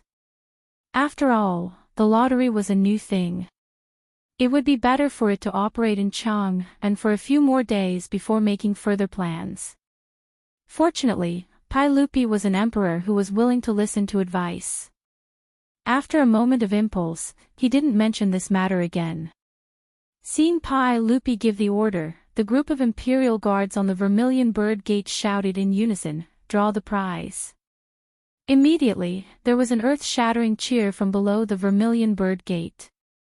The sound was so loud that the birds in the sky of Chang'an scattered in panic. The officials from the Ministry of Civil Affairs held 30 red balls and threw them into the roller one by one. Pai Lupi rolled up the sleeves of his yellow robe and stepped forward to shake the handle of the roller. This roller was 3 meters in diameter and made of thick iron wire. Naturally, it was very heavy. Originally, Li Wangyu wanted to let the imperial guards with strong bodies shake it. However, how could Li Er, who cared about his reputation, be willing to give his first chance to someone else? After rejecting the request for help, Pai Lupi's face turned red. He used all his strength and finally shook the huge roller. As the roller started to turn, the originally noisy crowd on the Vermilion Bird Avenue all held their breaths and stared at the roller that was spinning faster and faster. In the roller, the 30 red balls were constantly colliding and rolling. Seeing this, Li Wangyu quickly had someone remove a plate from the bottom of the roller, revealing a hole for the balls to come out. The 30 red balls were continuously turned by the roller that Pai Lupi was shaking. Finally, a red ball fell through the hole in the roller. The official from the Ministry of Civil Affairs immediately stepped forward and picked up the red ball. He raised it with both hands and showed it to the crowd below. At the same time, the imperial guards on the city gate shouted in unison, "Number 3, number 3." The shout of the first number was also transmitted to the rear by the imperial guards on both sides of the Vermilion Bird Avenue. In a moment, the entire crowd on the Vermilion Bird Avenue heard it clearly. When the first number was shaken, the previously quiet Vermilion Bird Avenue once again exploded with a huge wave of sound. The people who were anxiously waiting with their hands on the lottery tickets that they had bought let out cheers and screams. Some let out dejected sighs. Number 29. Number 29. The numbers of the lottery tickets were shaken continuously. Below the Vermilion Bird Avenue, the numbers were revealed from time to time, causing a commotion. When the last number of the blue ball was shaken, the Vermilion Bird Avenue was filled with all kinds of cries and howls. "I've won! I've won! Second prize! Dao Zhu above, I've won! Ha ha ha ha, 50 taels of gold! Congratulations, Daolong, you have to treat us. Today's Peace Square, I'll treat everyone. We're not going home until we're drunk. Haha, I've won too. Third prize, not bad. 5 taels of gold. What about the first prize? Did anyone win the first prize? That's 200 taels of gold." However, some people were crying tears of joy, some people were shouting, but no one admitted that they had won the grand prize. Pai Lupi and Li Wangyu stood on the city gate and looked at the crowd below. Suddenly, they asked, "Zio, will no one win the first prize? If no one wins, won't the people think that the lottery is a scam?" When he said that, Li Wangyu also scratched his head. That day in the Taiji Palace, when he demonstrated the lottery with Pai Lupi, there were only 20 red balls, and the probability of winning was 1 in 600,000. However, when he returned to Dingzhou village, he was mercilessly laughed at by his beautiful boss. His beautiful boss just asked him to do a simple calculation. If there were 10 million lottery tickets, how many people would win the first prize? Li Wangyu couldn't help but break out in a cold sweat when he did the calculation. According to his original idea, if there were only 20 red ball numbers, he would have lost so much that he wouldn't even have his underwear left. He would really become a child of wealth. Therefore, when the lottery tickets were officially released, Li Wangyu changed the 20 red ball numbers into 30 red ball numbers from 1 to 30. As a result, the probability of winning the first prize changed from 1 in 640,000 to 1 in 9.5 million. He replied uncertainly, "Uncle, it shouldn't be that bad, right? The lottery tickets sold a total of 14 million tickets, and the probability of winning is 1 in 9 million. Logically speaking, at least 1 or 2 people should have won the grand prize. What if no one wins the grand prize? Pai Lupi calculated in his heart and still felt that it was very likely that no one would win the prize. Li Wangyu chuckled, that, hee, uncle, I've already asked Minister Dai to prepare a lottery ticket. The number is the number you just rolled. What if? Before he finished speaking, Pai Lupi already understood what he meant and couldn't help but glare at him. This bastard was planning to cheat and get a fake first prize to fool the people. Chapter 361. Pai Lupi naturally understood Li Wangyu's actions. This was also a precaution. After all, this was the first time the lottery was held. Pai Lupi also planned to publicize it with great fanfare so that the lottery could continue to grow. If no one really won the grand prize, it would indeed cause the people to have a sense of distrust toward the lottery. Therefore, Li Wangyu's actions could not be considered cheating. It could only be considered false advertising. Li Wangyu set the rules for the lottery in the Tang dynasty. Just like in the future, within a month, the winner had to bring the lottery ticket to the Ministry of Civil Affairs to receive the prize. After discussing with Dai Zhou, he decided to wait and see. If no one came to receive the prize in 5 days, then he would arrange for someone to bring the fake lottery ticket to receive the prize. When the time came, the palace would publicize it to ensure that the lottery sales would not be affected. Of course, it was best not to cheat. After all, a fake lottery ticket was a fake. It could be hidden for a while, but it could not be hidden forever. The second, third, fourth, and sixth prizes of the lottery ticket could be redeemed directly at the lottery sales in the 6 markets. Ever since Pai Lupi publicly announced the lottery at the Vermilion Bird City Gate, there had been an endless stream of people going to the 6 markets to redeem their prizes. Among them, there were as many as 7 or 8 people who won the second prize of 50 taels of gold. As for the other small prizes, there were even more. The people who received their prizes not only beamed with joy, but also turned and went straight to the lottery sales counter to continue to buy the next lottery ticket. These people who came to receive their prizes attracted the envy of the surrounding people. The people who were originally just watching could not help but walk into the lottery sales counter and spend a few copper coins to buy a few lottery tickets. However, after 2 or 3 days, there was still no first prize winner. It inevitably caused the people in Chang and who bought the lottery ticket to discuss it. There were those who doubted it, and there were those who suspected that the officials were cheating. The chain reaction was that in the days after the lottery was held, the lottery sales in the 6 markets showed varying degrees of decline. During the peak period, the lottery sales in the 6 markets could sell more than 2 million taels of gold. In the past 2 days, it had dropped to more than 1 million taels of gold. This made Dai Zhou very anxious. Let's not talk about how Dai Zhou, the Minister of Civil Affairs, was so anxious that he couldn't immediately send the fake winner to receive the prize.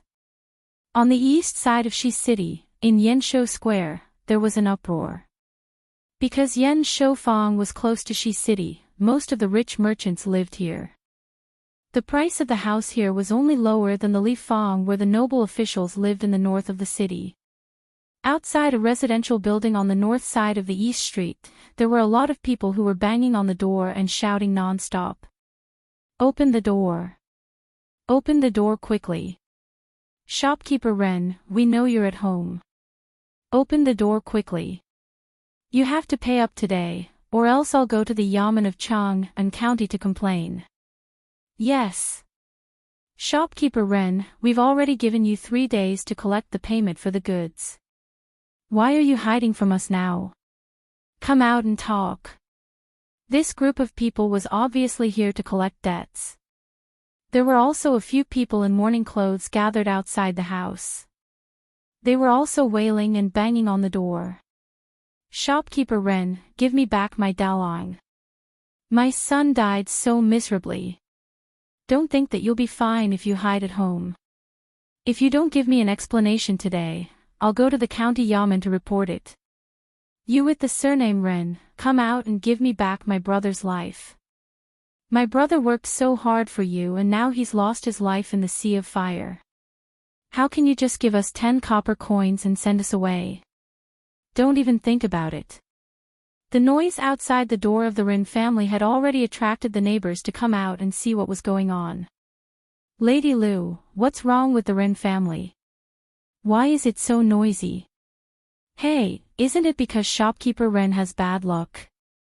His shop caught fire a few days ago and all the goods were burned. Now, the owner of the goods and the creditor are here to collect debts. Shopkeeper Ren is really unlucky. He's such a good person and has never been angry with anyone. He's also honest when doing business. How could he suffer from such an unexpected disaster? Shopkeeper Ren's craftsmanship in making saddles is passed down from his ancestors. Even the nobles in Chang and city would ask shopkeeper Ren to customize saddles. This business is also not small. Even if the shop was burned, it shouldn't be to the extent of being chased for debts, right? A neighbor who knew the Ren family asked in confusion. Shopkeeper Ren, who was being chased for debts, ran a saddle shop in Chang and West City. He specialized in making saddles, reins, and other utensils. Because of his excellent craftsmanship, his business had always been good. A neighbor who knew about this explained, I heard that a few days ago, a nobleman asked shopkeeper Ren to customize a set of saddles. He requested that it be made of good leather and wood and also inlaid with gold and jewels on the saddle. After shopkeeper Ren received the deposit, he spent a lot of capital to buy a batch of precious wood and leather. He also bought a lot of gold and jewels on credit. In the end, it was all burned. Now, the saddle can't be delivered and the gold and jewels on credit are also being chased by others. The neighbors shook their heads and sighed. They felt that shopkeeper Ren was really unlucky. Someone asked in confusion, who are those wearing mourning clothes? It's the family of the shop assistant. They felt that the money given by shopkeeper Ren was too little and came to make a fuss. Shopkeeper Ren was really wronged. The Marquis of West City said that the shop assistant who was on night duty accidentally knocked over the oil lamp. This caused the fire and the shop assistant was burned to death. It's already good that shopkeeper Ren didn't ask for compensation from his family. He even gave 10 strings of money for the fire, which can be considered as benevolent. But the shop assistant's family felt that the money was too little and came to him crying and demanding compensation. Bah, that family has no shame. They burned all of the boss's goods and still want compensation. They're really shameless. That's right, Sai, public morals are really degenerating day by day. Buddha above, I hope that shopkeeper Ren's family can safely survive this disaster. When the neighbors were discussing and banging on the door, the Ren residence was also closed with a gloomy atmosphere. Wife, bring Xiao Lang back to stay with your family for a few days. I have my own ways to deal with the family matters. Husband, what other ways do you have now? The family owes almost 500 strings of copper. Unless you sell this residence, how will you repay the debt? Madame Rin cried while wiping her tears. No, I can't sell this residence. This is my ancestral property, how can I sell it? How can I be an unfilial descendant and shame my ancestors? Then what other ways do you have? Those people outside are making a fuss every day. Even the shop assistant's family asked for 50 strings of copper. They're really shameless. Alright, stop talking. The dead can't be brought back to life. Forget it. With my ancestral skills of making saddles and reins, how can I starve to death? Sigh, if there's no other way, I'll ask the master of Ximing Temple to borrow money for the kitchen. Shopkeeper Ren's words made his wife suddenly stand up and grab his robe tightly. Husband, you can't borrow money for the kitchen. Those monks eat people without spitting out the bones. Wife, what can I do if I don't borrow money for the kitchen? I've asked the county government of Chang and County. It's not that easy to borrow money. Sigh, you don't have to say anymore. I know what to do. Although the profits from the kitchen are high, as long as we get through this crisis and rebuild the store, I'll definitely be able to repay the kitchen. But... Chapter 362. The fragrant kitchen mentioned by the Ren couple was referring to the temple's loan. The fragrant kitchen was the temple's kitchen and had close contact with the people. Over time, the fragrant kitchen became the temple's name for loan sharks among the people. Even though the temple was lending money, the interest was not low at all. It was still okay to borrow for food, and the interest was 50%. However, if one borrowed for copper coins, the interest was 10% a month and 120% of the principal for a year. In other words, if one borrowed 100 strings of cash from the temple, they would have to return 10 strings of cash each month as interest, and return 100 strings of cash a year later. The 120% annual interest rate of the fragrant kitchen made many borrowers unable to repay and went bankrupt. Now that the Rin family owed 500 strings of cash, if they wanted to rebuild the saddle shop, they would need at least 100 to 200 strings of cash. In other words, if the Rin family wanted to get through this difficult time, they would need at least 700 strings of cash. The Rin family had several generations of experience in the saddle shop and also had some assets. In addition to real estate and shops, they also had a few thousand strings of cash. In the future, it was equivalent to a few million. Originally, even if the shop had a fire, it would not have been so serious that they would be forced to borrow for the fragrant kitchen. However, shopkeeper Ren, who had always been cautious, could not resist the persuasion of his friends and was attracted by the dozens of times profit. He invested most of his family's assets into his friend's caravan. He spent a lot of money to buy silk and entrusted his friend's caravan to transport to the western region. A bolt of silk from the Tang dynasty was worth 3,600 strings of cash. On the Silk Road, most of the trade was done through bartering. A bolt of silk was traded to various countries in the western regions, and could be exchanged for 2 stunning beauties, or a western region's precious horse. Regardless of whether it was a beautiful woman or a western region horse, they could be sold for at least 50 strings of cash after being transported back to Chang'an. Under the stimulation of the dozens of times profit, shopkeeper Ren directly purchased more than 200 bolts of silk and entrusted them to his friend's caravan. If everything went well, these 200 bolts of silk could become more than 400 horses a year later. After deducting the profit and expenses from the caravan to his friend, the Ren family's profit would be no less than 20,000 strings of cash. Mark said in Das Kapital, with 50% profit, capital will take risks. With 100% profit, capital will dare to trample on all human laws. With 300% profit, capital will dare to commit any crime, even at the risk of being hanged. Although shopkeeper Ren didn't dare to trample on the law, he still took a risk because of the high profits and invested all of his family's savings into it. His friend's caravan set off on time, but even if everything went smoothly, it would be at least a year before they returned. However, an unexpected fire forced shopkeeper Ren into a dead end. In the Ren family, Madame Ren was crying non-stop. She couldn't figure out how her family had become like this out of the blue. Shopkeeper Ren let out a long sigh. Sigh, we can't hide forever. This isn't a solution either. Today, I will go to Shiming Temple and pay off my debt first. Let's talk about other things later. Husband, is there really no other way? Shopkeeper Ren laughed bitterly. Could it be that copper coins can still fall from the sky? Sigh, it's all because your husband was greedy and invested all our savings into the caravan. Madame Ren wiped her tears and suddenly thought of something. She hurriedly ran back to the backyard and took out a piece of paper. Husband, a few days ago, I also bought a lottery ticket from that county's son. If I win, won't I have money? It's 200 taels of gold. Shopkeeper Ren's face became even more bitter. Wife, you don't understand mathematics and don't understand the mystery of this lottery ticket. Your husband has roughly calculated before. Although I didn't calculate the probability of winning the lottery, I know that it's really a daydream to expect to win the lottery. I don't know about probability, but you can win the lottery as long as you guess 7 numbers, right? Who knows, maybe this concubine will win the lottery. Husband, I heard that a few days ago, the sage had already won the lottery at the Vermilion Bird Gate.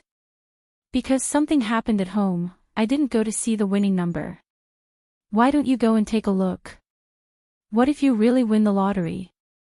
Wife, you're really turning to any doctor in a desperate situation. Don't mess around. Your husband won't talk to you anymore. I will go and send away the creditors outside and then go to Shiming Temple to borrow money. Shopkeeper Rin turned to leave, but Madam Rin stuffed the lottery ticket into his hand. Husband, go and take a look. What if you win the lottery? Shopkeeper Rin shook his head and smiled bitterly.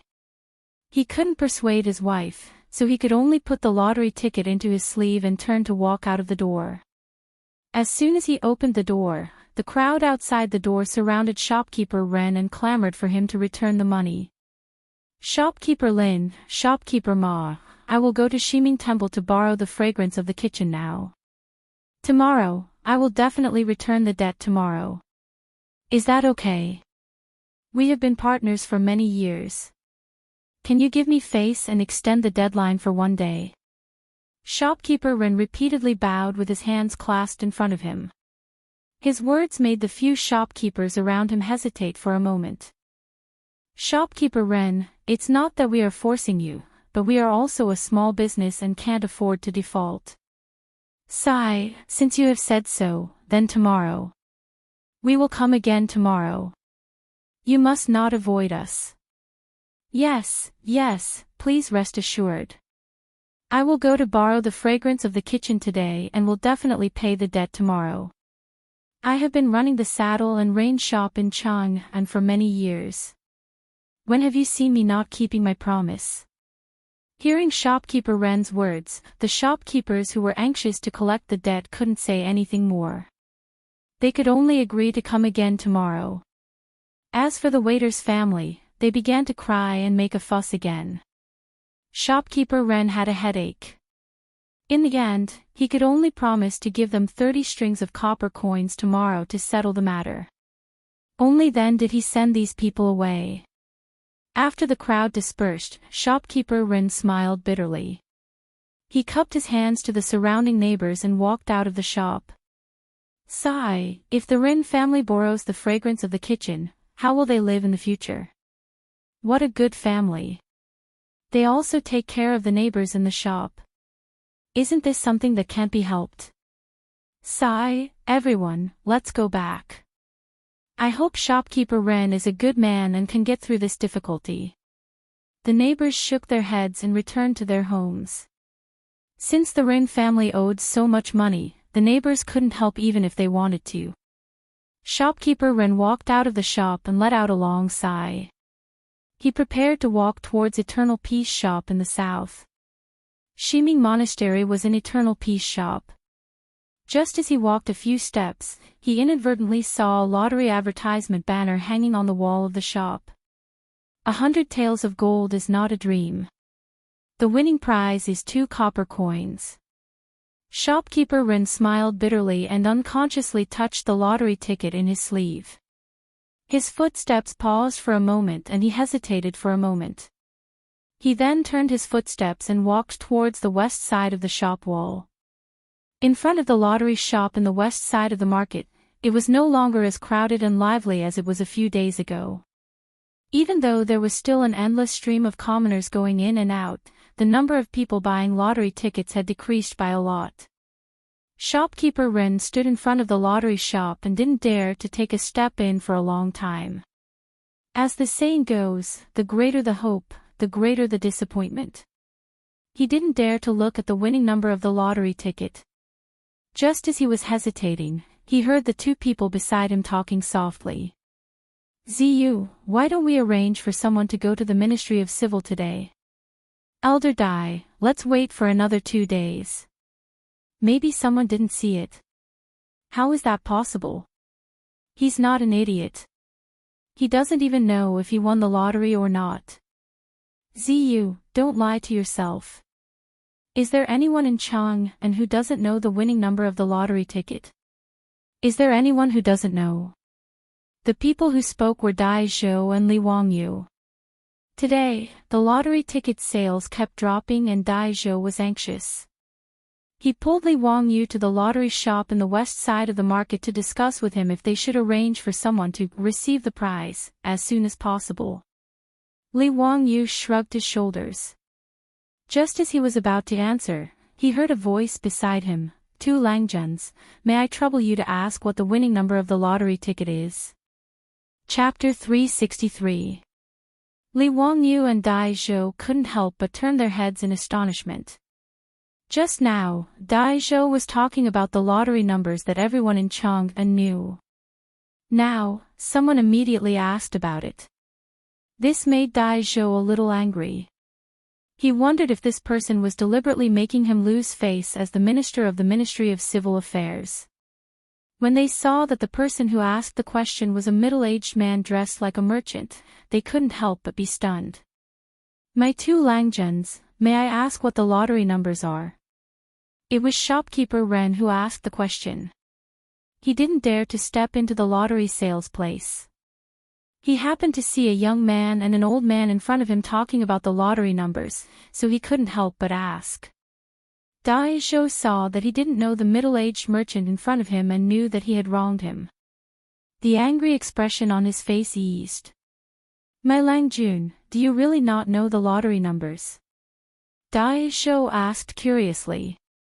Shopkeeper Ren cupped his hands and replied, "Yes, yes. Something happened at home a few days ago, so I didn't have time to check.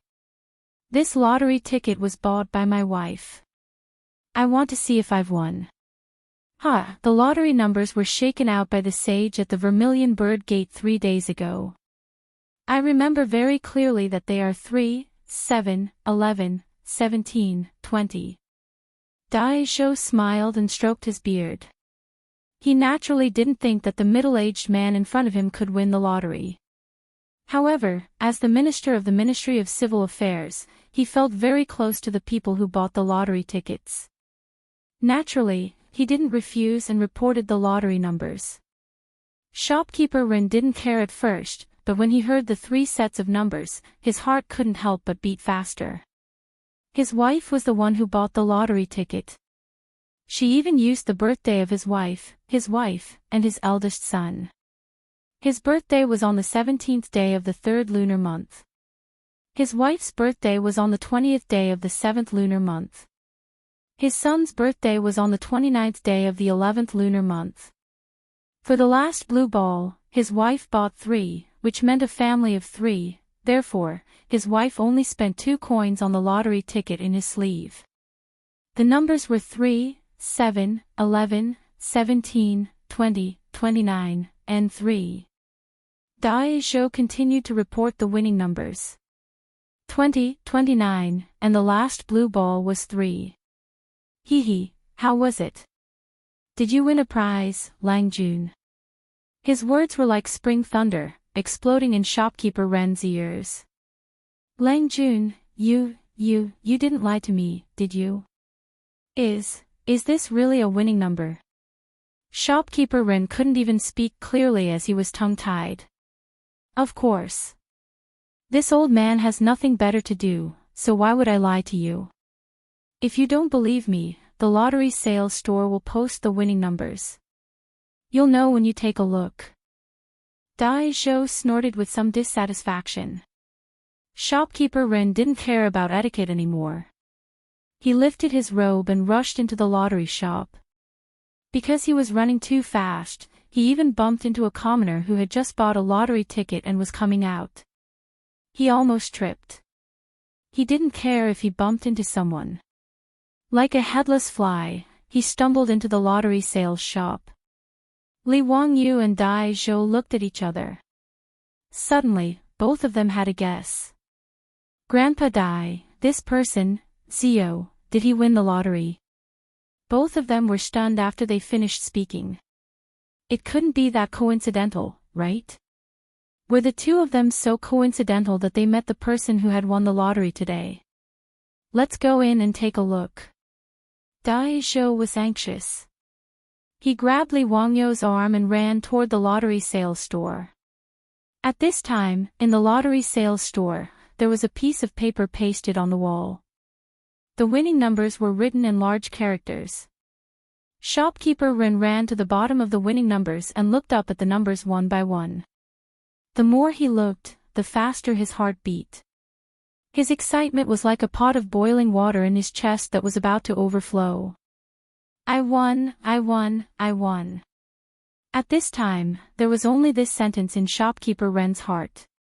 His hands trembled as he took out the lottery ticket from his sleeve. He carefully checked the numbers on it word by word.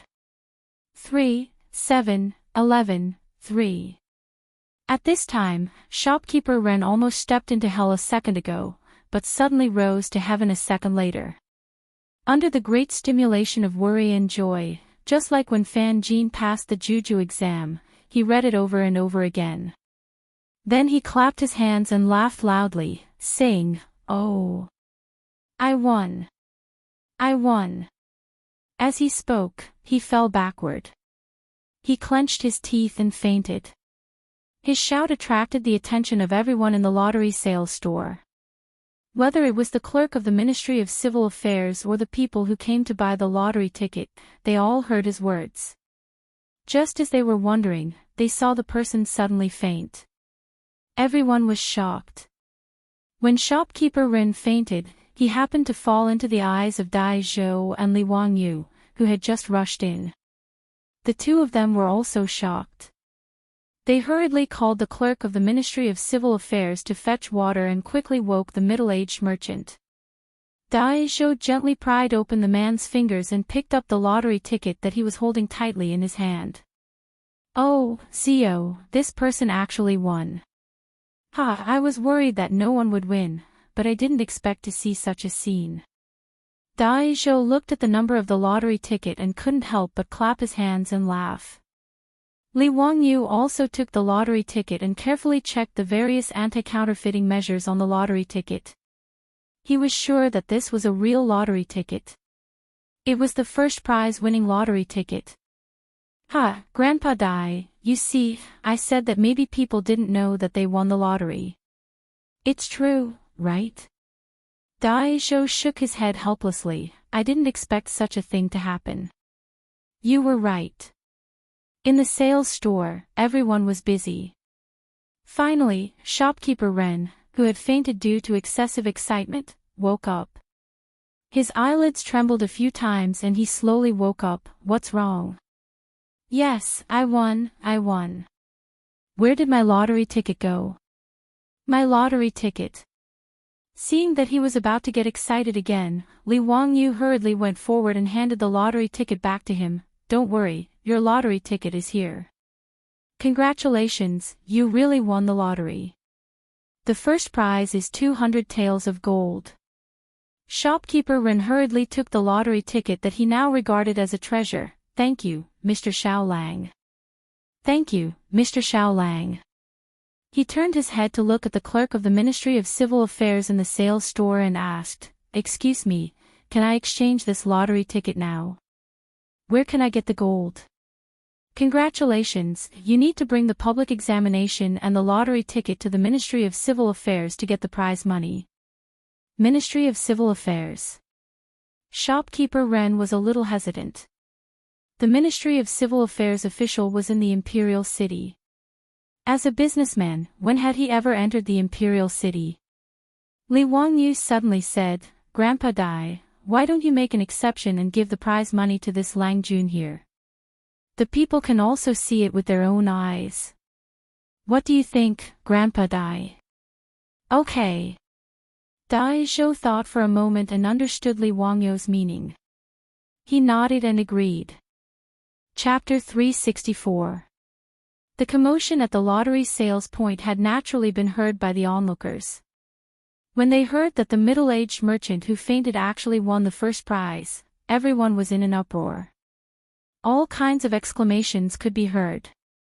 "He won, this person won the first prize. Buddha, is there really someone who won the first prize? That's 200 taels of gold. Damn it, it's the first prize. Why didn't I win the prize? It would be great if I won the prize. I must go to Shi City first and buy a huji to bring home. You wastrel, stop dreaming. TSK, this person is really lucky. More and more people heard that someone had won the grand prize and gathered around. This made shopkeeper Ren very nervous. He held his lottery ticket tightly in his hand, afraid that it would be snatched away. When Li Wangyu saw this, he hurriedly called the Imperial Army of the Golden Guards who were guarding the lottery shop to separate the crowd. Only then did shopkeeper Ren feel slightly relieved. There were even more people who had bought their lottery tickets and were about to leave. However, they turned back to the counter and took out copper coins from their money bags to buy their lottery tickets again. Obviously, they were stimulated by shopkeeper Ren winning the prize. Lang Jun, did you bring your lottery ticket for the public examination? When the official from the Ministry of Civil Affairs saw that Dai Zhou nodded and agreed to immediately redeem the prize, he went forward and asked. Yes, I did bring it. Shopkeeper Ren nodded repeatedly and reached out to take out his ticket for the public examination. He was originally prepared to go to Shiming Temple to borrow the fragrance accumulation kitchen. Naturally, he had to bring his identification. The official from the Ministry of Civil Affairs checked his ticket and asked someone to double-check his lottery ticket. Only then did he take out a brush, ink, paper, and inkstone and let shopkeeper Ren register and receive his prize. Duke Ren, do you want gold or copper coins? 200 taels of gold and 1200 strings of copper coins. Can I have half gold and half copper coins? Shopkeeper Ren thought that it was inconvenient for him to have more than 500 strings of copper coins to pay for the compensation. The official from the Ministry of Civil Affairs smiled and nodded. No problem, Duke Ren, don't be impatient. I will immediately arrange for the treasury to send the gold and copper coins. Shopkeeper Ren gratefully bowed again and again. At this time, he remembered that he had not thanked Li Wangyu and Dai Zhou. He hurriedly walked in front of the two and bowed. I would like to thank both of you for your help just now. Please forgive me for offending you just now. Dai Zhou twirled his beard and said with a smile, it's all right. It's understandable that you're overjoyed when you hit the jackpot. But don't be so agitated in the future. It's not worth it to hurt your body. Shopkeeper Ren replied, yes, you're right. I was too agitated just now. The main reason was that something had happened to his family, and he really needed this bonus. I won't hide it from the two of you. Just now I was prepared to go to Shiming Temple to cook. Fortunately, when I was leaving the workshop, I saw the cover of the lottery. That's why I came to Shi City to see if I could win the lottery. Oh. Judging from your attire, you must be a merchant, right? How did you end up in such a predicament? Li Wangyu asked curiously. Shopkeeper Ren let out a long sigh and recounted his experience. At the end of his story, shopkeeper Ren couldn't help but shed tears. Fortunately, the son of Huxian created this lottery. Fortunately, my wife bought this lottery. Otherwise, I really wouldn't know what to do. When Dai Zhou heard this, he couldn't help but laugh at Li Wangyu. Zio, I didn't expect that your lottery would allow eunuch Ren's family to be saved from a hopeless situation. It's really a good story. Li Wangyu also didn't expect such a coincidence. It seemed like this really was fate. Dai Zhou's words stunned shopkeeper Ren. He looked at Li Wangyu in disbelief. Lang Jun, are you the son of Huxian? Li Wangyu smiled and nodded at him.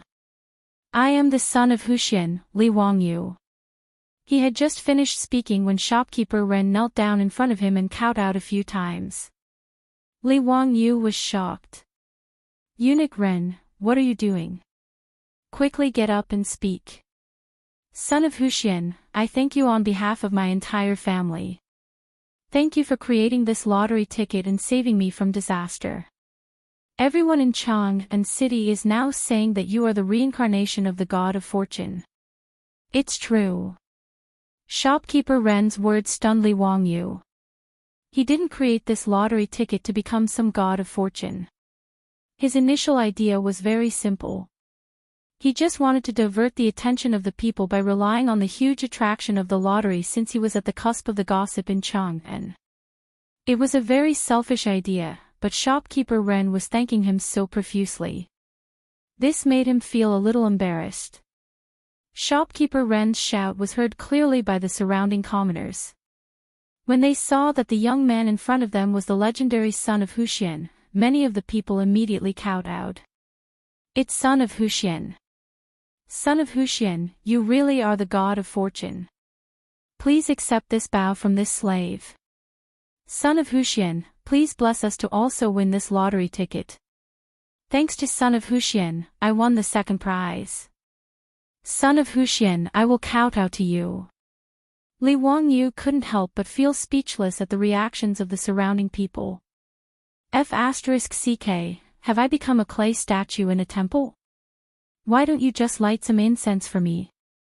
He didn't know that many of the people who bought the lottery ticket had placed a memorial tablet with his name on it at home and burned incense and kowtowed to it every day. If Li Wangyu knew about this, he would probably want to kill someone. What are you saying, Shopkeeper Ren? Quickly get up. This lottery ticket was created only because of the wisdom of the saint and the support of Minister Dai. I am not some god of fortune, but this lottery ticket is indeed a good tool to benefit the country and the people. Li Wangyu helped Shopkeeper Ren up and gestured at the surrounding commoners to get them to stand up. Everyone, the saint and the imperial court set up this lottery ticket not only to make the winners wealthy, but also to fill the national treasury. Moreover, 20% of the money will be used to protect the people. Therefore, by buying the lottery ticket, not only can you enrich yourselves, but you can also be compassionate to the young, old, and poor. This is a matter of great merit. If you want to thank me, why don't you buy a few more lottery tickets? Buying lottery tickets is accumulating virtue. Li Wangyu's words made the surrounding people applaud and cheer. Shopkeeper Ren, who had just won a big prize, couldn't help but run to the counter and take out a lot of copper coins from his money bag to buy a few more lottery tickets. Not long after, the Ministry of Civil Affairs took the gold and copper coins from the treasury and were escorted by the Imperial Army of the Golden Guards. They were sent in a four-wheeled carriage to the Shi City lottery shop. 100 taels of gold wasn't conspicuous and was just a small bag. But 600 copper coins was a large pile that weighed 3 tons. Looking at the cart full of copper coins, the surrounding people gasped and gasped. Envy and jealousy filled the air. Flaunting wealth, this was simply blatant flaunting wealth. This cart of copper coins was no different from a cart full of RMB in the future. Many people had never seen such wealth in their lives. Li Wangyu and Dai Zhou obtained Shopkeeper Ren's consent and simply let the Imperial Army of the Golden Guards escort the coins. The officials of the Ministry of Civil Affairs beat the gongs and drums and directly sent the copper coins to the Ren family in Longevity Extension Square. Along the way, it attracted the attention of many people and made the lottery a living advertisement in Chang'an City. Chapter 365.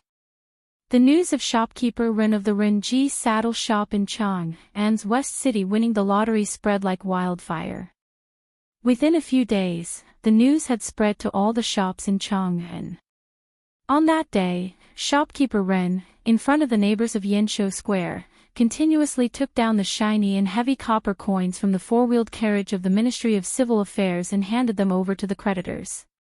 The scene of them clearing their debts was also spread everywhere along with the mouths of the people. There were those who were envious and those who were jealous. As a result, the lottery outlets in the 6 markets were once again filled with people buying lottery tickets. Shopkeeper Ren's family avoided bankruptcy because of the lottery tickets that cost 2 copper coins each. Not long after, the Renji Saddle Shop in the West City was rebuilt and its business was even better than before. A year and a half later, shopkeeper Ren's friend's caravan returned to Chang, and with a large group of horses from the west region. The Ren family once again earned more than 20,000 coins and became a famous wealthy merchant in Chang'an. The matter of him winning the lottery back then had always been talked about enthusiastically, and shopkeeper Ren was also proud of it. Buying lottery tickets also became a habit of shopkeeper Ren. Although he did not win any more prizes, he still enjoyed it. These were all stories for later, so let's not talk about them for now. The lottery tickets were successfully distributed, and Li Wangyu successfully washed away the dirty water that the aristocratic families had poured on him. He began to think about how to buy land from the Ministry of Civil Affairs Li Ru. Now in Chang'an, no one was talking about Hu Xianzi spending a lot of money to build a baseball stadium. The land in De'an and Zhaohang squares, except for Li Ru's courtyard, had been bought by Li Wangyu through the Ministry of Works. If he wanted to start the baseball stadium, he had to deal with Li Ru. During this time, Li Wangyu was not idle. He had already asked the Fancy Pants to help him find out about Li Ru's situation. Although Li Ru and his sister Li clan both had the surname Li, they were not from the Li clan in Longxi or the Li clan in Zhao County, nor were they relatives of the Li Tang royal family.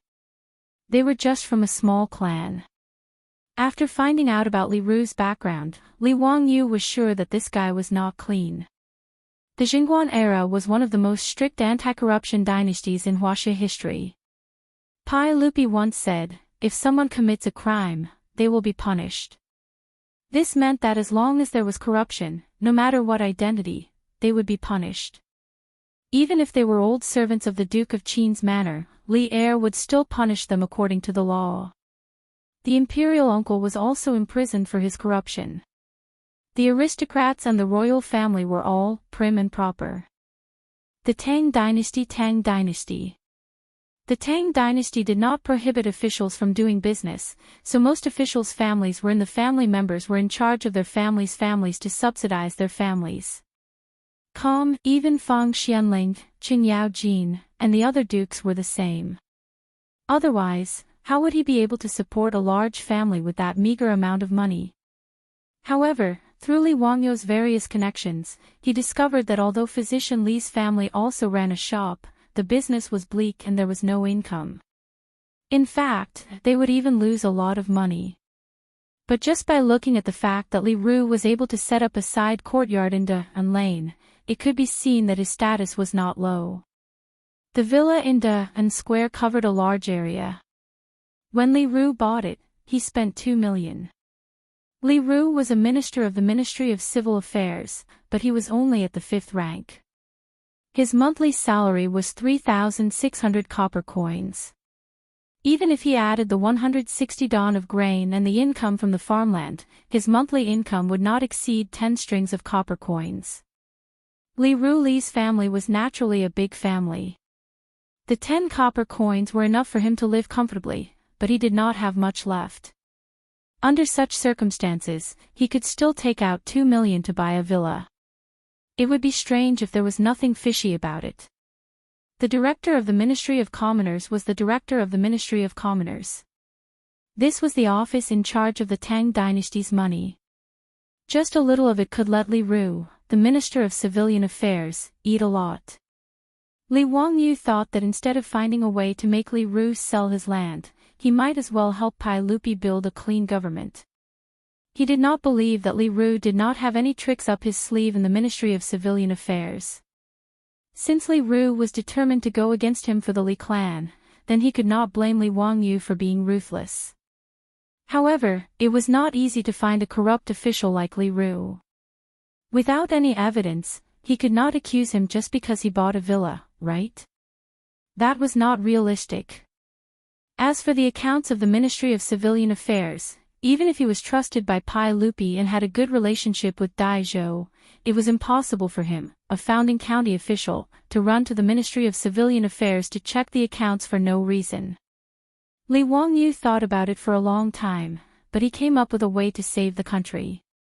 Today, Li Wangyu put on his brand new founding county official robes and went out early in the morning to Chang'an City to attend the court meeting. When the officials saw that Li Wangyu rarely appeared, those who were familiar with him all came up to tease him. Zio, why are you attending court today? What did you come up with this time? Little nephew of the Li family, did you come up with something fun? Quickly take it out for me to see, wahahaha. Zio, this should be the 5th time you've attended court, right? You really are a rare guest, huh? Teacher, what is the matter today? Why don't you tell me first? I can cooperate with you later. Li Wangyu was speechless. He could only cup his hands and bow to the crowd, indicating that he had nothing to do. He was just bored at home and had come to listen to the court meeting. However, no one believed his words. They all smiled, waiting to see what this guy was up to. Not only did the officials think this way, even Pai Lupi thought the same after he sat on the throne. County official, what is the matter today? Pai Lupi asked first, causing the officials to look at him. Li Wangyu felt like 10,000 mud horses were galloping through his heart. Why did everyone think that he was attending court to cause trouble? Although he did have something to do today, Li Wangyu couldn't help but blush with shame after being exposed by Pai Lupi. Your Majesty, this subject has nothing to do. Pai Lupi looked at him suspiciously, but his face said, we don't believe you. The number of times that Li Wangyu attended the imperial court could be counted on one hand. The first time he attended the imperial court, he made the Dao ancestors show his divinity, which made the aristocratic families who forcefully heir to issue an imperial edict of guilt speechless. The second and third time, he had been impeached by the imperial censors. In the end, Li Wangyu had refuted them in court, causing the imperial censors to lose face. The last time he had attended court, it had been for the lottery. In the Taiji Palace, he had taken 30,000 taels of silver from the officials. He had even gotten Pai Lupi to agree to the lottery. Today, this guy had come to court again. What was he up to this time? Seeing Li Wangyu insist that he had nothing to do, Pai Lupi could only suppress his suspicions and begin to discuss court affairs with the officials. Halfway through the discussion, Minister of Civil Affairs Dai Zhou stood up and reported to Pai Lupi about the lottery sales. Li Wangyu also stood up. Your Majesty, this subject has something to report. Pai Lupi and the officials all had the same thought. This guy was here again. Chapter 366. Li Wangyu's shout attracted the attention of all the officials in the hall. Even Dai Zhou stopped talking and looked at Li Wangyu with a smile. Pai Lupi raised his arm at him speechlessly, indicating that he should speak quickly. Being stared at like this, Li Wangyu blushed with shame. He could only clear his throat and raise his hands apologetically to Dai Zhou before continuing. Your Majesty, I just heard Minister Dai say that the Ministry of Civil Affairs was calculating the amount of lottery sales and suddenly remembered something. The Ministry of Civil Affairs of the Tang dynasty is in charge of land, money, and grain. However, the officials in the Ministry of Civil Affairs are not good at mathematics and their calculation efficiency is too low. Before he could finish, Dai Zhou couldn't help but interrupt him. As the Minister of Civil Affairs, although Dai Zhou had a good relationship with Li Wangyu, he couldn't help but frown. County magistrate who, all the officials in the Ministry of Civil Affairs are proficient in mathematics. Although there may not be anyone as knowledgeable as you, I dare say that there is no one in the world who is better than you in mathematics. Dai Zhou was also a bit angry and his tone was unavoidably tough. As the head of the Ministry of Civil Affairs, he naturally couldn't bear to hear Li Wangyu criticize the Ministry of Civil Affairs for its poor calculation ability. Li Wangyu saw that the old man was angry and quickly bowed deeply. Minister Dai, if what I said is wrong, please don't blame me. However, the Ministry of Civil Affairs calculation method is indeed backward. I am only thinking for the Ministry of Civil Affairs, which is why I brought this up. In truth, if Li Wangyu had communicated with Dai Zhou privately, Dai Zhou definitely wouldn't feel any disgust. Instead, he would be grateful to Li Wangyu. However, to say that the Ministry of Civil Affairs' calculation ability was bad in front of all the officials, wasn't this slapping Dai Zhou's face? It was no wonder that the old man was angry. However, Li Wangyu had other intentions, so he couldn't care less about offending Dai Zhou. In any case, he believed that as long as what he said was true, Dai Zhou would be grateful to him. Humph. Today, this old man would like to ask for advice. Let's see how brilliant county magistrate's arithmetic is. Dai Zhou flung his robe angrily, no longer giving Li Wangyu any face. Li Wangyu had been waiting for him to say this. He quickly climbed up the pole and said, "Your Majesty, since Minister Dai doesn't believe me, I would like to have a competition in this hall today to prove that what I said is true. Is that okay?" Pai Lupi rubbed his temples and thought to himself, this guy is really here to cause trouble. However, he could not remain indifferent to Li Wangyu's words. After all, if what he said was true, it would be a good thing for the Ministry of Civil Affairs to increase their efficiency. "Huxianzi, how do you want to compete?" Pai Lupi asked. It's simple. Minister Dai, please find 10 officials from the Ministry of Civil Affairs who are proficient in calculation. Let them compete with my 2 disciples in calculation speed in this hall and see if what I said is false. As soon as Li Wangyu finished speaking, the officials all looked at Ma Zhou and Yan Liben in the hall. The 2 of them were also confused. They stood up in disbelief, looked at Li Wangyu, and then pointed at themselves. "Are you sure, teacher?" Although the 2 of them had studied with Li Wangyu, they had very little contact with mathematics. Wasn't it a joke to have them compete with officials from the Ministry of Civil Affairs in calculation? Li Wangyu hurriedly waved his hand and said, "King Bin, Liben, I'm not talking about you." He then cupped his hands towards Pai Lupi and said, "Your Majesty, I'm talking about His Highness the Crown Prince and His Highness the King of you." As soon as Li Wangyu said this, Dai Zhou's face darkened. The officials from the Ministry of Civil Affairs who were qualified to attend court also had ugly expressions. The officials were in an uproar. They all looked as if they had seen a ghost. Some even rubbed their ears, wondering if they were hearing things. The Crown Prince and His Highness the King of you. Li Qingqian was only 9 years old and Li Tai was only 8 years old. Although the 2 of them had noble statuses, they were still just 2 young children. Did County Master Huxian just say that he wanted these 2 young children to compete with 10 officials from the Ministry of Civil Affairs who were proficient in calculation? This was truly the greatest joke in the world. Pai Lupi was also speechless. Although Li Qingqian and Li Tai were his precious sons, Li Wangyu shouldn't be messing around like this. Wasn't this just blatantly humiliating Dai Zhou and the others? If one were to say that Li Wangyu's calculation ability was better than the officials from the Ministry of Civil Affairs, both Pai Lupi and Dai Zhou believed this. Back in Zhang Liang's residence, Li Wangyu had already displayed his calculation ability. But now, he was shamelessly boasting that 2 young children who had only studied with him for a little more than a month were better than the officials from the Ministry of Civil Affairs. No one would believe such words. County Master Huxian, don't joke around. Pai Lupi's face stiffened. Hurry and apologize to Grandpa Dai. How could you say such a joke so casually?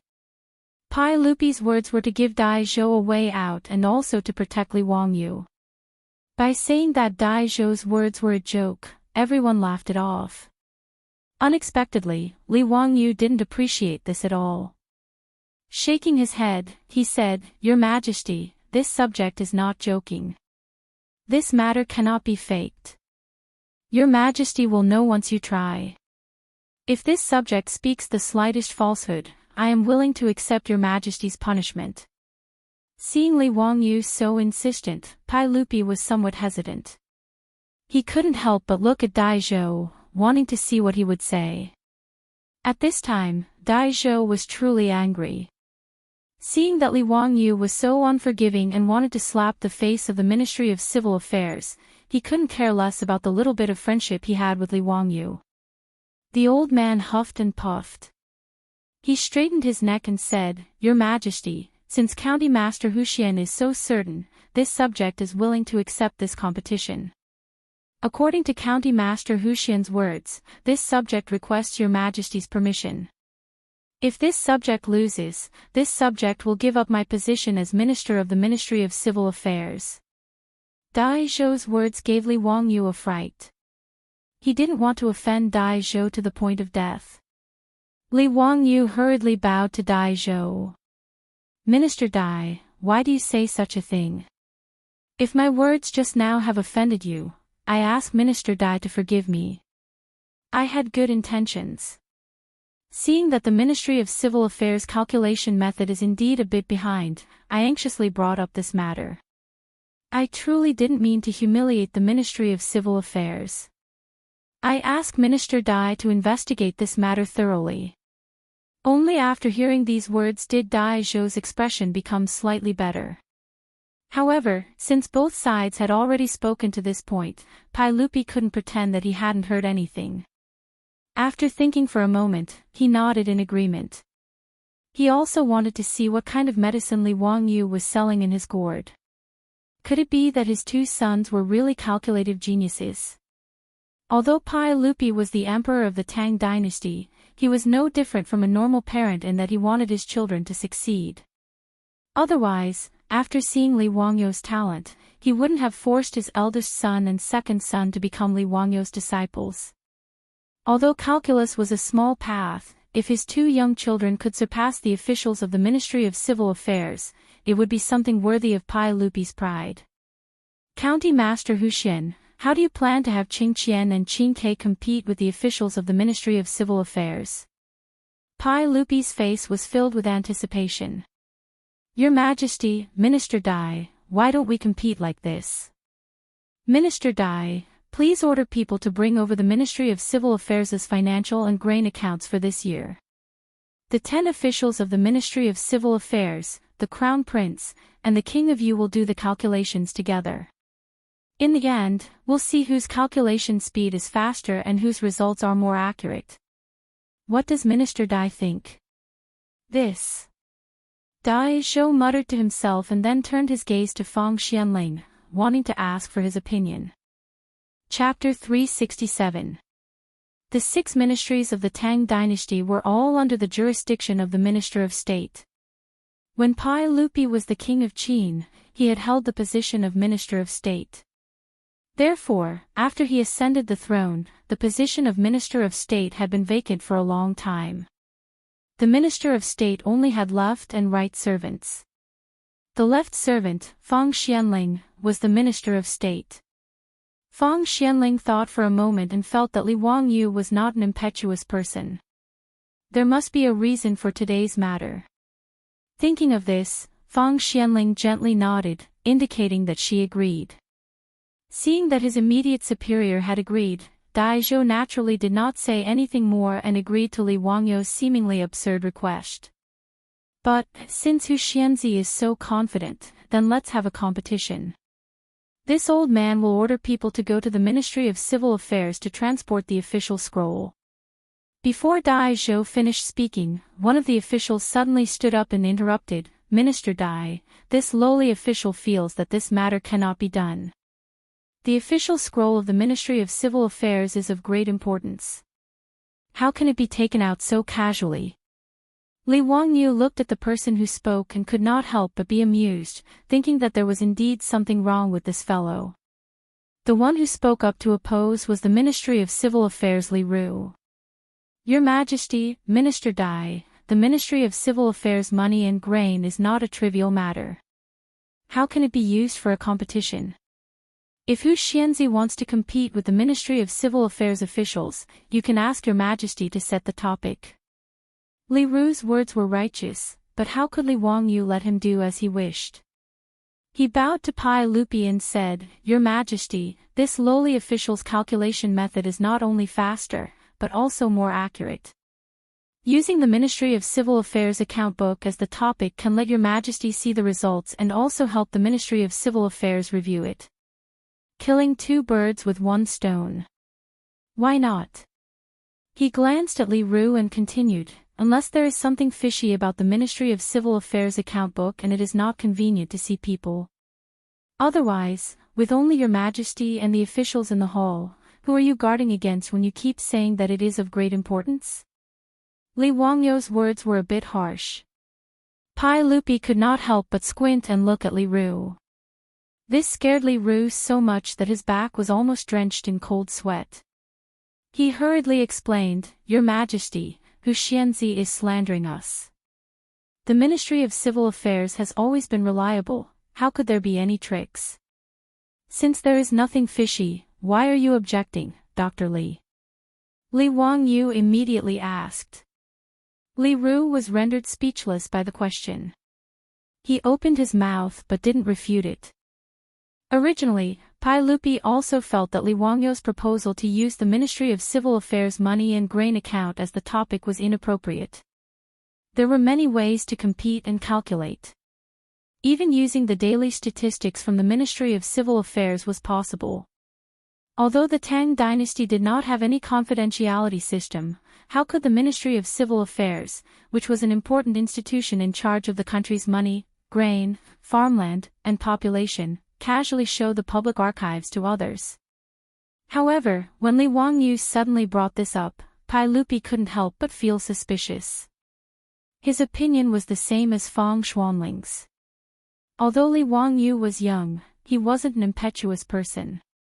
Today, he inexplicably suggested that the Ministry of Civil Affairs was behind in mathematics and asked for a competition. He also asked that the Ministry of Civil Affairs money and grain account be used to compete and calculate. Pai Lupi couldn't help but think about it. Was there really someone who was so daring? Did he dare to do anything to the Ministry of Civil Affairs money and grain account? Official Dai, according to Hu Xianzi's proposal, have someone send over this year's money and grain account. In addition, send 10 officials who are proficient in mathematics to the palace. Yes, Your Majesty. Once Pai Lupi's golden mouth opened, there was no more dispute. Dai Zhou bowed and immediately went to arrange the matters. Pai Lupi also ordered an internal servant to report to Empress Changsun in the Eastern Palace and bring Crown Prince Li Qingqian and Prince Li Tai to the palace. At this time, the officials were whispering to each other, discussing the intentions of Hu Xianzi's actions today. These officials weren't fools. Everyone could see that Li Wangyou wanted to use the Ministry of Civil Affairs money and grain account to make an issue out of it. The officials were all speculating whether or not there really was something fishy about the Ministry of Civil Affairs money and grain account. As for Li Wangyou's suggestion of having the Crown Prince and Prince Yu compete with the Ministry of Civil Affairs money and grain account, everyone, including Pai Lupi, thought that it was just Li Wangyou's excuse. At this time, Li Ru was naturally nervous, but he wasn't too worried. He had only objected out of caution. Li Wangyou's guess was naturally correct. As an official of the Ministry of Civil Affairs, Li Ru's family didn't have any property.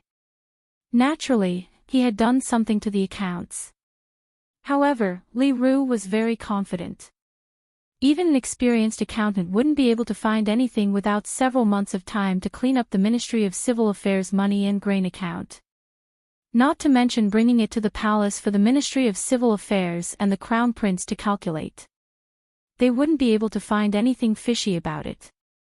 The Tang dynasty's accounting system inherited the Qin and Han dynasty's daily harvest, monthly budget, and annual meeting system. There were 3 sets of accounts. Usually, what he submitted to Dai Zhou were the monthly budget and annual meeting accounts. As for the daily harvest, it was the daily flow of money of the Ministry of Civil Affairs. The data was too complicated, so Dai Zhou didn't look at it. The part that he had done something to was within it. The Ministry of Civil Affairs financial report had to be made in duplicate. It would be reviewed by the Pai Lupi and sent to the Ministry of Official Affairs. As for the other reports, they would be sent to the comparison department to be audited and the results would be reported to the Pai Lupi. The comparison department was one of the 4 divisions under the Ministry of Justice and was in charge of auditing the books. Even the comparison department, a professional organization, couldn't find anything wrong with the accounts, so why would Li Ru be worried that Li Wangyu would find anything? He also regretted that he had been too nervous and lost his composure. The county head of the Ministry of Civil Affairs was within the imperial city and wasn't far away. Not long later, 10 officials from the Ministry of Civil Affairs, as well as a large stack of accounts, were sent into the main hall.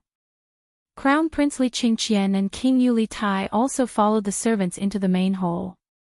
What no one expected was that the pregnant Empress Zhongsun also came. Your Majesty, I heard that the county head wants Qingqian and Qingke to compete with the Ministry of Civil Affairs officials in mathematics. I was also curious and came to the main hall. Please allow me to watch from the side. Pai Lupi naturally smiled and nodded.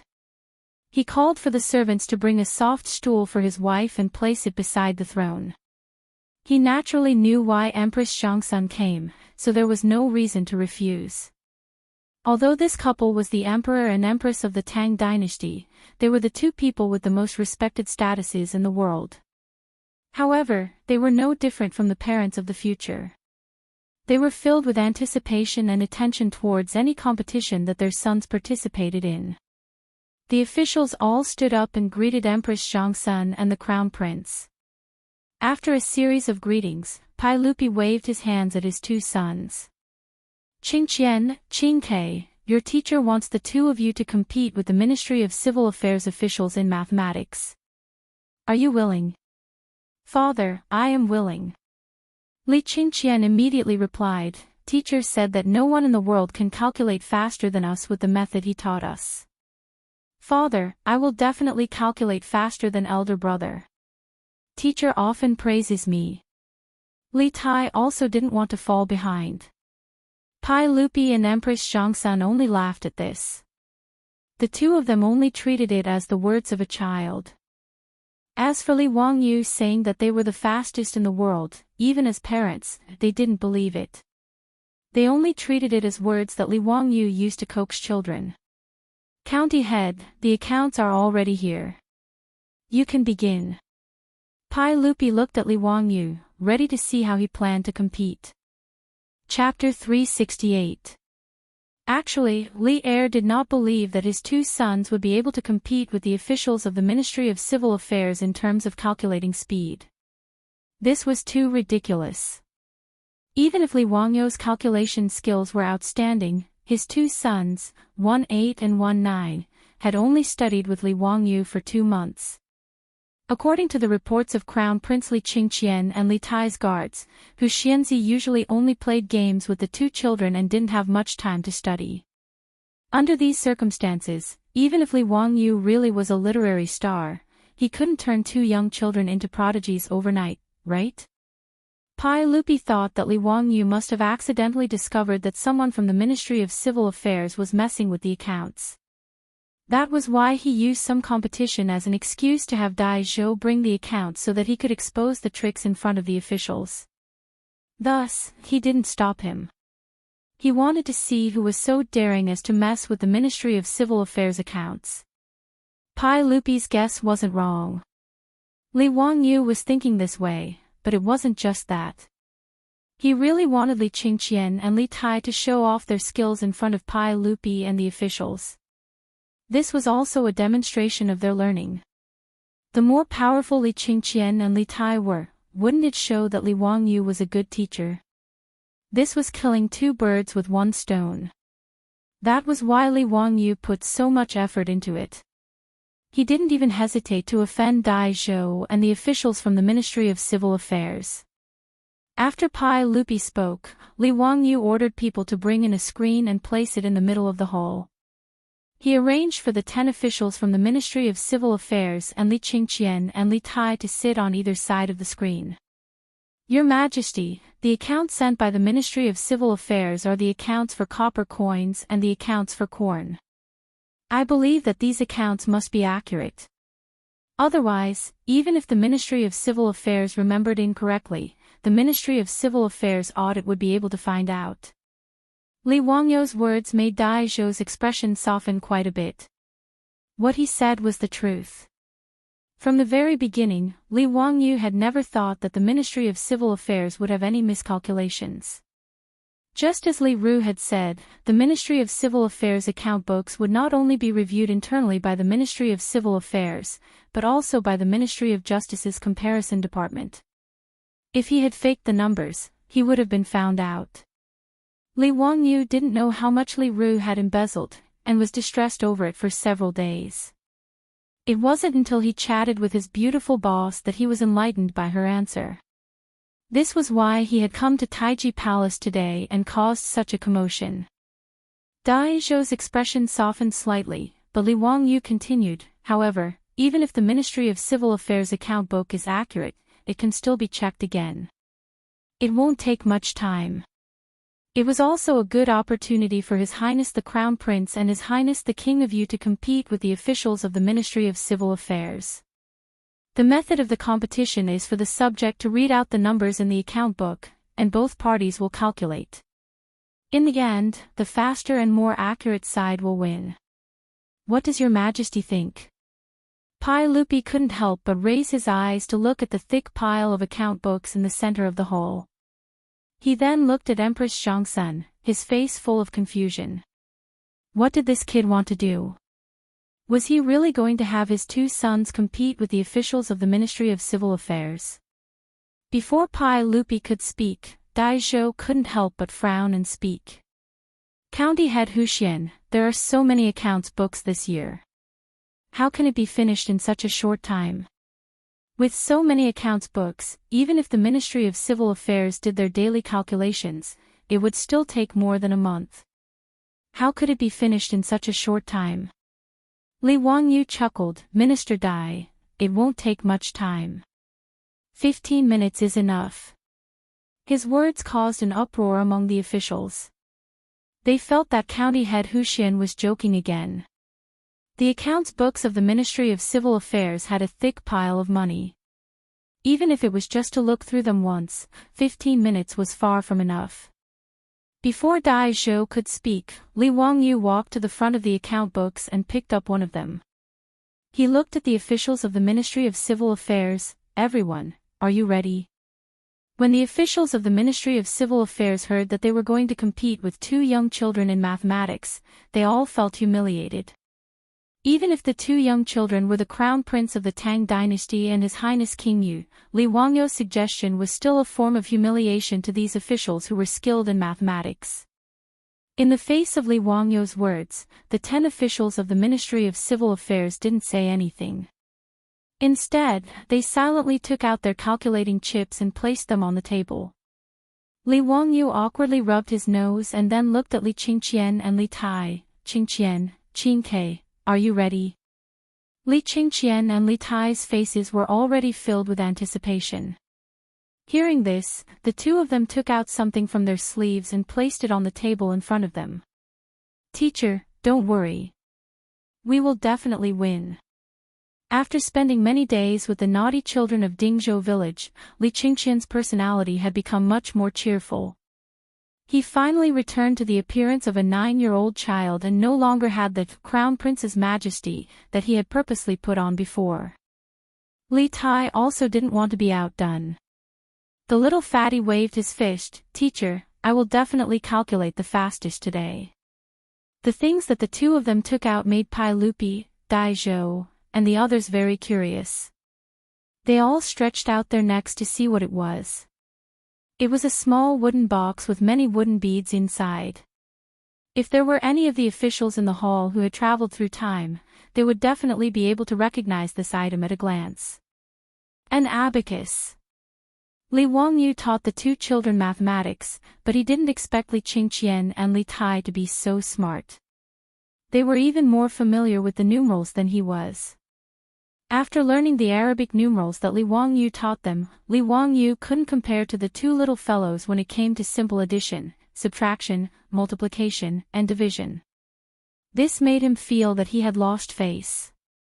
In order to save his face, Li Wangyu shamelessly copied the abacus that originated from the northern Song dynasty. As a result, the two little fellows, Li Qingqian and Li Tai, who only knew how to use numerals, were once again defeated by Li Wangyu. In reality, Li Wangyu wasn't proficient at using an abacus. After all, calculators were prevalent in the modern world. Aside from those old accountants, who would use an abacus? Li Wangyu only knew how to use an abacus because his grandfather had taught him when he was young. He only knew how to use it and was still very far from being proficient. However, no matter how rusty he was at using an abacus, his calculation speed far surpassed that of numerals. It must be known that the meritorious service of China's 2 bullets and 1 star relied on hand-operated calculators and an abacus to calculate a huge amount of data. The 2 little fellows were shocked by Li Wangyu's abacus. They worshipped their teacher even more. The 2 of them were indeed smart. They didn't need much time to use the abacus to become proficient. Especially the little fatty, Li Tai. His little chubby hands were as fast as lightning when he used the abacus. This made Li Wangyu speechless. In the modern world, he had seen some videos of gaming gods. Those were simply inhuman people who used their hands to dance on the keyboard. They made him speechless. In Japan, there was a player called Takahashi who could press the button 16 times in a second on an old-fashioned game controller and fire 16 bullets. He was called 16 Brothers in a Second.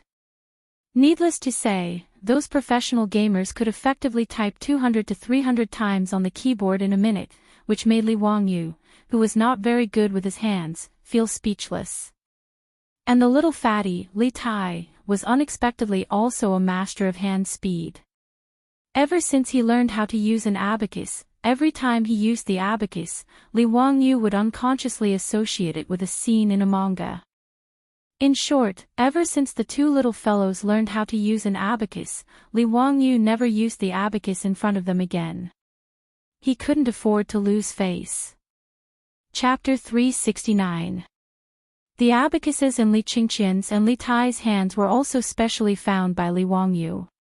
He had Carpenter Lu make them as a gift for the 2 little ones. When Carpenter Lu knew that he was making the abacuses for the Crown Prince and the King of Yu, he was very attentive. Even when her own son wanted to help, he was chased far away by Carpenter Lu. He used all of his skills to make 2 exquisite abacuses. Li Qingqian and Li Tai loved these 2 exquisite abacuses so much that they couldn't put them down. Pai Lupi and Empress Xiangsun naturally didn't recognize the abacuses their sons took out. Empress Xiangsun couldn't hold back her curiosity and asked, "Qingqian, Qingke, what is this?" "Mother, this is an abacus. The teacher gave it to us." Li Qingqian proudly shook his abacus, making a clattering sound. "What is its use?" Empress Xiangsun turned her gaze to Li Wangyu, hoping for an explanation. Li Wangyu quickly bowed, "Your Highness, the abacus is used for calculation. It is the same as counting chips, but it is faster and more accurate." Empress Xiangsun nodded. This county often made these strange things, but she didn't know how much faster this abacus was than counting chips. Could it really let her 2 sons win the competition? She didn't care about the problems with the Ministry of Civil Affairs accounts. That was something her husband needed to worry about. As a mother, Empress Xiangsun cared more about her son. Could it really be as Li Wangyu said, that he could calculate faster than 10 officials from the Ministry of Civil Affairs? Li Tai couldn't help but yell, "Mother, the teacher said that in terms of calculating speed, my abacus is the best in the world. No one can be faster than me." His words made Empress Xiangsun cover her mouth and laugh. She felt that her silly son believed everything. This was most likely Li Wangyu teasing them. They actually took it seriously. Okay, mother knows. Qingke, work hard in a bit." Empress Xiangsun smiled. However, even Li Tai, this little brat, could hear her half-hearted tone. Seeing that his mother did not believe him, Li Wangyu was so anxious that his chubby face turned red. He reached out and tugged at Li Wangyu's sleeve. "Commander, mother doesn't believe me." Li Wangyu smiled and comforted her, "Qingke, then prove it to Empress Xiangsun." I believe that your calculation speed is the fastest in the world. No one can compare to you. Their voices were not soft, and their words were heard by all the officials in the hall. Many of them laughed. Most people thought that Li Wangyu was coaxing the child again, so they laughed kindly. However, there were quite a few people who burst into laughter. The mockery in their words was too strong. Previously, Li Ru felt that he was too nervous and had lost some face. Moreover, he was unhappy with Li Wangyu, so he couldn't help but stand up again. Hu Xianzi sure talks big. Do you really think that the officials of the Ministry of Civil Affairs are all good-for-nothings? His words were clever. He directly placed Li Wangyu on the opposite side of the officials of the Ministry of Civil Affairs, causing all the officials in the hall to glare angrily at Li Wangyu. Li Wangyu glanced at Li Ru. Physician Li, Mo Fei doesn't believe me. That's simple. If you think I'm talking nonsense, why don't we make a bet? Let's make a bet. What do you want to bet? Hee, let's bet on your villa in Defy Lane. If the officials of the Ministry of Civil win, I will offer you 1,000 taels of gold. If the Crown Prince and King you win, I don't want anything else. You just have to give me your residence in Defy Lane. How about it? Physician Li, do you dare to make the bet? Since Hu Xianzi wants to give me money, how can I refuse? When Li Ru heard the offer of 1,000 taels of gold, his eyes widened. Afraid that Li Wangyu would go back on his word, he immediately laughed and nodded. The reason Li Wangyu proposed this bet was because he was afraid that if he didn't find anything fishy in the account book, he wouldn't have wasted his time. Originally, he just wanted to give it a try. He didn't expect that Li Wangyu would agree without even thinking about it. This made Li Wangyu somewhat surprised. If he had known that this guy would be so easy to deal with, he wouldn't have spent so much effort. As Li Wangyu cursed in his heart, he picked up the account book and prepared to start the competition. However, he heard someone speak from among the officials. Hu Xianzi, wait a moment. I'm also interested in making a bet with you. Are you willing? Li Wangyu looked over in surprise. It was the Duke of Chongping, Zhang Liang. Oh. The Duke is also interested. What do you want to bet? I want to bet on Zhao Yibai. If the Crown Prince and King you win, I will give you 100 taels of gold. If not, Hu Xianzi will lose Zhao Yibai to me. How about it? Zhang Liang really couldn't bear to part with Zhao Yibai. Ever since he lost to Li Wangyu in front of the Hall of Martial Virtue and lost his mount, he had been brooding. Today, after seeing Li Wangyu shamelessly boast that 2 8- or 9-year-old children were faster than an official from the Ministry of Civil Affairs, and that it was 2 against 10, he felt that his opportunity had come. Thus, after Li Wangyu made a bet with his brother-in-law, Li Wangyu, he immediately stood up. He also wanted to make a bet with Li Wangyu and win back his beloved mount. Hearing this, Li Wangyu couldn't help but grin. He only had one precious horse. After it was mercilessly seized by his beautiful superior, he was still wondering where he could buy another one. He knew that Zhang Liang's mansion also had a precious horse similar to Zhao Yibai. It was called the Jade Flower Horse. Horse was a horse with a greenish-white coat.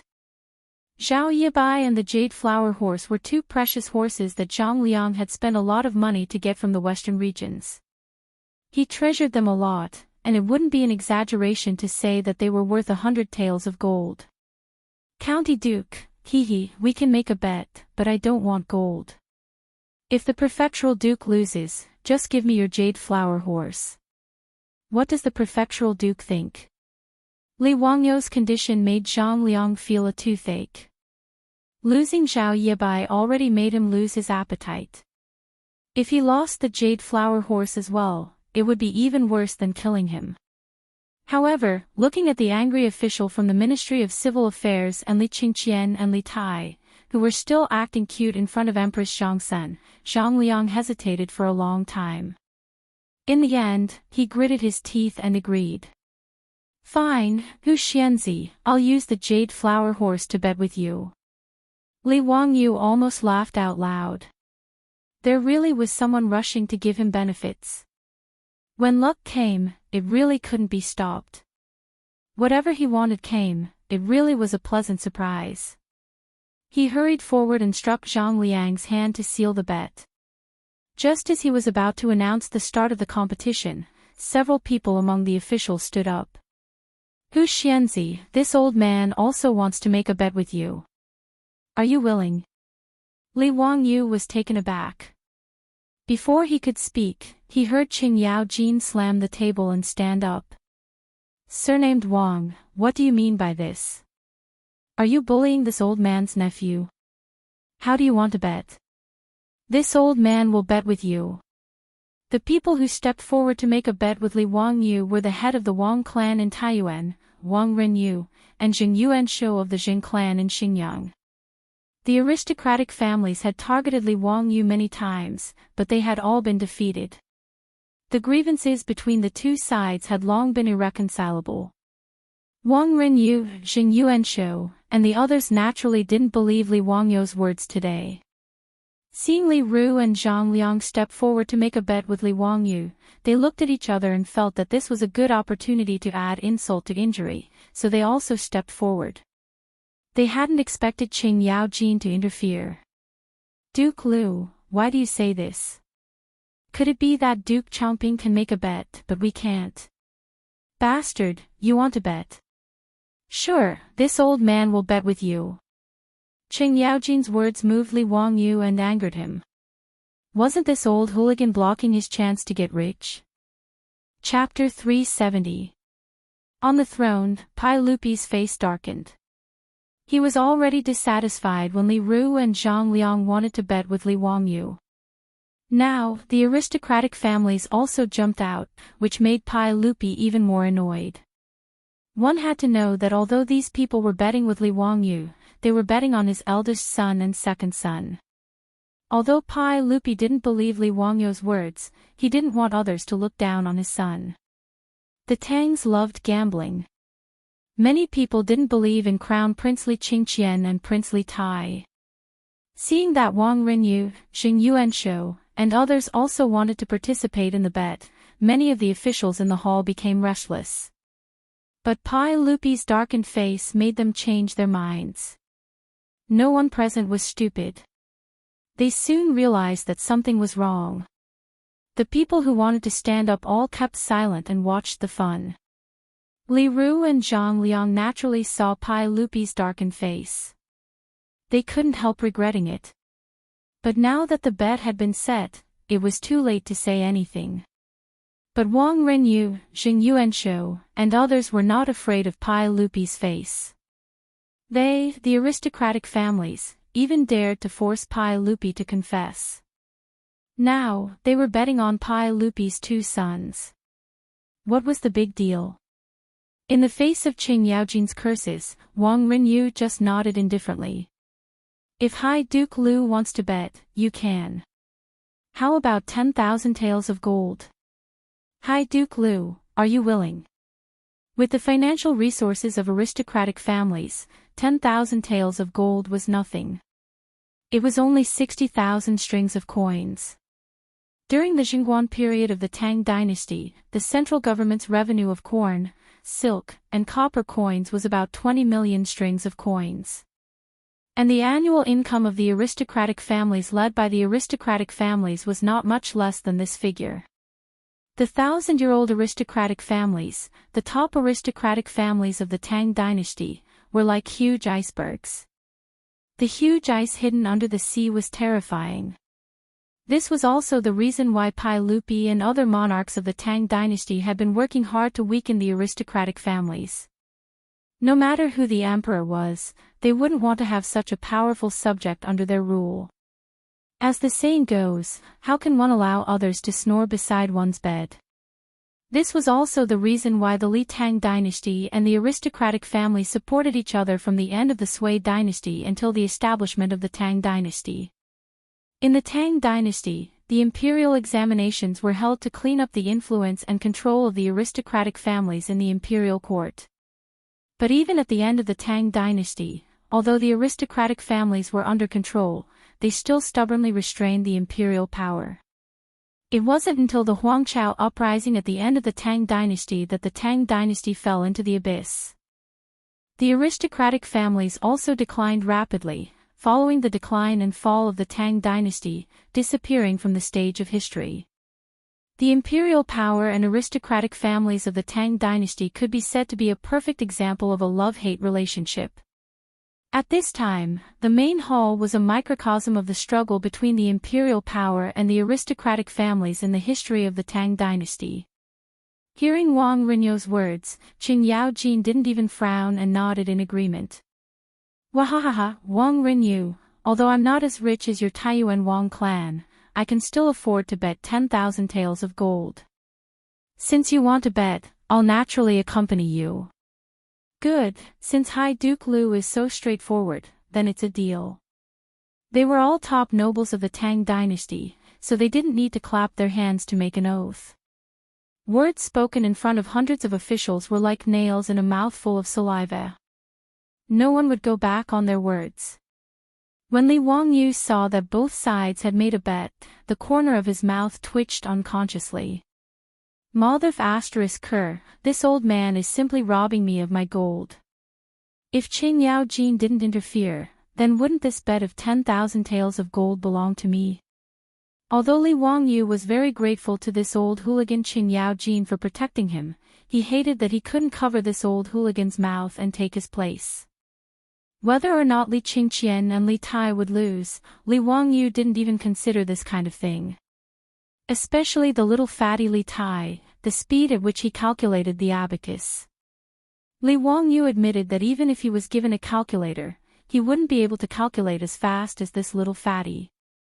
This little fatty was really heaven-defying. Not to mention the 10 officials of the Ministry of Civil Affairs. Even if all the officials of the Ministry of Civil Affairs attacked together, they still wouldn't be the little fatty Li Tai's opponent. Hanging and beating, Li Wangyu could only think of this word to describe the gap between the two sides.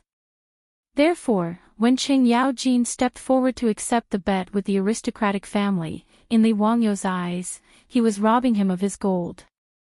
Now that Li Wangyu was very rich, who would complain about having too much gold?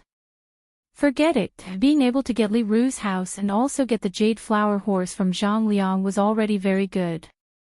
One must be content with what one has. Li Wangyu comforted himself for a while.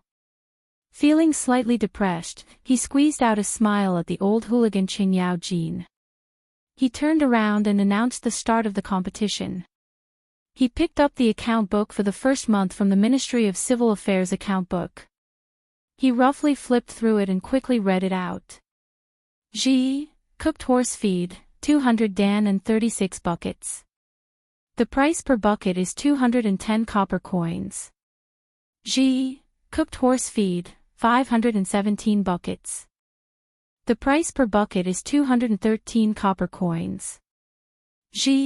Cooked horse feed. Li Wangyu continuously flipped through the copper account book, but only selectively read out the words. Li Qingqian, Li Tai, and the 10 officials of the Ministry of Civil Affairs paid full attention and began to calculate with the abacus.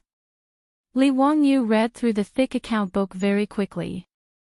The 10 officials of the Ministry of Civil Affairs couldn't help but become somewhat flustered. Large beads of sweat appeared on their foreheads, but they didn't have the time to wipe it away. The more Li Wangyu read, the faster he became. The officials from the Ministry of Civil Affairs were clearly unable to keep up with his speed. They could only helplessly send out 2 people to copy down the numbers that Li Wangyu read out on paper. The other 8 people were constantly calculating with their hands, and as they calculated, they also had to record with pen and ink. On the other hand, Li Qingqian and Li Tai, these 2 little fellows, were very much at ease. Every time Li Wangyu read out a number, their little hands would click on the abacus and finish the calculation. They even had the time to wink at their mother, Empress Zhongsun. The performance of the two sides naturally fell into the eyes of the officials, and they couldn't help but gasp. Could it be that the crown prince and king Yu were truly peerless talents? Could it be that what Hu Xianzi said was true? Zhang Liang was abnormally nervous. His eyes widened, and he almost stood up to cheer for the officials of the Ministry of Civil Affairs. He didn't believe that these two children could calculate so quickly.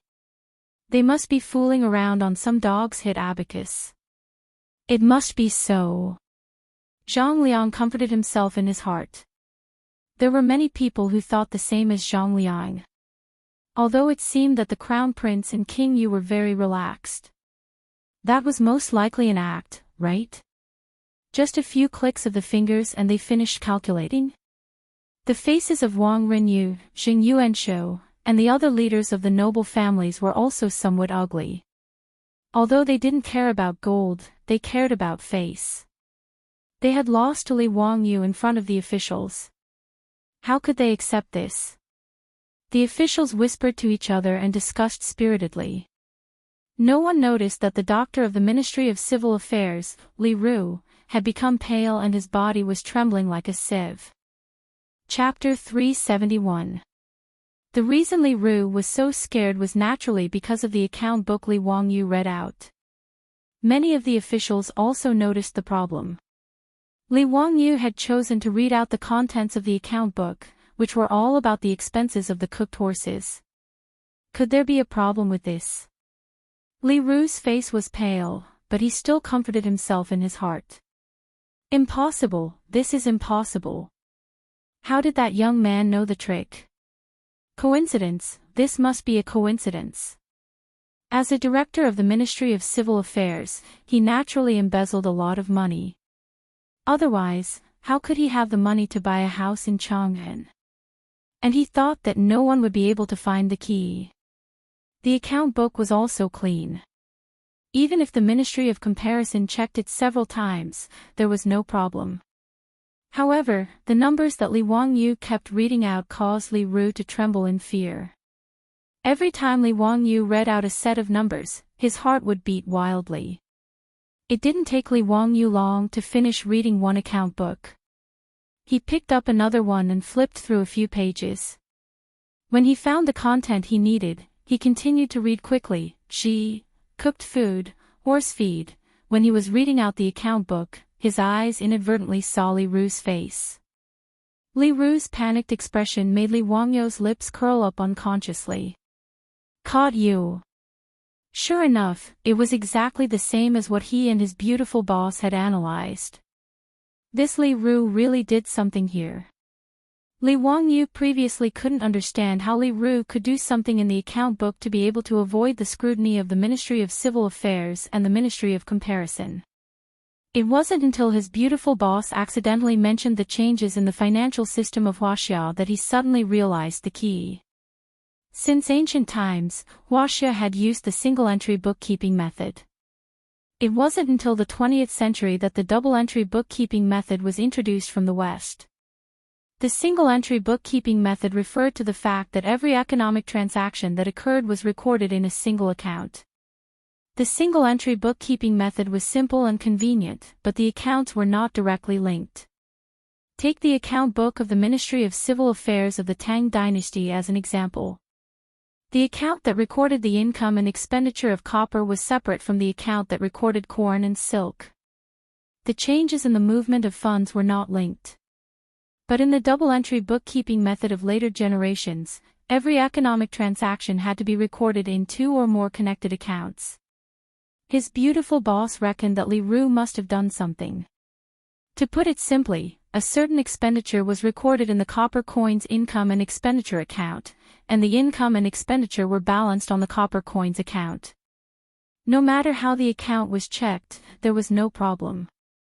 But with this expenditure, there should be an increase in other assets. However, the two accounts books were not related, which gave him the opportunity to tamper with them. The Ministry of Civil Affairs expenditure of copper coins was mainly the materials for the various Dao prefectures, the rations for the various military prefectures, the purchase of post horses and the fodder for the post horses. The lesson materials were the salary of the officials. Among these expenses, Li Wangyu and his beautiful boss both felt that if Li Ru had embezzled important expenses, he would have been discovered long ago.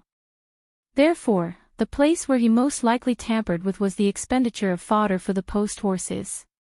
It was precisely because of this judgment that Li Wangyu purposely used the Ministry of Civil Affairs calculation method to provoke Dai Zhou, making him send over the money and grain account book as the content of the competition. From the account book, Li Wangyu only selected the records of the Ministry of Civil Affairs expenditure of copper coins and the purchase of cooked food and horse fodder. Therefore, it didn't take long for him to finish reading the seemingly thick account books. In the second year of Xinguan, from January to April, the Ministry of Civil Affairs purchased a total of 32 cooked food and horse fodder. As soon as he finished reading, the 10 officials of the Ministry of Civil Affairs were still sweating profusely as they calculated the numbers. Li Qingqian and Li Tai respectively spoke. "Commander, the total expenditure is 370,000 strings of copper coins and 765 coins. Commander, the total amount of cooked food and horse fodder purchased is 17,619 coins." Once Li Qingqian and Li Tai's words left their mouths, the officials were all stunned. Even Pai Lupi and Empress Zhangsun were stunned. These two little fellows really calculated it so fast. Were they talking nonsense? In the hall, everyone was silent, not knowing what to say. They could only cast their gazes at the officials of the Ministry of Civil Affairs who were still desperately fiddling with the calculation chips and calculating the results. The two little fellows saw that they had calculated the results, but no one praised them.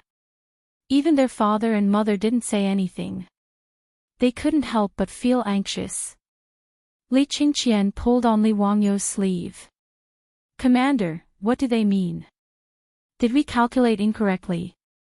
Li Wangyu chuckled and reached out to pat Li Qingqian's head to comfort him. "Qingqian, they didn't expect you and Qing Ke to be so powerful. They were scared." Little fatty Li Tai raised his chin and proudly replied, "Humph, who told them to look down on me and my brother? Now they know how powerful we are."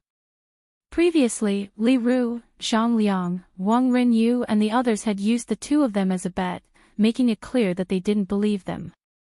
This had already made Li Qingqian and Li Tai very angry. If it weren't for the presence of Pai Lupi and Empress Zhangsun, the two little fellows probably would have made a scene on the spot. Now that they had easily beaten the officials of the Ministry of Civil Affairs, the two little fellows were very proud. Under the gazes of the officials in the hall, Pai Lupi and Empress Zhangsun, the 10 most skilled officials of the Ministry of Civil Affairs finally calculated the results. "Your Majesty, Hu Xianzi spent a total of 370,000 strings of copper and 765 silver coins to buy 17,619 dan of cooked horse feed."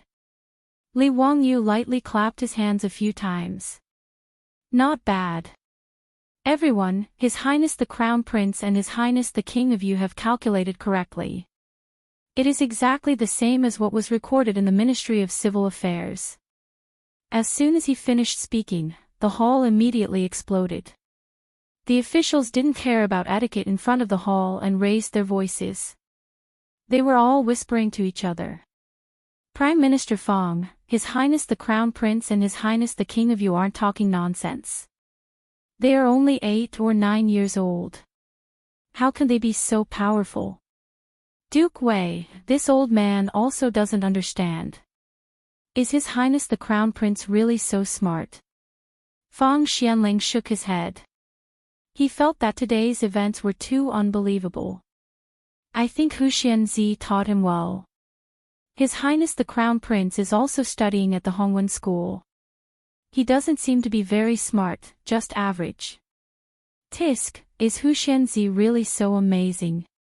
Not only is he an unparalleled talent, but he also knows how to teach his disciples. This is really amazing." At this time, Zhang Liang was disgusted as if he had eaten a fly. He couldn't help but angrily glare at his brother-in-law. It was all because of this bastard. Not only did he not win back Xiao Yabai, but now it seemed that he also had to lose the Jade Flower Horse. Wang Renyu, Xing Yuanshou, and the other big shots were also depressed. Losing to Qing Yaojin really made them unhappy. As for Dai Zhou and the other officials of the Ministry of Civil Affairs, their jaws dropped. These 10 officials were already the best at mathematics in the Ministry of Civil Affairs, but they were actually beaten by 2 young children. It was really unbelievable. Pai Lupi and Empress Zhongsun were naturally pleasantly surprised. Pai Lupi still wanted to maintain a straight face to protect his dignity as an emperor, but the corner of his mouth couldn't help but curl up. As for Empress Zhongsun, if it weren't for the attention of the officials in the hall, she probably would have rushed down the stairs and hugged her 2 precious sons. After the surprise of Pai Lupi, he looked at the abacus in front of his son and waved to Li Qingqian, indicating that he should bring the abacus over. Chapter 372. When Li Qingqian heard his father's summons, he immediately ran to his father with the abacus and presented it with both hands, as if presenting a treasure. Qingqian, how do you use this abacus? Pai Lupi asked with a smile. Father, it's very simple. Look at this abacus. The beads on the top represent 5, and the one at the bottom represents 1. Our teacher taught us the formula, 1 up, 1 down, 5 down, 4 down, 1 down, 9 down, 1 down. Li Qingqian immediately demonstrated to Pai Lupi while loudly reciting the formula for the abacus that Li Wangyu had taught them. Pai Lupi quickly figured out the advantages of the abacus. It was indeed much faster than a counting chip, but the calculation speed of the 2 could not be compared. Dai Zhou and the other officials of the Ministry of Civil Affairs naturally heard the conversation between the 2. They were even more clear on the advantages of abacus over counting chips. The officials from the Ministry of Civil Affairs looked at each other. They had actually lost to 2 children because of this abacus. It really made people unwilling, but there was nothing they could do. As for Dai Zhou, not only was he not annoyed, he even revealed a joyful expression. Your Majesty, we have lost. Huxianzi was right. The Ministry of Civil Affairs calculation method was truly too inefficient. The abacus that Huxianzi made was truly a work of art that excelled the heavens, and its design was ingenious. This subject requests Your Majesty's permission to allow Huxianzi to teach the people how to make and use the abacus, and also to spread the abacus throughout the Tang dynasty. Dai Zhou, on the other hand, was quite open and candid. He directly admitted defeat and praised Li Wangyu. The officials in the hall were also very interested in this abacus. Although arithmetic was a minor art, most of the officials of the Tang dynasty were proficient in it.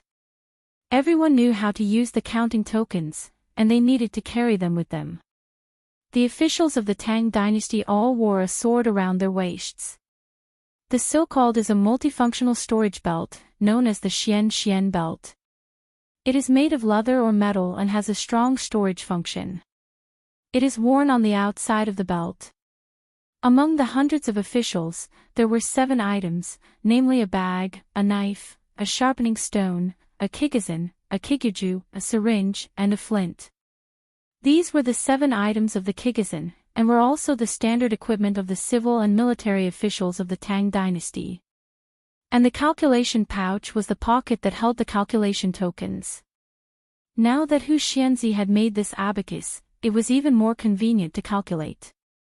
Even the Crown Prince and the King of Yu, 2 young children, could rely on this item to win against the Ministry of Civil Affairs. It could be seen how extraordinary it was. That's a good plan. Pai Lupi praised. All right, let's end today's matter here. Son of Huxian, teach the Ministry of Commoners how to make the abacus and how to use it. I will reward you. Before he could finish, Li Wangyu suddenly stepped forward and interrupted. Your Majesty, today's competition is not over yet. Your Majesty, please allow me to continue. Pai Lupi was slightly taken aback by Li Wangyu's words. He didn't understand what he meant. The officials had already seen the use of the abacus. Dai Zhou also lowered his head and admitted defeat. As for the Ministry of Civil Affairs accounts, Li Wangyu had already said that the accounts were accurate, so what was the point of continuing the competition? However, Pai Lupi naturally knew that Li Wangyu wasn't someone to mess around. He couldn't be bothered to think about what Li Wangyu wanted to do. He simply nodded and said, "Since Hu Xianzi still wants to test Qing Qian and Qing Ke, then let's continue." When Li Er said that today's matter would end here, Li Ru thought that he had escaped a calamity. His heart that had been hanging in the air had just relaxed, but when he heard that Li Wangyu wanted to continue, he was so angry that he almost cursed out loud. What kind of enmity and hatred is this? Why do you have to make me die? He had forgotten that he had refused to sell the Da and Square residence even if you beat him to death. He hadn't even given Dai Zhou face just to annoy Li Wangyu. Now that things had come to this, Li Ru was so regretful that his intestines turned green. He wanted to slap himself a few times. What kind of madness had he gone through to oppose this Hu Xianzi? Now, it was too late to say anything. Li Wangyu bowed to Pai Lupi. He turned and picked up the corn account book. Flipping through a few pages, he indicated for the official from the Ministry of Civil, Li Qingqian, and Li Tai to prepare to begin calculating. Receive, 180 dan of cooked horse feed and 36 buckets. Receive, 470 dan of cooked horse feed and 17 buckets. This time, he read even faster. However, the things that needed to be calculated were very simple.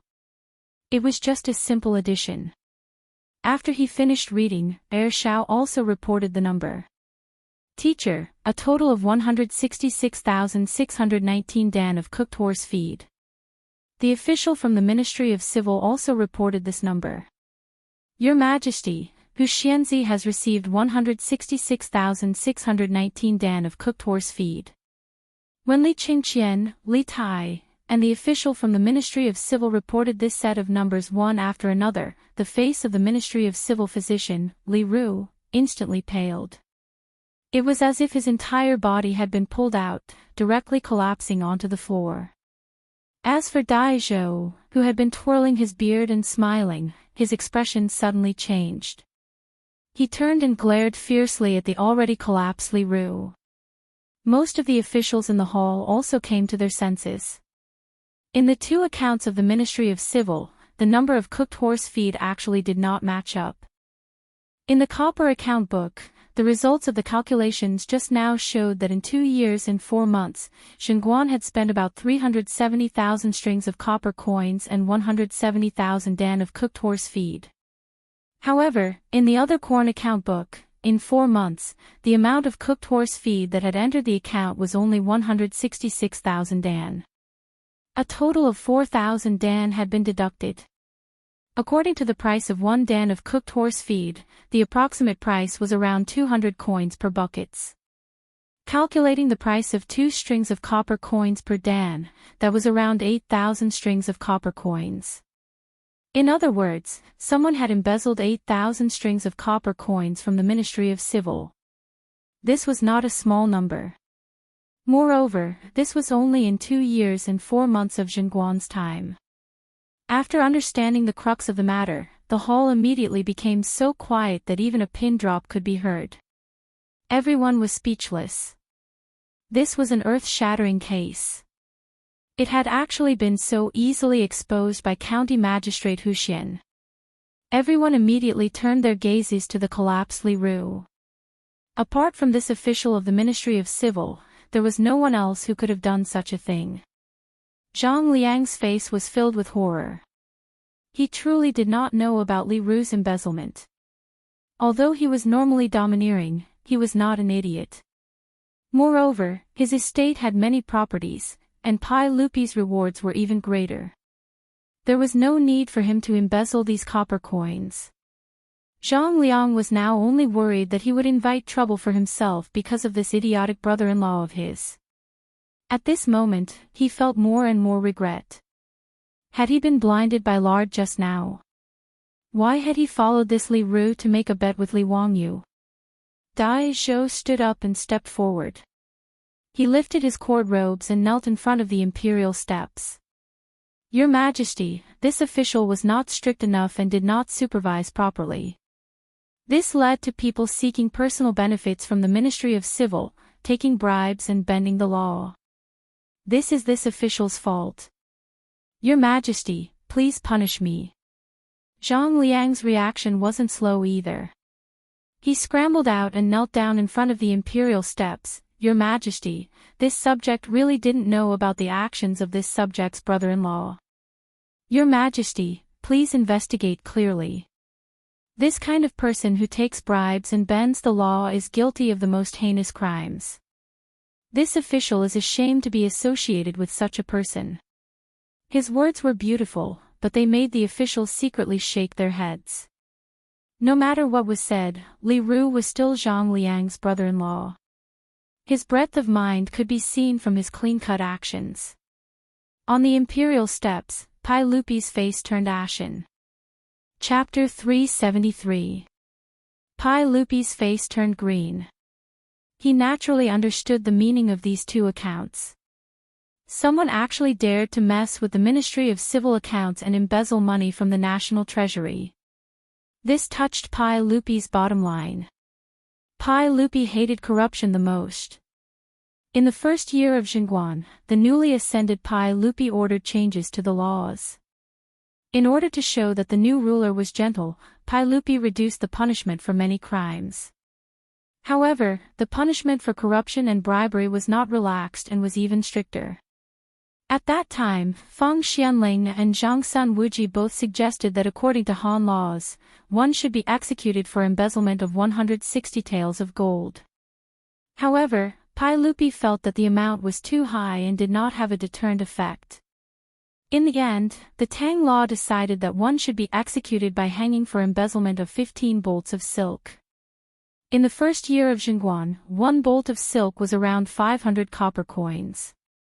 15 bolts of silk was only 7,500 copper coins, slightly more than the salary of a first-rank official.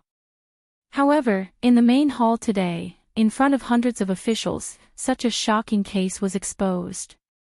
How could Pai Lupi not be furious? Someone actually embezzled over 8,000 copper coins.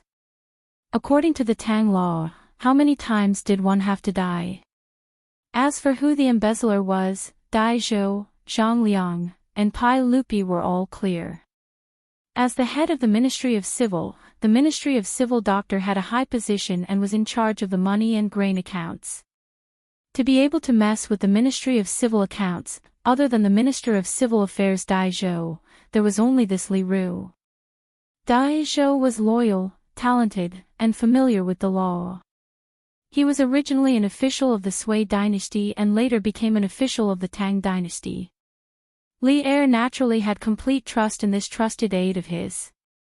He also firmly believed that with Dai Zhou's character, it was impossible for him to be corrupt. Otherwise, he would not have appointed him to such an important position as the Minister of Civil Affairs. However, Dai Zhou was not without responsibility for the exposure of this case. As the Minister of Civil Affairs, if he did not discover the embezzlement of his officials, he would naturally be punished. As for Zhang Liang, Pai Lupi was too lazy to bother with him. Li Qing, do you have anything to say? Pai Lupi glared at Li Ru. His emperor's aura was filled with anger, making Li Ru unable to speak. He could only kneel there and kowtow. Your Majesty, spare my life. Your Majesty, spare my life. Pai Lupi stood up and ignored Li Ru. He looked around at the officials in the hall and said in a clear voice, feeding for personal gain and corruption is not only a violation of public law and harming the people. Even if there is no news of this, how can the central government not be afraid? There is a lot of fear, and some die because of it. How could a real man covet riches and harm his own life? So that none of your descendants will feel ashamed. If the Lord is greedy, his country will be ruined. If the subject is greedy, his body will be destroyed. The officials were terrified, and they all bowed and kowtowed. We have learned from your teachings. Dai Qing, you're not strict enough with your subordinates. You'll be punished with 20 gene of copper. Li Daozong, you will be fined 20 gene of copper. Li Daozong was a famous general of the early Tang dynasty. He was Li Yuan's nephew and Pai Lupi's cousin. He was the Minister of Justice. The Ministry of Justice was in charge of the Comparison Department, which was in charge of auditing the accounts of the Ministry of Civil Affairs. Therefore, if there was a problem with the accounts of the Ministry of Civil Affairs, he, as the Minister of Justice, naturally had to take responsibility. 20 gene of copper was actually not much. It was just a few copper coins. It was just a small punishment. But to Dai Zhou and Li Daozong, these big shots of the imperial court, losing face was much more important than the copper coins. As for Pai Lupi's punishment, the two of them had nothing to say. They lowered their heads and accepted their punishment. Where is Minister Wei? Here. Wei Jing stepped out. Take Li Ru from the Ministry of Civil Affairs and order the Imperial Censorate, the Supreme Court, and the Ministry of Justice to investigate how much Li Ru has embezzled and whether he has any accomplices. Punish him severely. Arrest his family and take them from the prison. Confiscate their family's records and return them to the National Treasury. Li Ru had taken the position of the Ministry of Civil Affairs in the 9th year of Wu De. It had been 3 years since then. In just 4 months, he had embezzled more than 8,000 copper coins. It was unknown how much Li Ru had embezzled before. After Pai Lupi angrily gave out the verbal order, the palace guards came forward and dragged Li Ru, who was already limp like a dead dog, out of the palace. His ending was self-evident. After being found guilty of embezzlement, other than being hanged, there was no other possibility. As for his family, they didn't end up any better. The women were thrown into the Yeting Palace to work, and the men were enslaved. Their descendants could never become officials. Although Li Ru and his family's ending was tragic, Li Wangyu did not sympathize with them. In the future, he was a loser. What he hated the most were corrupt officials. In his eyes, these people deserved to die. However, just as Pai Lupi finished giving out the verbal order, Li Wangyu ignored Pai Lupi's extremely ugly expression and said, "Your Majesty, Li Ru's residence in An Square has already been lost to me. When the Ministry of Civil Affairs punished him with confiscation of his family's property, it cannot be counted. That is already my property." His words made Pai Lupi so angry that he almost kicked him. "You're still thinking about that residence at this time?" How could Pai Lupi know that Li Wangyu had caused so much trouble today and even helped him get rid of a big tiger? It was all for that residence in An Square. If Li Ru knew that he had lost his life because of a residence, would he sully himself to death before he could be hanged? Pai Lupi took a deep breath and suppressed the anger in his heart before saying, "Yes, I permit it. Court is dismissed." After saying this, Pai Lupi turned and left. Empress Zhongsun helplessly shook her head and chased after her husband. After Li Er left, the almost stagnant air in the main hall suddenly relaxed. The officials all let out a long breath, but there was an indescribable feeling in their eyes when they looked at Li Wangyu. This county magistrate was truly exceptional. He had caused such a ruckus in order to expose the corruption of the Ministry of Civil Affairs. However, how did he know that the Ministry of Civil Affairs had falsified the accounts and embezzled the copper coins?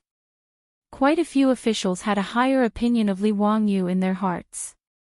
They felt that this county magistrate could not be easily offended.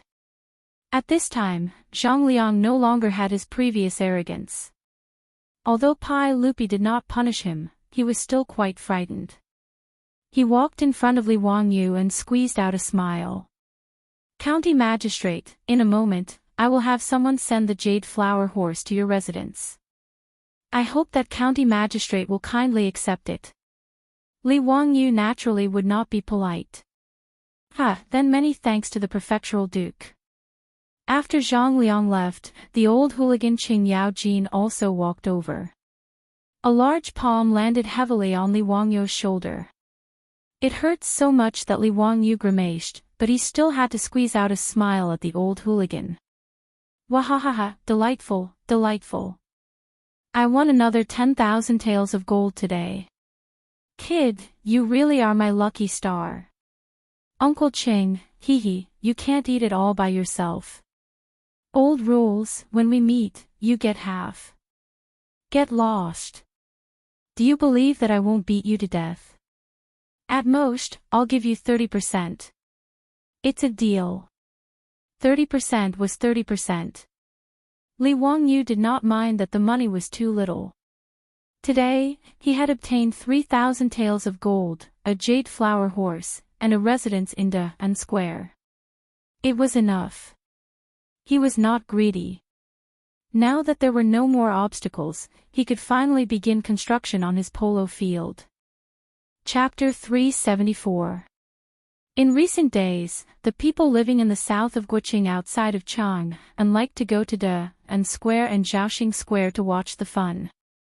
Da'an Square and Zhaoxing Square had been flattened by the Ministry of Works. Even the walls of the square had been removed. The two squares had been renamed on the map of Chang'an and Wanyan counties. Da'an and Zhaoxing squares were combined into one and called Da'an Square. The polo field that Li Wangyu was building was also called the Zhao Baseball Field. The baseball field was not difficult to build, but it was a huge project. To build the stands with yellow soil, other than the workers using stone rollers to tamp down the soil, the biggest project was transporting the yellow soil. Li Wangyu had once thought of using bricks to build the spectator stands. However, after a simple estimate of the construction cost, he immediately abandoned this idea. In this era, even the towering city walls of Chang'an were made of yellow soil on the inside. They were only protected by thick bricks on the outside. Therefore, after confirming with the officials of the Ministry of Works, Li Wangyu decided to use yellow soil to build the stands and add a layer of black bricks for protection. The stands were shaped like a triangular prism, 10 meters tall, and around 4,000 meters in circumference. Using the volume formula of the triangular prism, the construction of the polo field required about 130,000 cubic meters of earth. This project was huge in the Tang dynasty. Fortunately, Li Wangyu had the four-wheeled carriage, so the work that used to be the most labor-intensive had become much simpler. If they didn't have four-wheeled carriages and relied on ox carts to transport the earth, even Li Air wouldn't be able to afford the cost. The weight of 1 cubic meter of earth was about 2 tons. For long-distance transportation, the carriage could carry at most 400 kilograms. 1 cubic meter of earth required 3 carriages. The four-wheeled carriage could move 1 cubic meter of earth at a time, and it was even faster. All of the earth was taken from the foot of Qinling Mountain in Hu County. The four-wheeled carriage could make 2 trips a day. With Li Wangyu's 10,000 taels of gold as construction costs, the Ministry of Works was prepared to invest in over 200 four-wheeled carriages to transport the earth. About 400 cubic meters of earth could be transported in a day, and the construction of the polo field would be completed in about a year. Li Wangyu racked his brains and even helped Pai Lupi fight against the corrupt officials in the court. Finally, the construction of the polo field could begin. After flattening the original Da'an and Zhaoxing workshops, the polo field officially began construction. The originally quiet south of the city became abnormally lively. Every day, there was an endless stream of carriages transporting earth from Anhuimen to the construction site of Dazhou Square. As the terracotta stands continued to rise, more and more people came to watch. Everyone was curious about what the Dazhou baseball stadium would look like after it was completed. Li Wangyu was not willing to let go of this opportunity for publicity. He actually had people draw a huge rendering of the completed polo field outside the construction site of Dazifang. It attracted the people who saw this picture and they were all amazed. However, there was still a year before the completion of the polo field. In fact, this was quite fast for the Tang dynasty. After Li Wangyu started work again, he ran to the construction site a few times and no longer had any interest in being a supervisor. He threw all the work to the officials of the Ministry of Works and ran back to Dingzhou village to be a carefree, hands-off shopkeeper. In a flash, it was June, but the weather was getting hotter.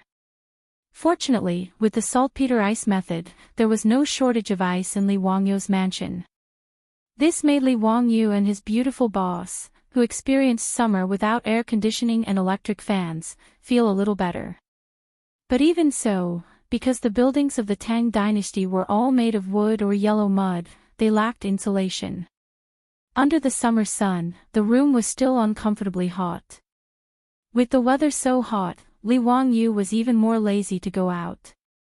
He almost did not want to move except when the sun set and he went out for a walk. Chongqing, remember to remind me to go back and tell the officials of the Ministry of Works that they must build a swimming pool in the manor. This damn weather is really too hot. Li Wangyu desperately waved the folding fan in his hand. He raised his head and drank a mouthful of ice water, but he was still sweating from the heat. The beautiful boss rolled her eyes at him and was too lazy to speak. She was also sweating and constantly waving the fan in her hand. Zio, why is the Tang dynasty so hot? I think it's even hotter than the future. I also traveled to Shifen in the summer. How could it be so hot? It's almost 40 degrees Celsius, right? Li Wangyu weakly replied, I think so too. Now that you mention it, I remember something. I seem to have read in a book that during the Sui, Tang, and Song dynasties, China's climate seemed to have entered a warm period. The temperature rose and the average temperature was higher than that of the future. In the Tang dynasty, there were 19 years of winters, but because the temperature was too high, there was no snow. The beautiful boss listened to his words and became even more dispirited. She lay on the table and said weakly, Oh my God, I really want an air conditioner. Even an electric fan would be fine. Li Wangyu couldn't help but laugh. In your dreams. An air conditioner. Don't even think about an electric fan. Here, the hand-cranked generator in the courtyard has electricity. Go and build an electric motor, then you can use an electric fan. The beautiful boss raised her head and glared at him fiercely to express her dissatisfaction. Li Wangyu chuckled. When he was about to continue speaking, he suddenly thought of something and sat up abruptly. Zio, what are you doing? Why are you so surprised? The beautiful boss asked in a bad mood. Chongqing, I think I know how to build an air conditioner. Are you crazy? You majored in e-commerce. You can't even build an electric motor for an electric fan, and you want to build an air conditioner. Li Wangyu carefully recalled the memory in his mind. After confirming that there was no mistake, he couldn't help but laugh. Ha, you don't say. I really do know how to build an air conditioner. It's very simple. Humph, I don't believe your words. Hee hee, then do you want to make a bet? What if I build an air conditioner for you? Seeing Li Wangyu mention a bet again, the beautiful boss couldn't help but blush. She remembered the bet from last time. Bah, stinking rogue. The beautiful boss didn't answer Li Wangyu's question, but she also didn't believe what he said. Forget it, this lord is magnanimous. I won't lower myself to your level. You wait, I'll go and build an air conditioner. Li Wangyu stood up and shouted outside the courtyard. Li Heng, prepare a horse for me. I want to go to the county seat of Hu County. Lang Jun, it's a hot day. If there's anything you need, you can ask the old slave or the Niu brothers to do it. No, you won't be able to explain it clearly. I can only go by myself. Go prepare a horse. Li Heng, the old butler, was helpless. He could only ask Niu Wu to accompany Li Wangyu to the county seat of Hu County. Seeing that Li Wangyu was actually going to build an air conditioner, the beautiful boss couldn't help but be curious. Could it be that in the Tang dynasty, there was no electricity, no mechanical industry, no freon? Could Li Wangyu make an air conditioner out of thin air?